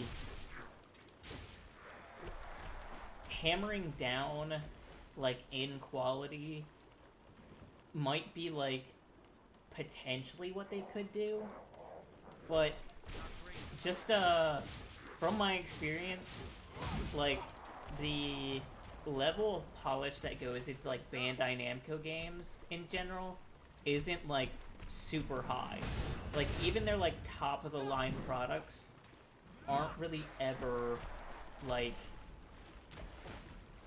everything is like Marvel Spider-Man, like, you know, there's like 18 different ways you can wall run, and depending on what angle you hit it at, like you have a different wall run.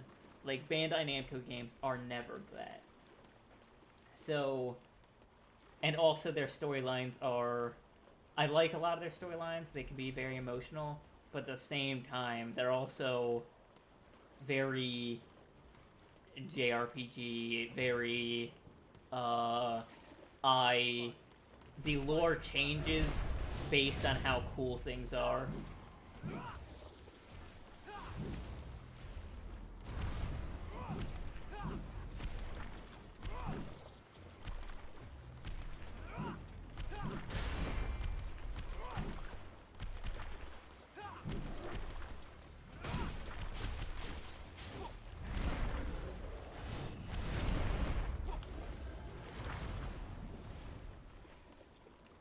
I mean, maybe I'm completely off base with this, but it just that is my understanding of Namco video games and like the overall thing that is going on there. also to some extent, like, on the whole, when it comes to Bandai Namco,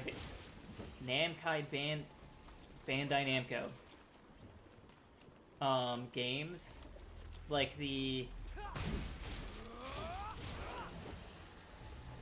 they're not necessarily trying to create, like, the best, most, like, you know,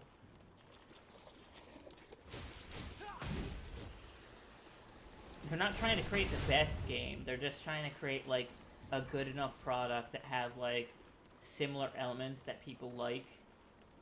And just sell the same piece of, you know, the same popcorn they've always been selling, basically. Like, you know, if you don't like popcorn, if you don't like Namco, Bando Namco game, I'm not saying their name anymore. I've said it too many times and my brain's broken. If you don't like their games, you're probably not going to like all of them, because even if there are differences in them, there are some consistent factors, like the big weeb, that if it, like, drives you up a wall, you're going to hate all of them. And that being the case, I just think, I think it would be kind of a loss if they didn't go into the Guided universe and they decided to, like, keep Code Vein, like, encapsulated. If the rest of the world was basically either also vampires or controlled by the aliens. I just think, like, they'd still be able to create a story that I'd be, you know, heartbreaking over and think was super cool. But, I don't know. Here's a good place to rest. I feel like there'd be a lot more fun capacity if they decided to go in a different direction. But again, I might be just speaking out my ass. I'm always speaking out my ass, but more than usual is what I'm saying.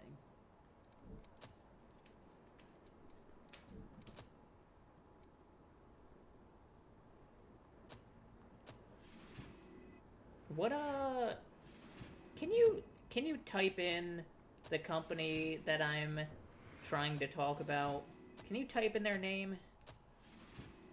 Because I said it so many times when talking about it that my brain broke and I can't remember what their actual name is. And I don't know if I'm saying it correctly or I'm saying it incorrectly when I'm saying it. Bandai Namco. Okay. Thank you. Also, I can now tell that you were listening to me speak. Do you have any counter commentary to that? Do you have any ideas on your own? Like, am I just completely off base on any of my, you know, takes?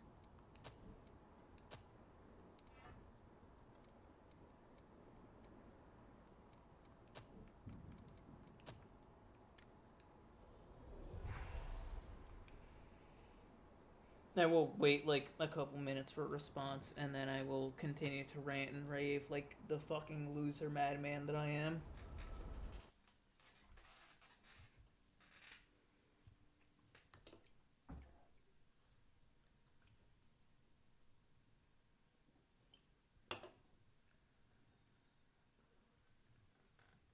Ugh.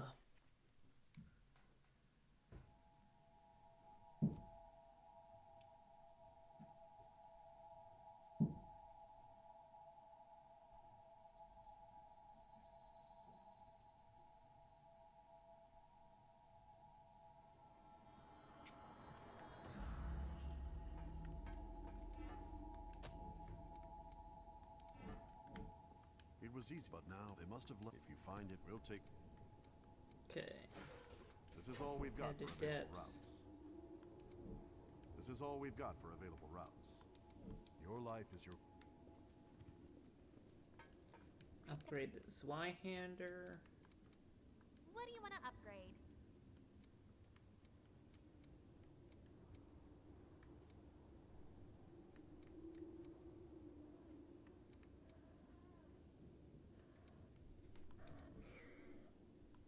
Actually, Okay. is the Zweihander the best weapon for me to use?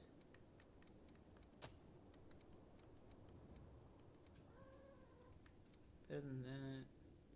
Better than that.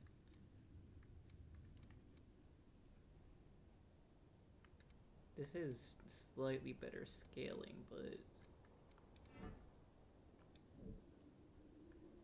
Huh? A blood veil? Well, you endure it. What do you want to upgrade? oh, it is +1, so it's still way better. Yeah.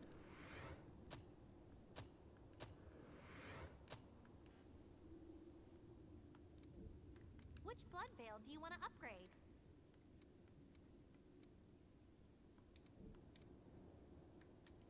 Which weapon do you want to transform? Okay, I don't have any Okay, transform mats. Take care then. Cruising. My both of thank you for now. When I woke up, we don't know that we'll need to spring, so we can head. So don't. I consider this an investment. Oh, nice.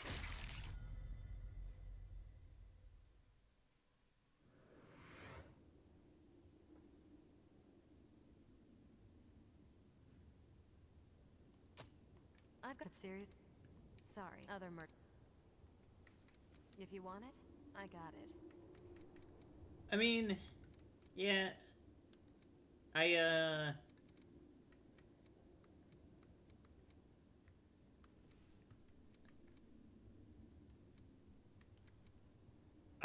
I think my only thing is like when like if you could recognize your bias like that is I'd almost ask like why do you think they're not doing it more explicitly It's a then? symbol of trust.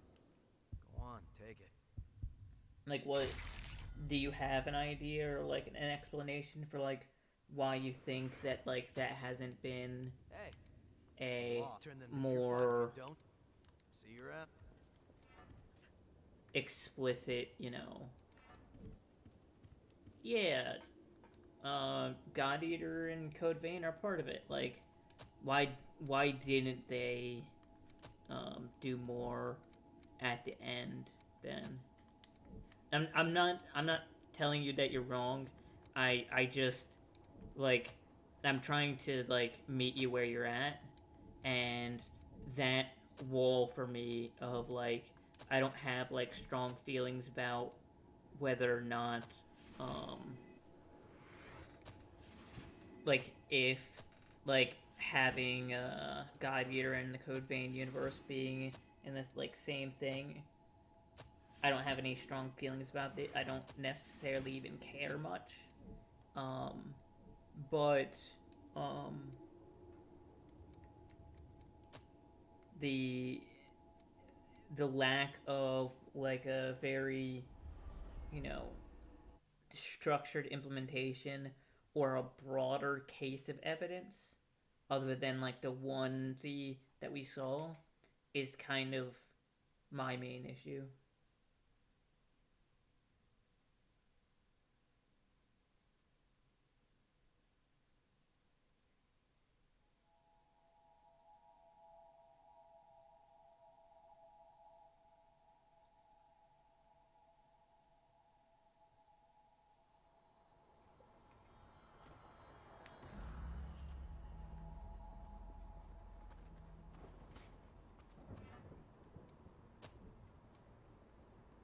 Here's hoping we find something interesting.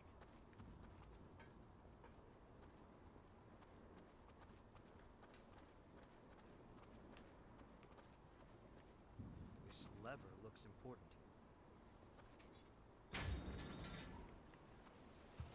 Look, the water's lower.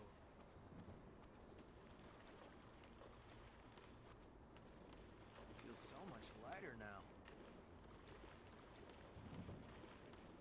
Pick up something we can use?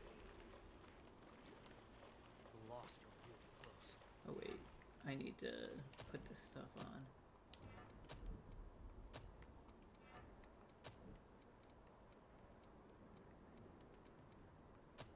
You aren't too hard to work with.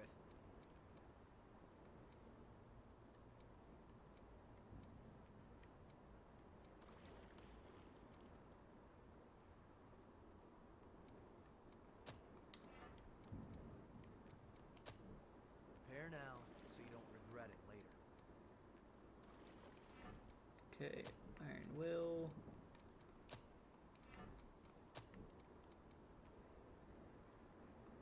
Precision.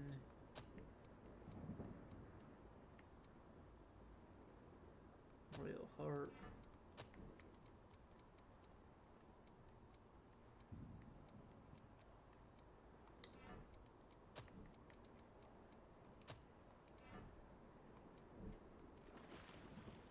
Looks like we're in for a rough time. No harm in being prepared. How's this? Sorry.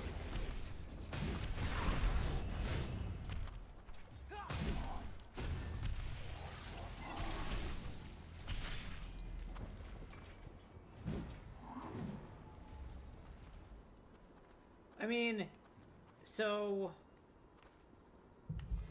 I'd almost have two questions then. Is, do you think their intention there is to, like, you know, create a separate IP to see if, like, the company can be successful without the God Eater IP? And, like, they're kind of, like, crossing their T's and dotting their I's by including, like, a potential God Eater hook at the end of the game, just, you know, to potentially fuel sales. But then I'd almost say, like, even if that was the case, the lack of further stuff and, like, the way the property sold well, I'm pretty sure it sold pretty well, almost makes me think, like, maybe they could be convinced that they could operate entirely out of the God Eater universe, even if that was true.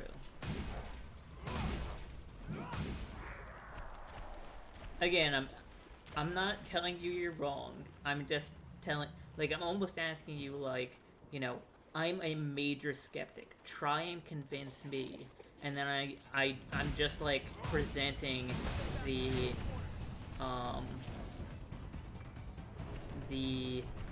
manners in which, if I was, like, embracing this mega skeptical view that I absolutely don't have, like, how exactly, when confronted with these, you know, potential critiques, how could you explain it back without being just like, well, it would be super cool, though.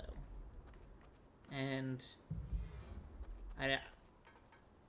because that's an argument I just don't, I don't actually have a counter argument to. I think my only counter argument would be, well, couldn't it be cool, like, if they did something else too? Bring it anytime.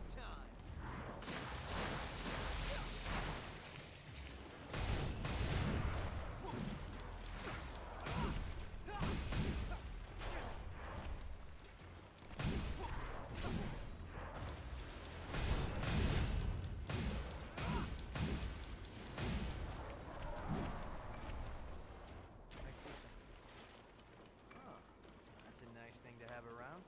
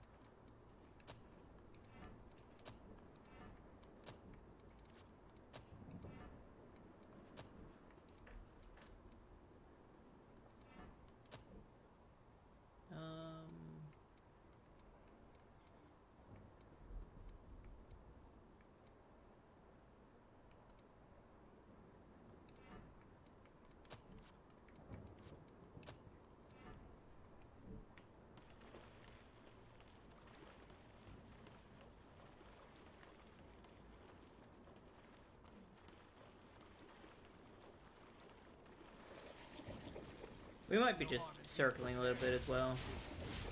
Like, I think we've done this song and dance enough times that, you know, I don't think you're going to be convinced of my ideology, and I think emphatically I can never be convinced of yours. You have to take whatever. Like, just the acceptance of things that you do engage in, you know? There might be just, like, major ideological, like, you know, failures to communicate.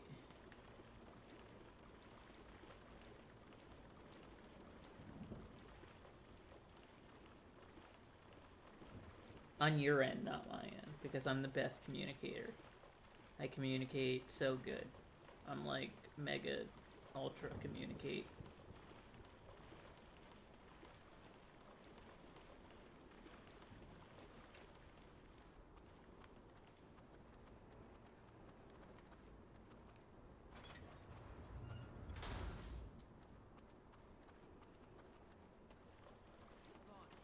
I'm on my way.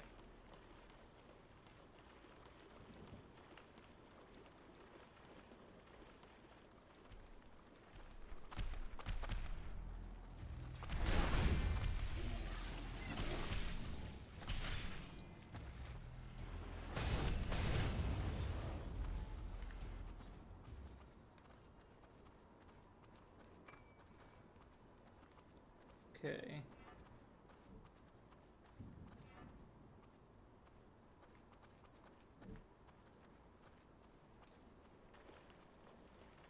What have you been playing though? Yeah, pick up anything interesting? Also, once I finish Code Vein, I'm probably gonna hop back on Neo. I hope you don't mind. If you want, when I play Neo, you can play Tales of Arise. Is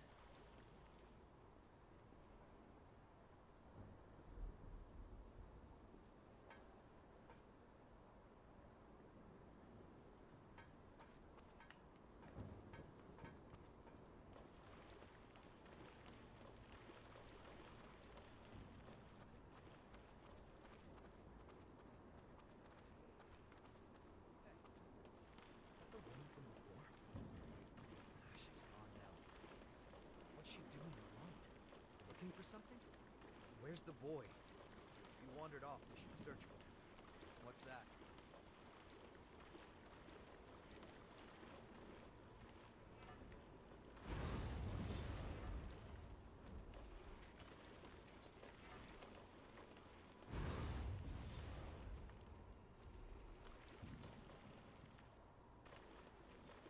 Keep an eye on that hole. It's narrow. Don't fall.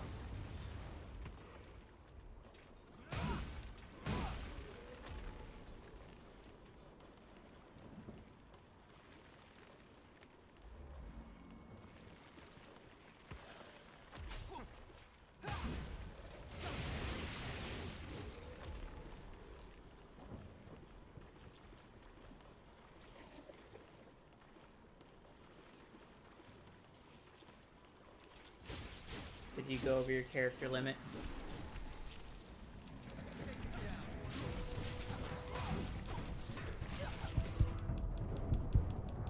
How far are you in Neo 2? Didn't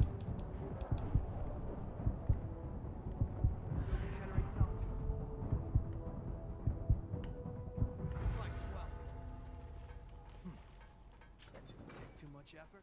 I always look forward to this. You have to take whatever you can use.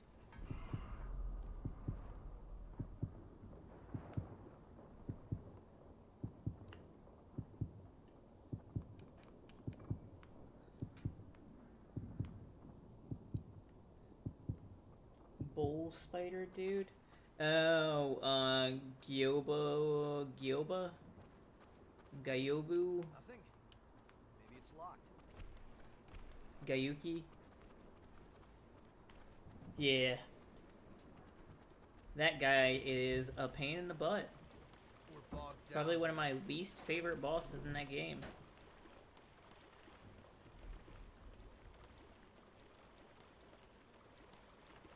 I'm sure there's like an easy way to fight him and beat him, but I don't know it, and that means that every time I fight him, I want to pull my teeth out.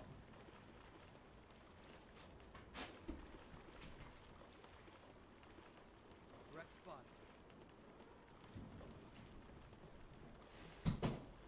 Lost over there. Oh, I like Neo too, I just don't like that boss.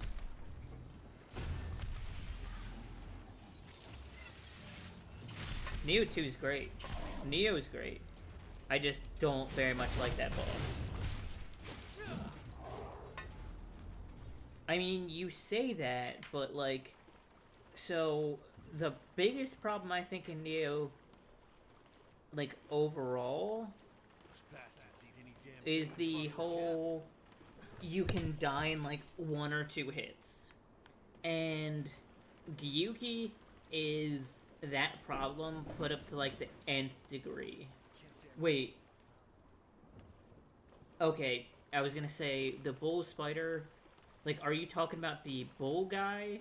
Because there's like a bull demon, but there's like there's the bull spider demon that I'm talking about.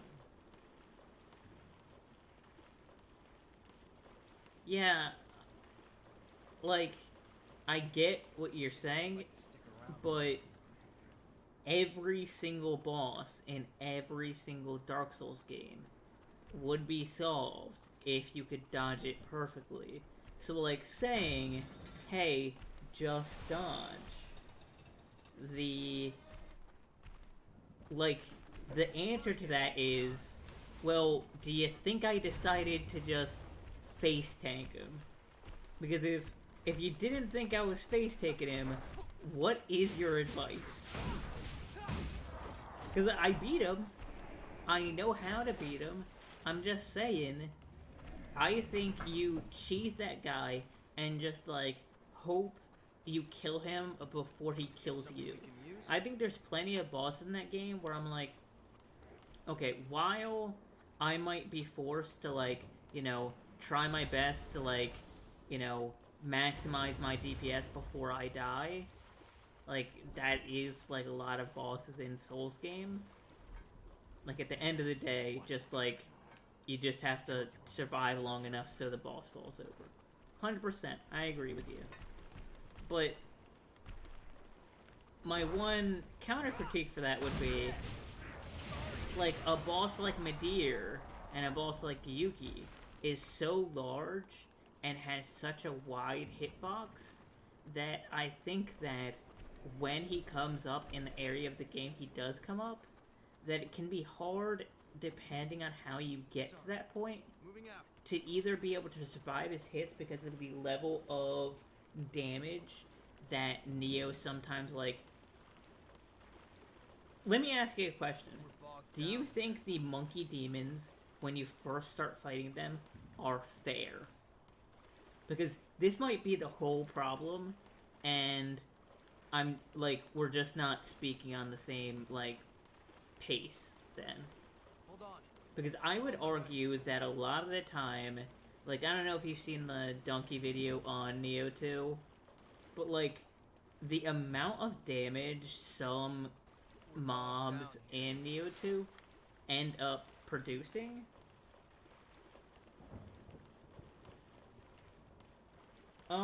I've used most of them. Like, so I'm not using, so the one build that I don't go, and I haven't really fought any of the bosses with, is sword. And I'm aware that, like, sword and, like, spear are probably the 2 best builds if you want to just, like, win the game, because it gives you health and it gives you some, like, ability to wear heavy armor. And if you get those builds, like, a lot of the content becomes a bit easier because, like, you know, having health and having, See, like, that's the whole thing, is, like, why do they introduce different builds if there is literally an easy mode in that game, and it's using swords? Like, I just don't know. Like, I get it, there's...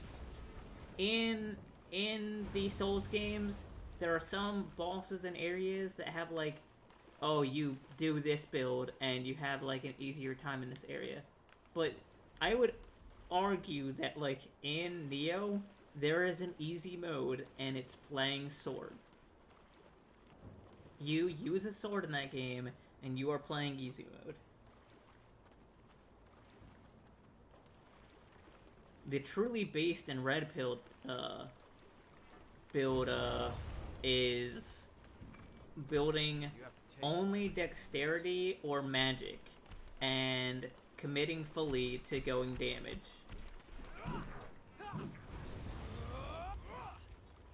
You die in one hit to every single mob, but you kill some of them in one hit.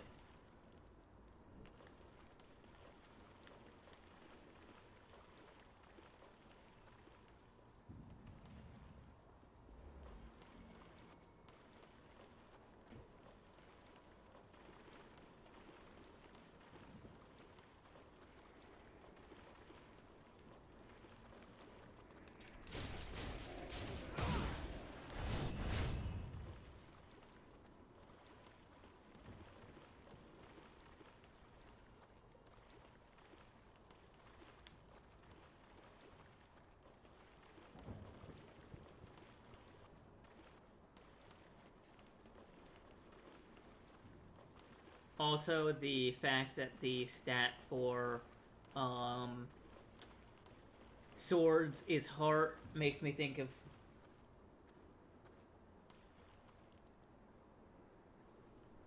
no, heart gives key scaling. Sorry, heart gives HP and key scaling. Like, you might not have as high of key as I actually have to check that, because I'm pretty sure sword scales mainly with the HP stat. Neo to stats.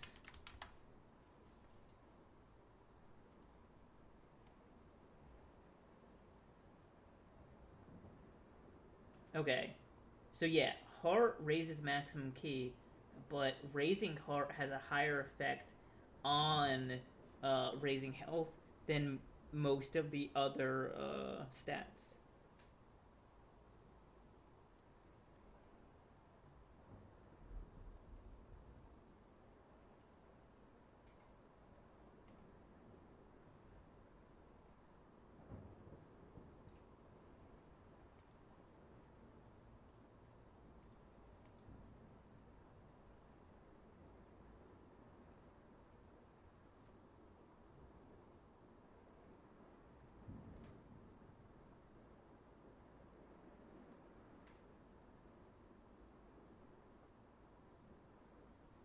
I mean, if you're, as long as you're a cool kid, you should use magic and ninja tools. Magic and ninja tools are super good in that game, but committing to magic and ninja tools is how you know you're truly based.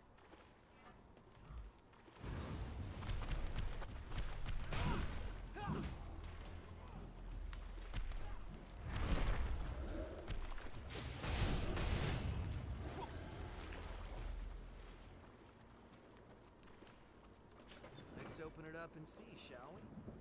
Also, not all stat. So every single stat, just like in Dark Souls, will give you HP, small amount of equipment regen, small amount of resistances.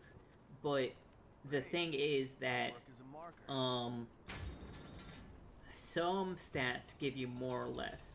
And as far as I'm aware, and I'm pretty positive that this is the case, I might be wrong, but if you like choose to test me on this, you know, I'll like use the Book of Reincarnation on my character, and we'll check the, like, if you put 1 point into heart compared to 1 point into like any other stat, and see the effects on HP in comparison, because I'm pretty sure sword still gets a higher amount of HP.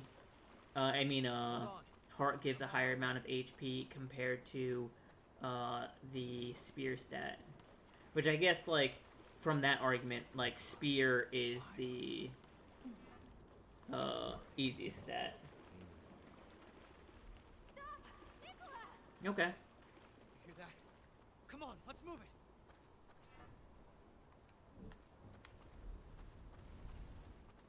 Well then, do it now. Can't say I'd like to stick Do it around. now.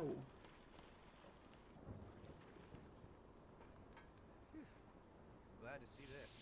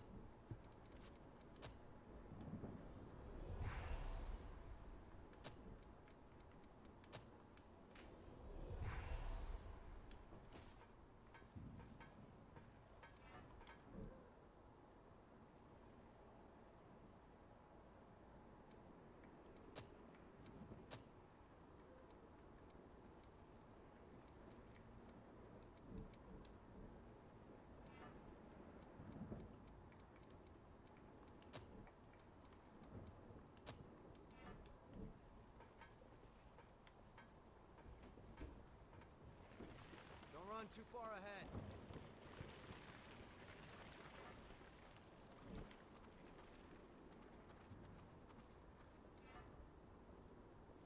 Okay.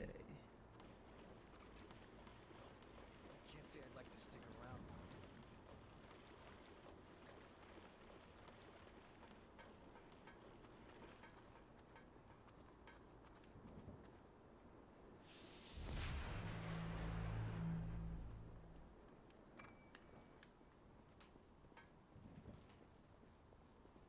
That fire. It's a seafloor oil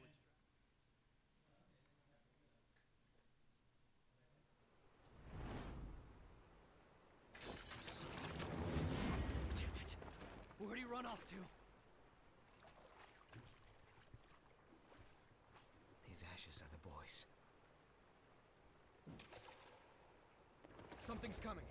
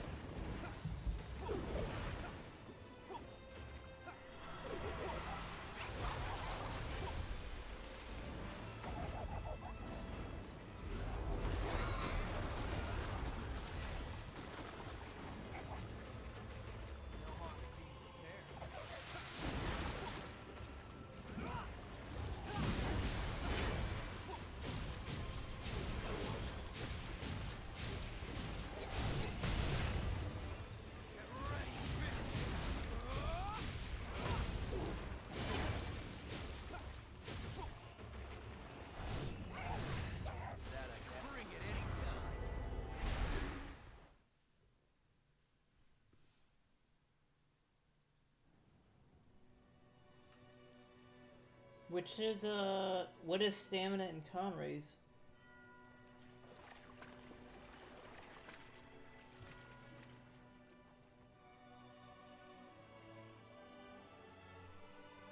Damn it.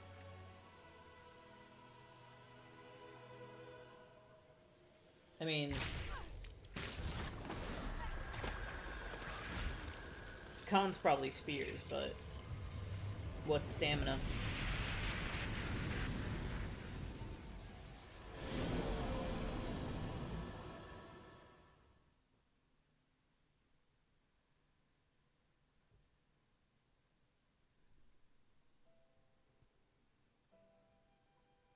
Okay. Mia, I'll be back. Sorry, but it's time. You shouldn't sleep so late, you know.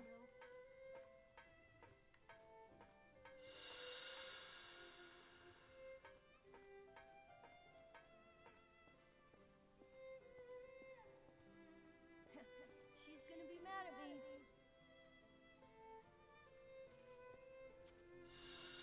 Man, like, every one of the stories in this game sucks. You're in forever. Are you really sure?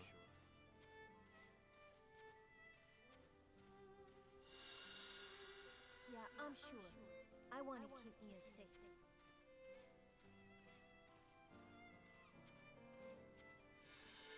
You have a noble spirit, Nikolai. I respect that.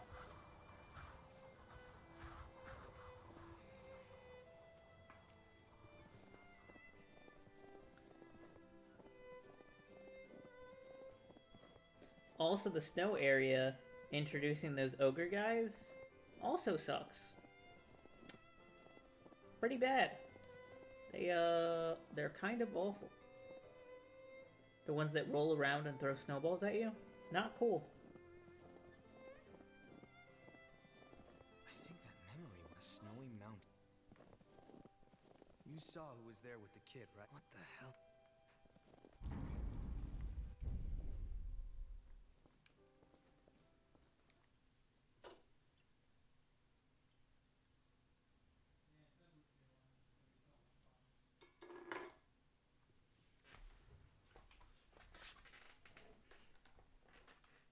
Oh, man.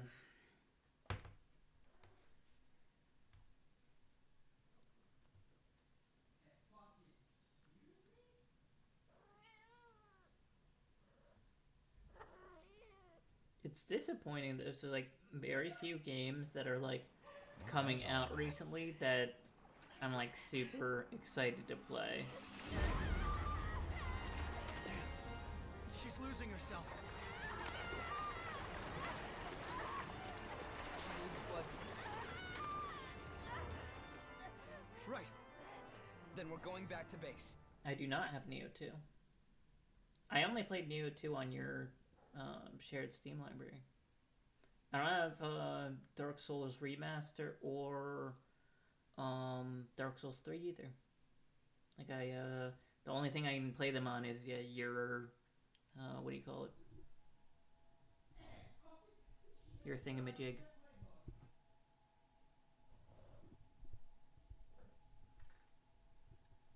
And I'm just telling you, if I do get the urge to play any of those games, should give Tales of Arise a try. I am positive you will enjoy it. A blood band? Well, you attack. What do you want to upgrade? Also, you could play Tales of Arise right now if you wanted to try it out. It's really good. Really, really good. Okay. You've forgotten. It's been a while. But if you want it, I got it.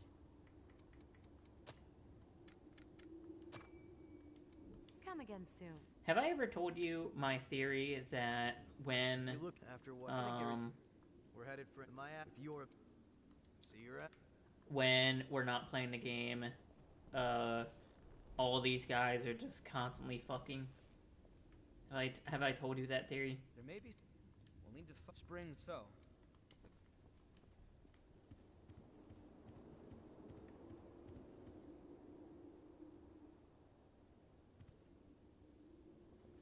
When you play Warframe, I actually can play your games because Warframe is free to play. So when you play Warframe, your library isn't in use because it's a free to play game. I don't know if you were aware of that, but like because I can install and play Warframe. If you're playing Warframe, it doesn't get your library in use. So I've been playing your games when you're on Warframe, and it doesn't affect you. It doesn't affect me. The more you know.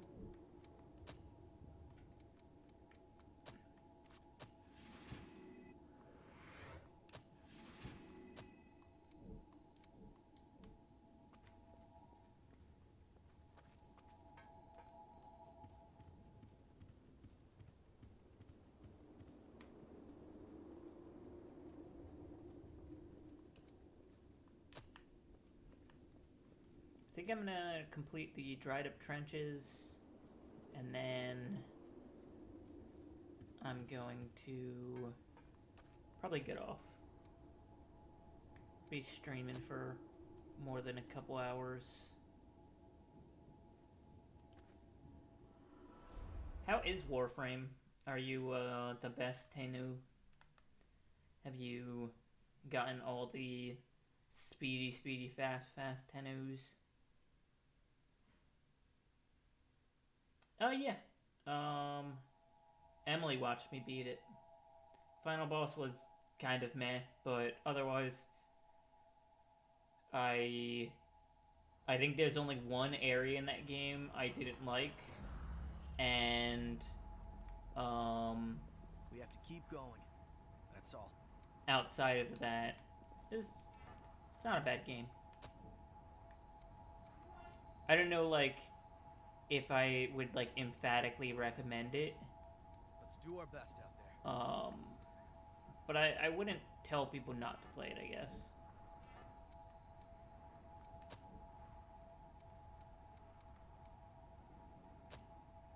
You aren't too hard to work with.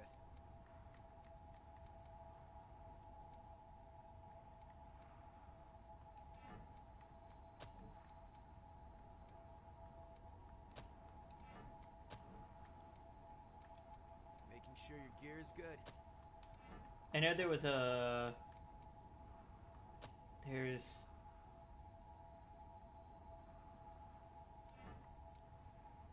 there's some YouTuber I watched that said like Mortal Shell was his like favorite game of like 2020 or like 2019, and I can't disagree with that more. But I mean, I guess like if like you were truly desperate for Souls-like games, it's possible that Mortal Shell is like exactly what you were looking for.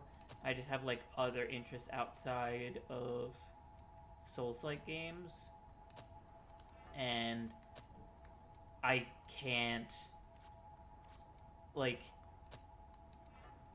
I think if Mortal Shell was done better, I think that like a blatant adaptation for Mortal Shell would be completely possible.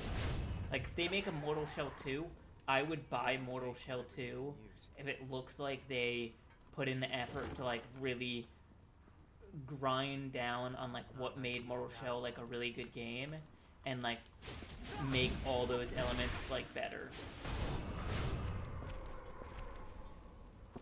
There were just some bosses in that game that were not super great, and I think so. You obviously didn't see the final boss fight, or you didn't see me fight him, but the thing that convinced me not to do a shellless run was the boss in the like crystal area and the final boss. Like I would have done a shellless run even if it was like a little bit awful, like things were like kind of hard to do, but the final boss and that other boss 100% made me think, oh, they don't want you to, like, have, like, a difficult fight to, like, have a shellless run. Like, the goal is just make you suffer. Because I thought, like, the final boss was super wacky, like, not fun to fight. And that was when I could take hits.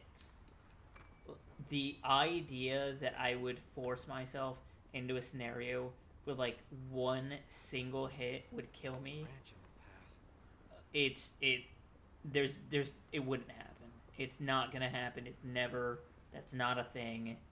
The people who created that game and introduced a shellless run are terrorists for doing so.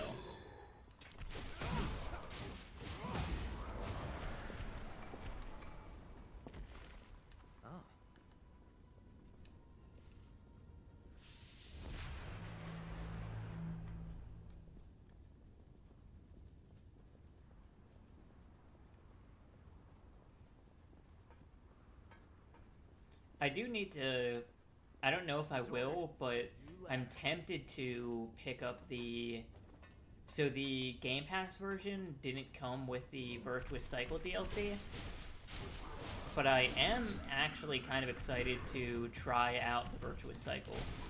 I think the roguelike thing in the DLC actually could be the best content in that game.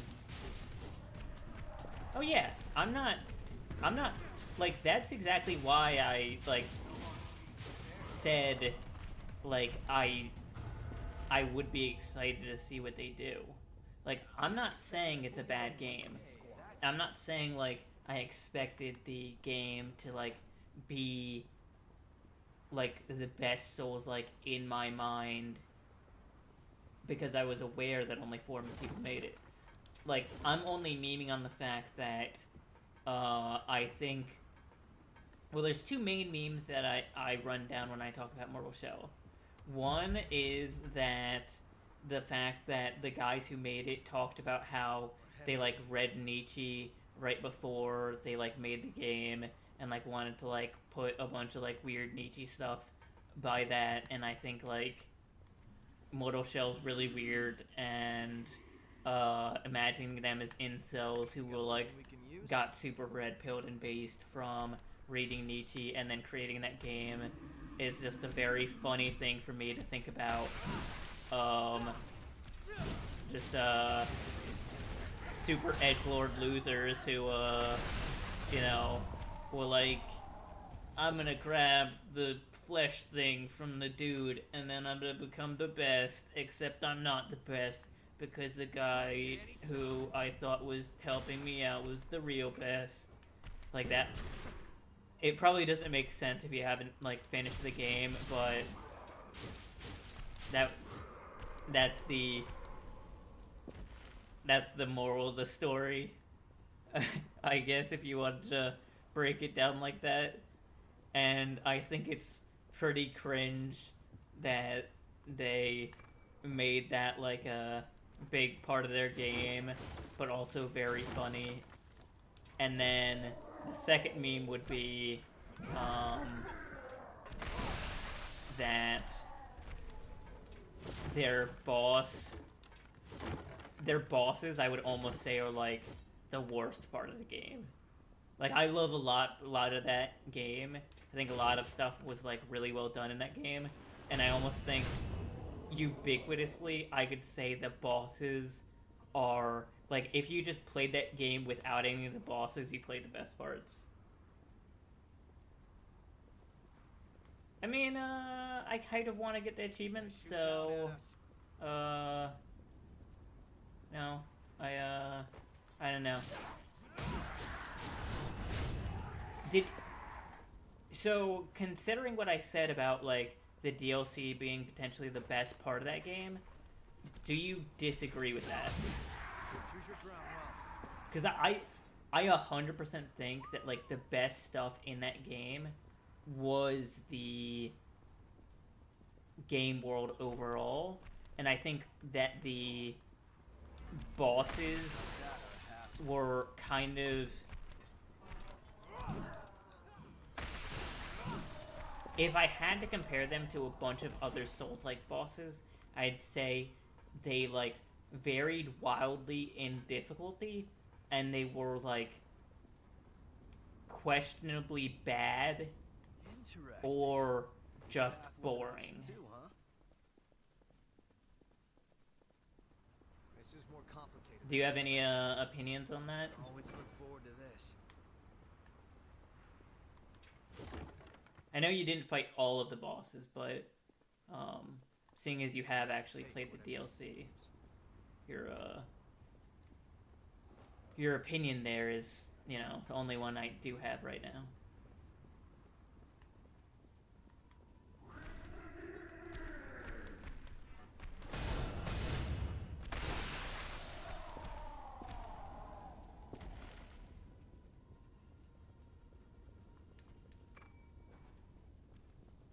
Oh, you haven't even played the DLC? Okay.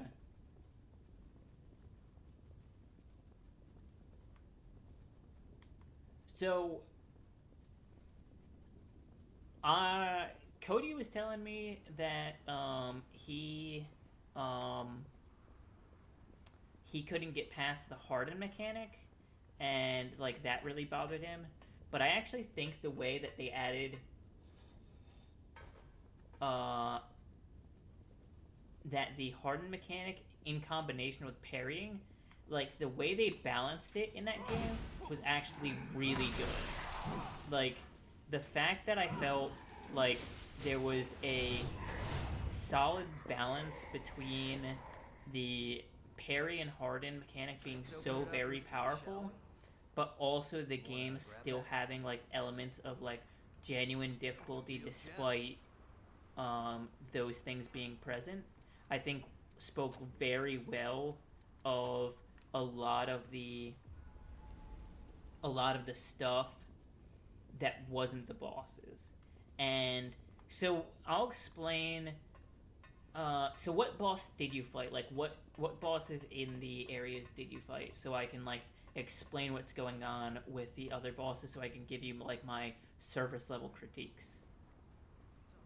I'll do my best not to spoil too much on like how to beat them, but I will tell you like, you know, how I felt they fought. Where do you think this is headed?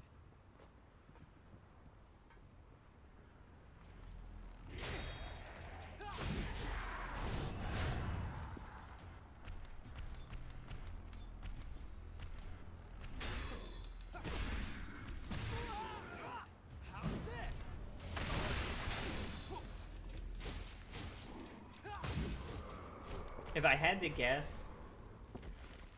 Okay, so you probably fought Grisha and the ice boss. So the guy with, like, Wolverine hands and the ice boss. Did you beat the ice boss? Because I think the ice boss is maybe... It's him or the guy in the crystal area that I think is the hardest boss outside of the final boss. I think both of them are pretty hard. What is that? But they're hard for different reasons, and I almost think that, like, especially on shellless runs, the ice boss is actually way more fair than the boss in the crystal area. So the boss in the crystal area is similar to a lot of the other bosses, where he has two phases. And in his first phase, he's this dude with a twin on the front of his chest that's like a tumor, and the twin has a rapid fire crossbow. So when you're fighting that boss, he's like a Roman centurion, and he has his twin on the front of his chest, and the twin will shoot arrows at you while you fight him.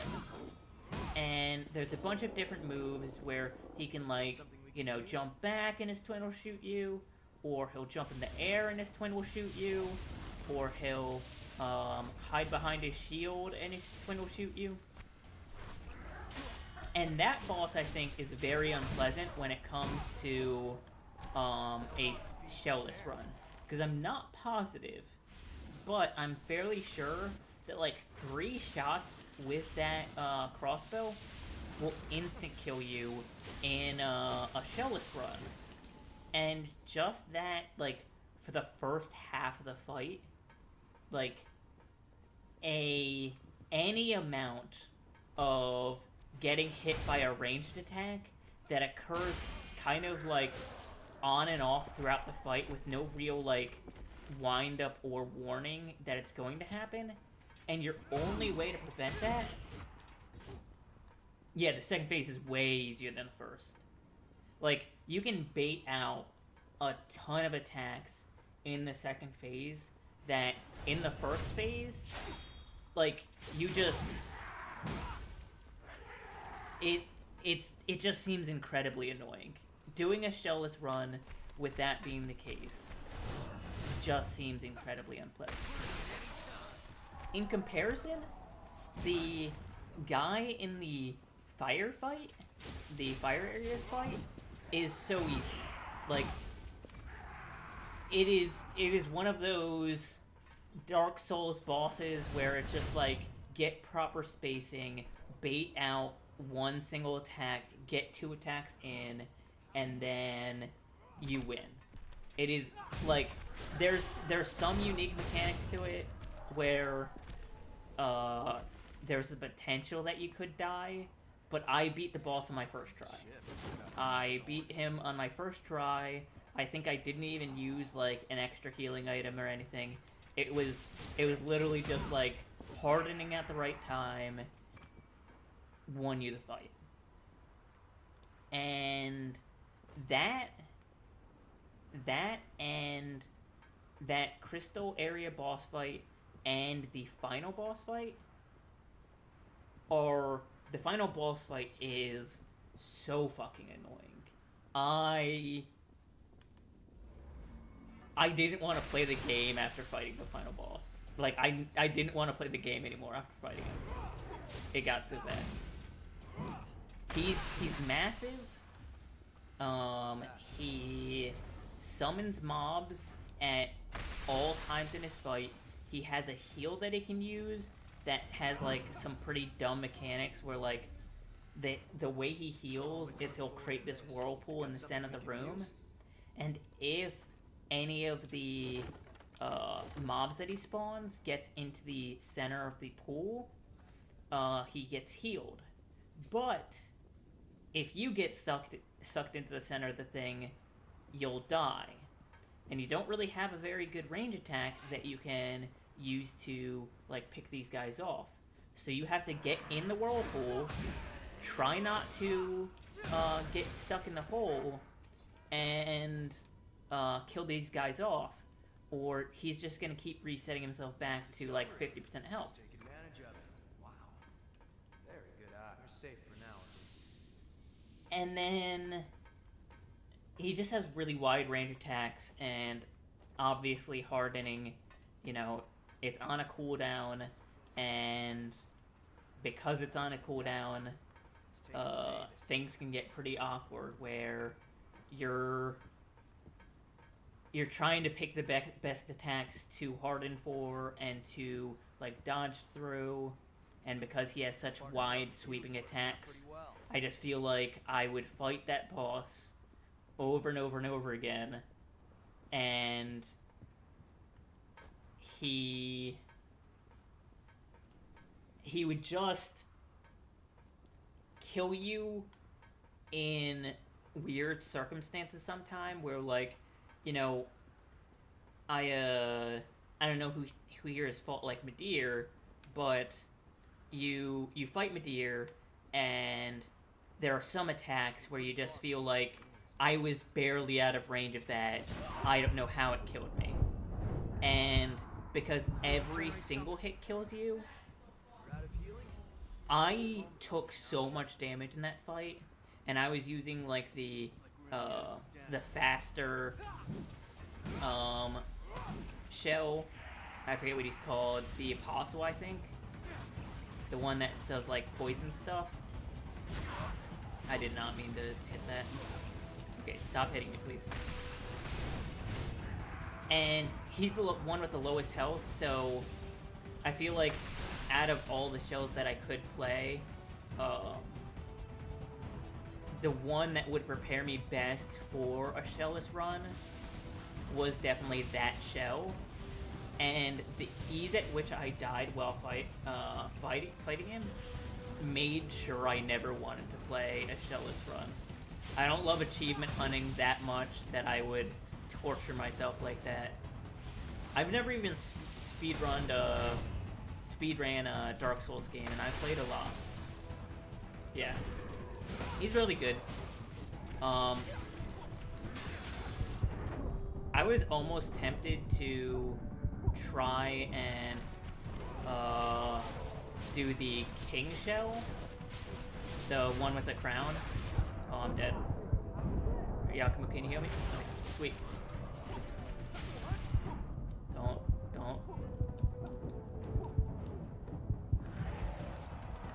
Because he has, one of the things he can learn is he gets a damage boost based on, like, how many targets he kills before, like, so he can get, like, a damage boost by killing enemies.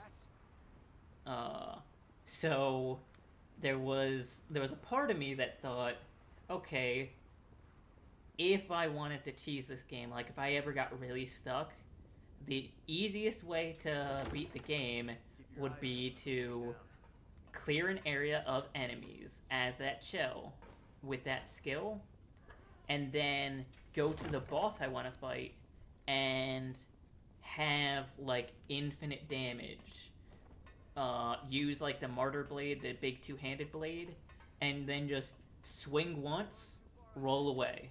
And cheese every boss like that, and he has the highest health pool in the game, so by doing that, I'm pretty sure there's no way you wouldn't win, but it does sound pretty not fun.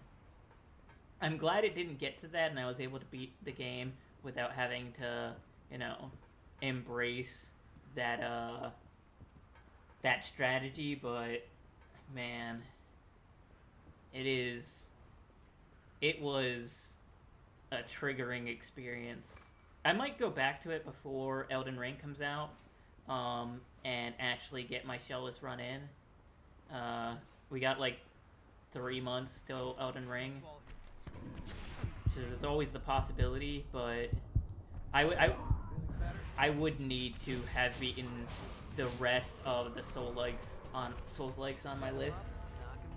And I think I might add one more to it. There was a game recently that came out called Elden Lilies, which is like a Souls-like Metroidvania, kind of like Salt and Sanctuary. And I was actually really interested in that one, because I like Salt and Sanctuary. And given Salt and Sacrifice is coming out soon, is that the one it's called? I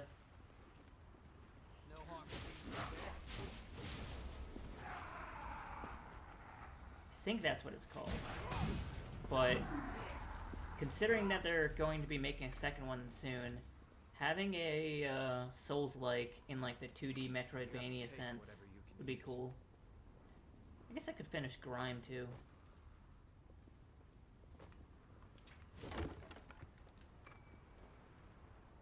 So, considering you have Elden Lilies, yeah, I played the Surge. I haven't beaten Surge 1 or 2, but I've gotten to the second to final boss in both, and I just, each time I play those games, I end up falling off, like, right near the end of the game, because as much as chopping arms off is fun, for whatever reason, that's one of the Souls-likes that, like, almost feels, like, grindingly brutal to just, like, get down. I beat Lords of the Fallen, who's made by the same people, and I almost feel like Lords of the Fallen feels better to, like, finish than the Surge did. Like, there was, like, you get to the final few areas, and they just introduce a bunch of those nanobot enemies that just, they aren't even fun. It just feels unfair. Like, they all are, I attack you because I'm like a rotating ball of doom, and we're just here to make you have a bad time. Maybe I'm the only one that feels that way, but the devs behind the Surge and Lords of the Fallen they take all the Dark Souls bosses that feel the worst and are like, okay, every one of our final areas is full of these. Have fun. Oh, and there's only like 3 bosses that you want to fight.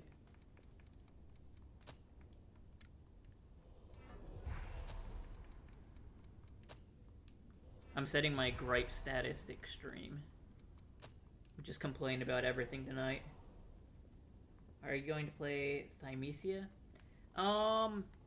So isn't Thymesia dropping after Elden Ring now? I don't know how much time I'm going to be spending on Elden Ring, so like I'm having trouble imagining like what I'll be doing in February, let alone what I'll be doing after Elden Ring and Total Warhammer 3 come out. Like, between making my Nurgle boys and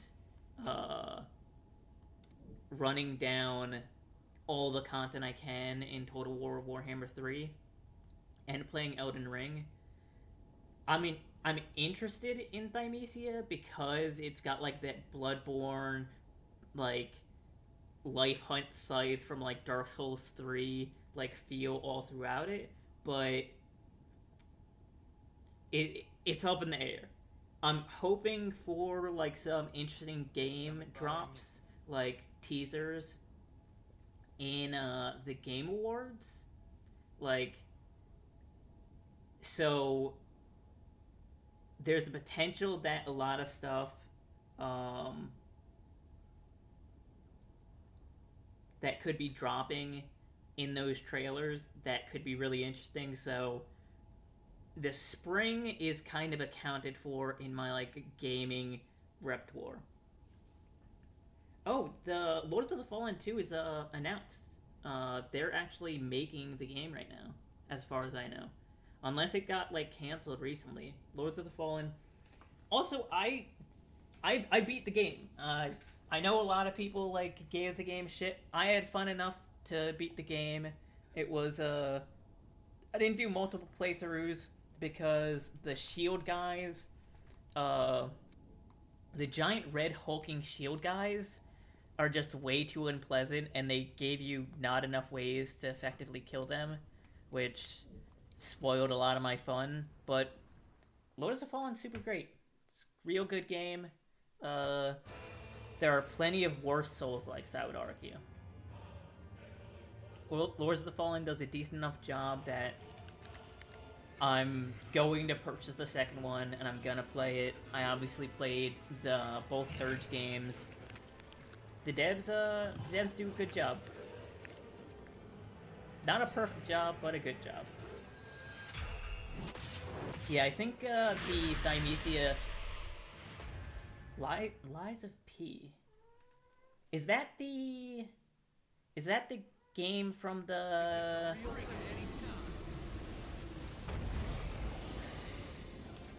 House of Ashes and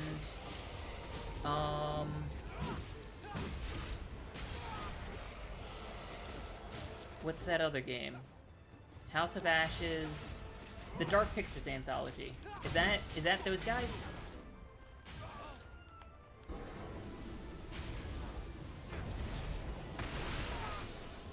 Or am I thinking of something different?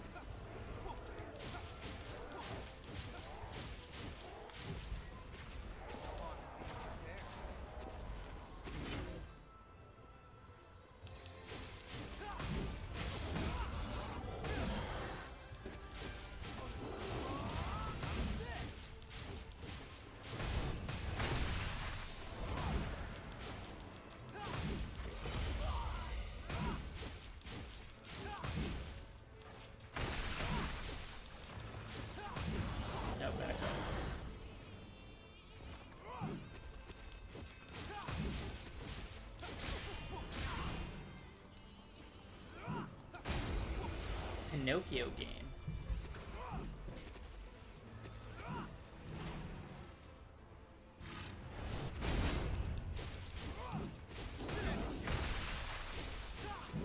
I'm not sure what that is, though. Actually, speaking of games you guys might not have heard of, does anyone know the name of the game? It was rumored to be canceled, but it's like this almost like chibi-looking, PlayStation 5 game. I'm gonna look up the Lies of P. Lies of P.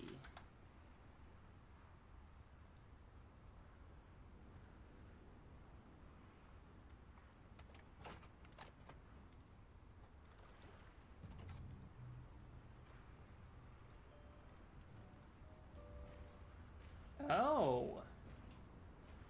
This looks really interesting.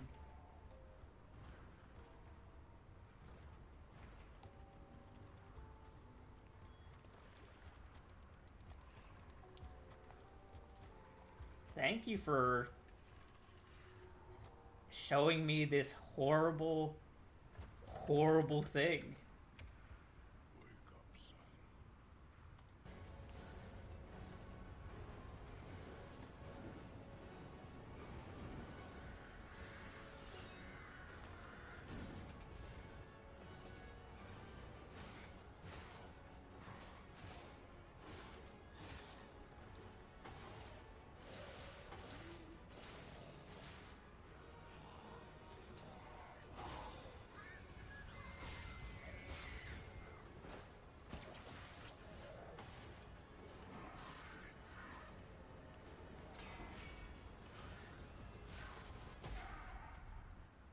So, hot take. It looks like if the guys who loved Bloodborne dropped acid and then were like, hey, let's make Alice in Wonderland really weird, except in the Bloodborne universe. I'm so intrigued by it, but I'm so uncomfortable by, like, the weird puppet movements. Like, I thought that, like, weird old god stuff in Bloodborne was as uncomfortable as, like, you know, Renaissance European, like, video games could get, and puppets actually are worse. It was a hard sell, but puppets are actually worse. What? The blood vein here leads to the old city ruins. Huh? Wait, hold on a second. Shouldn't it lead from the old city ruins? Actually, I want to check what the name of the game is called. Singing. PS5 Hey, look at that. upcoming games.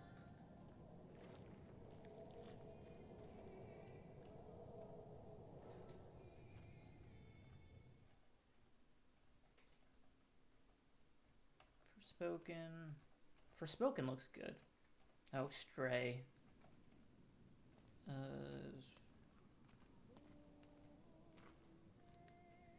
Man, when Ragnarok comes out, that's gonna be Little Devil Inside. Little Devil Inside looks very interesting.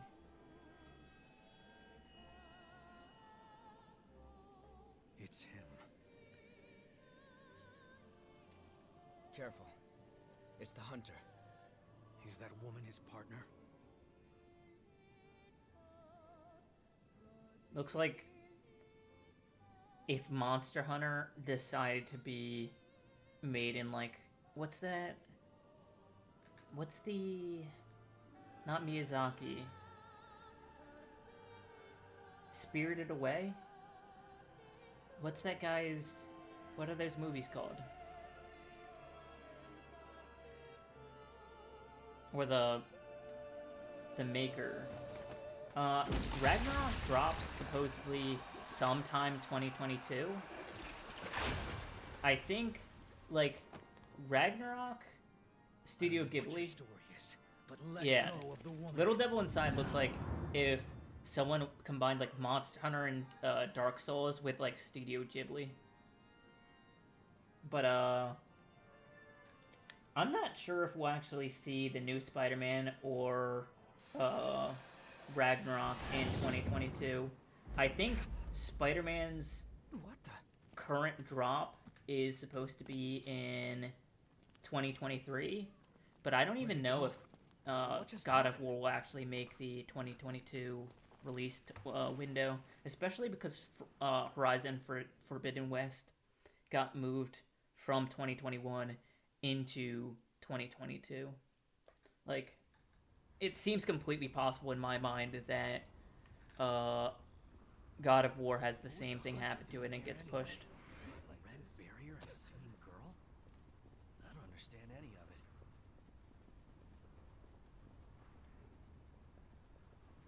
it. Ugh. I'm actually going to hop off now. It's been like a solid almost 6 hours, and I need to eat and shower. So I do appreciate everybody hopping in. I appreciate the conversation. I'll be back on tomorrow. I don't know if I'll be on at noon EST or 2 o'clock EST, but I'll be streaming again tomorrow. Trying to be consistent on some kind of streaming schedule and stream for a bunch of hours each day.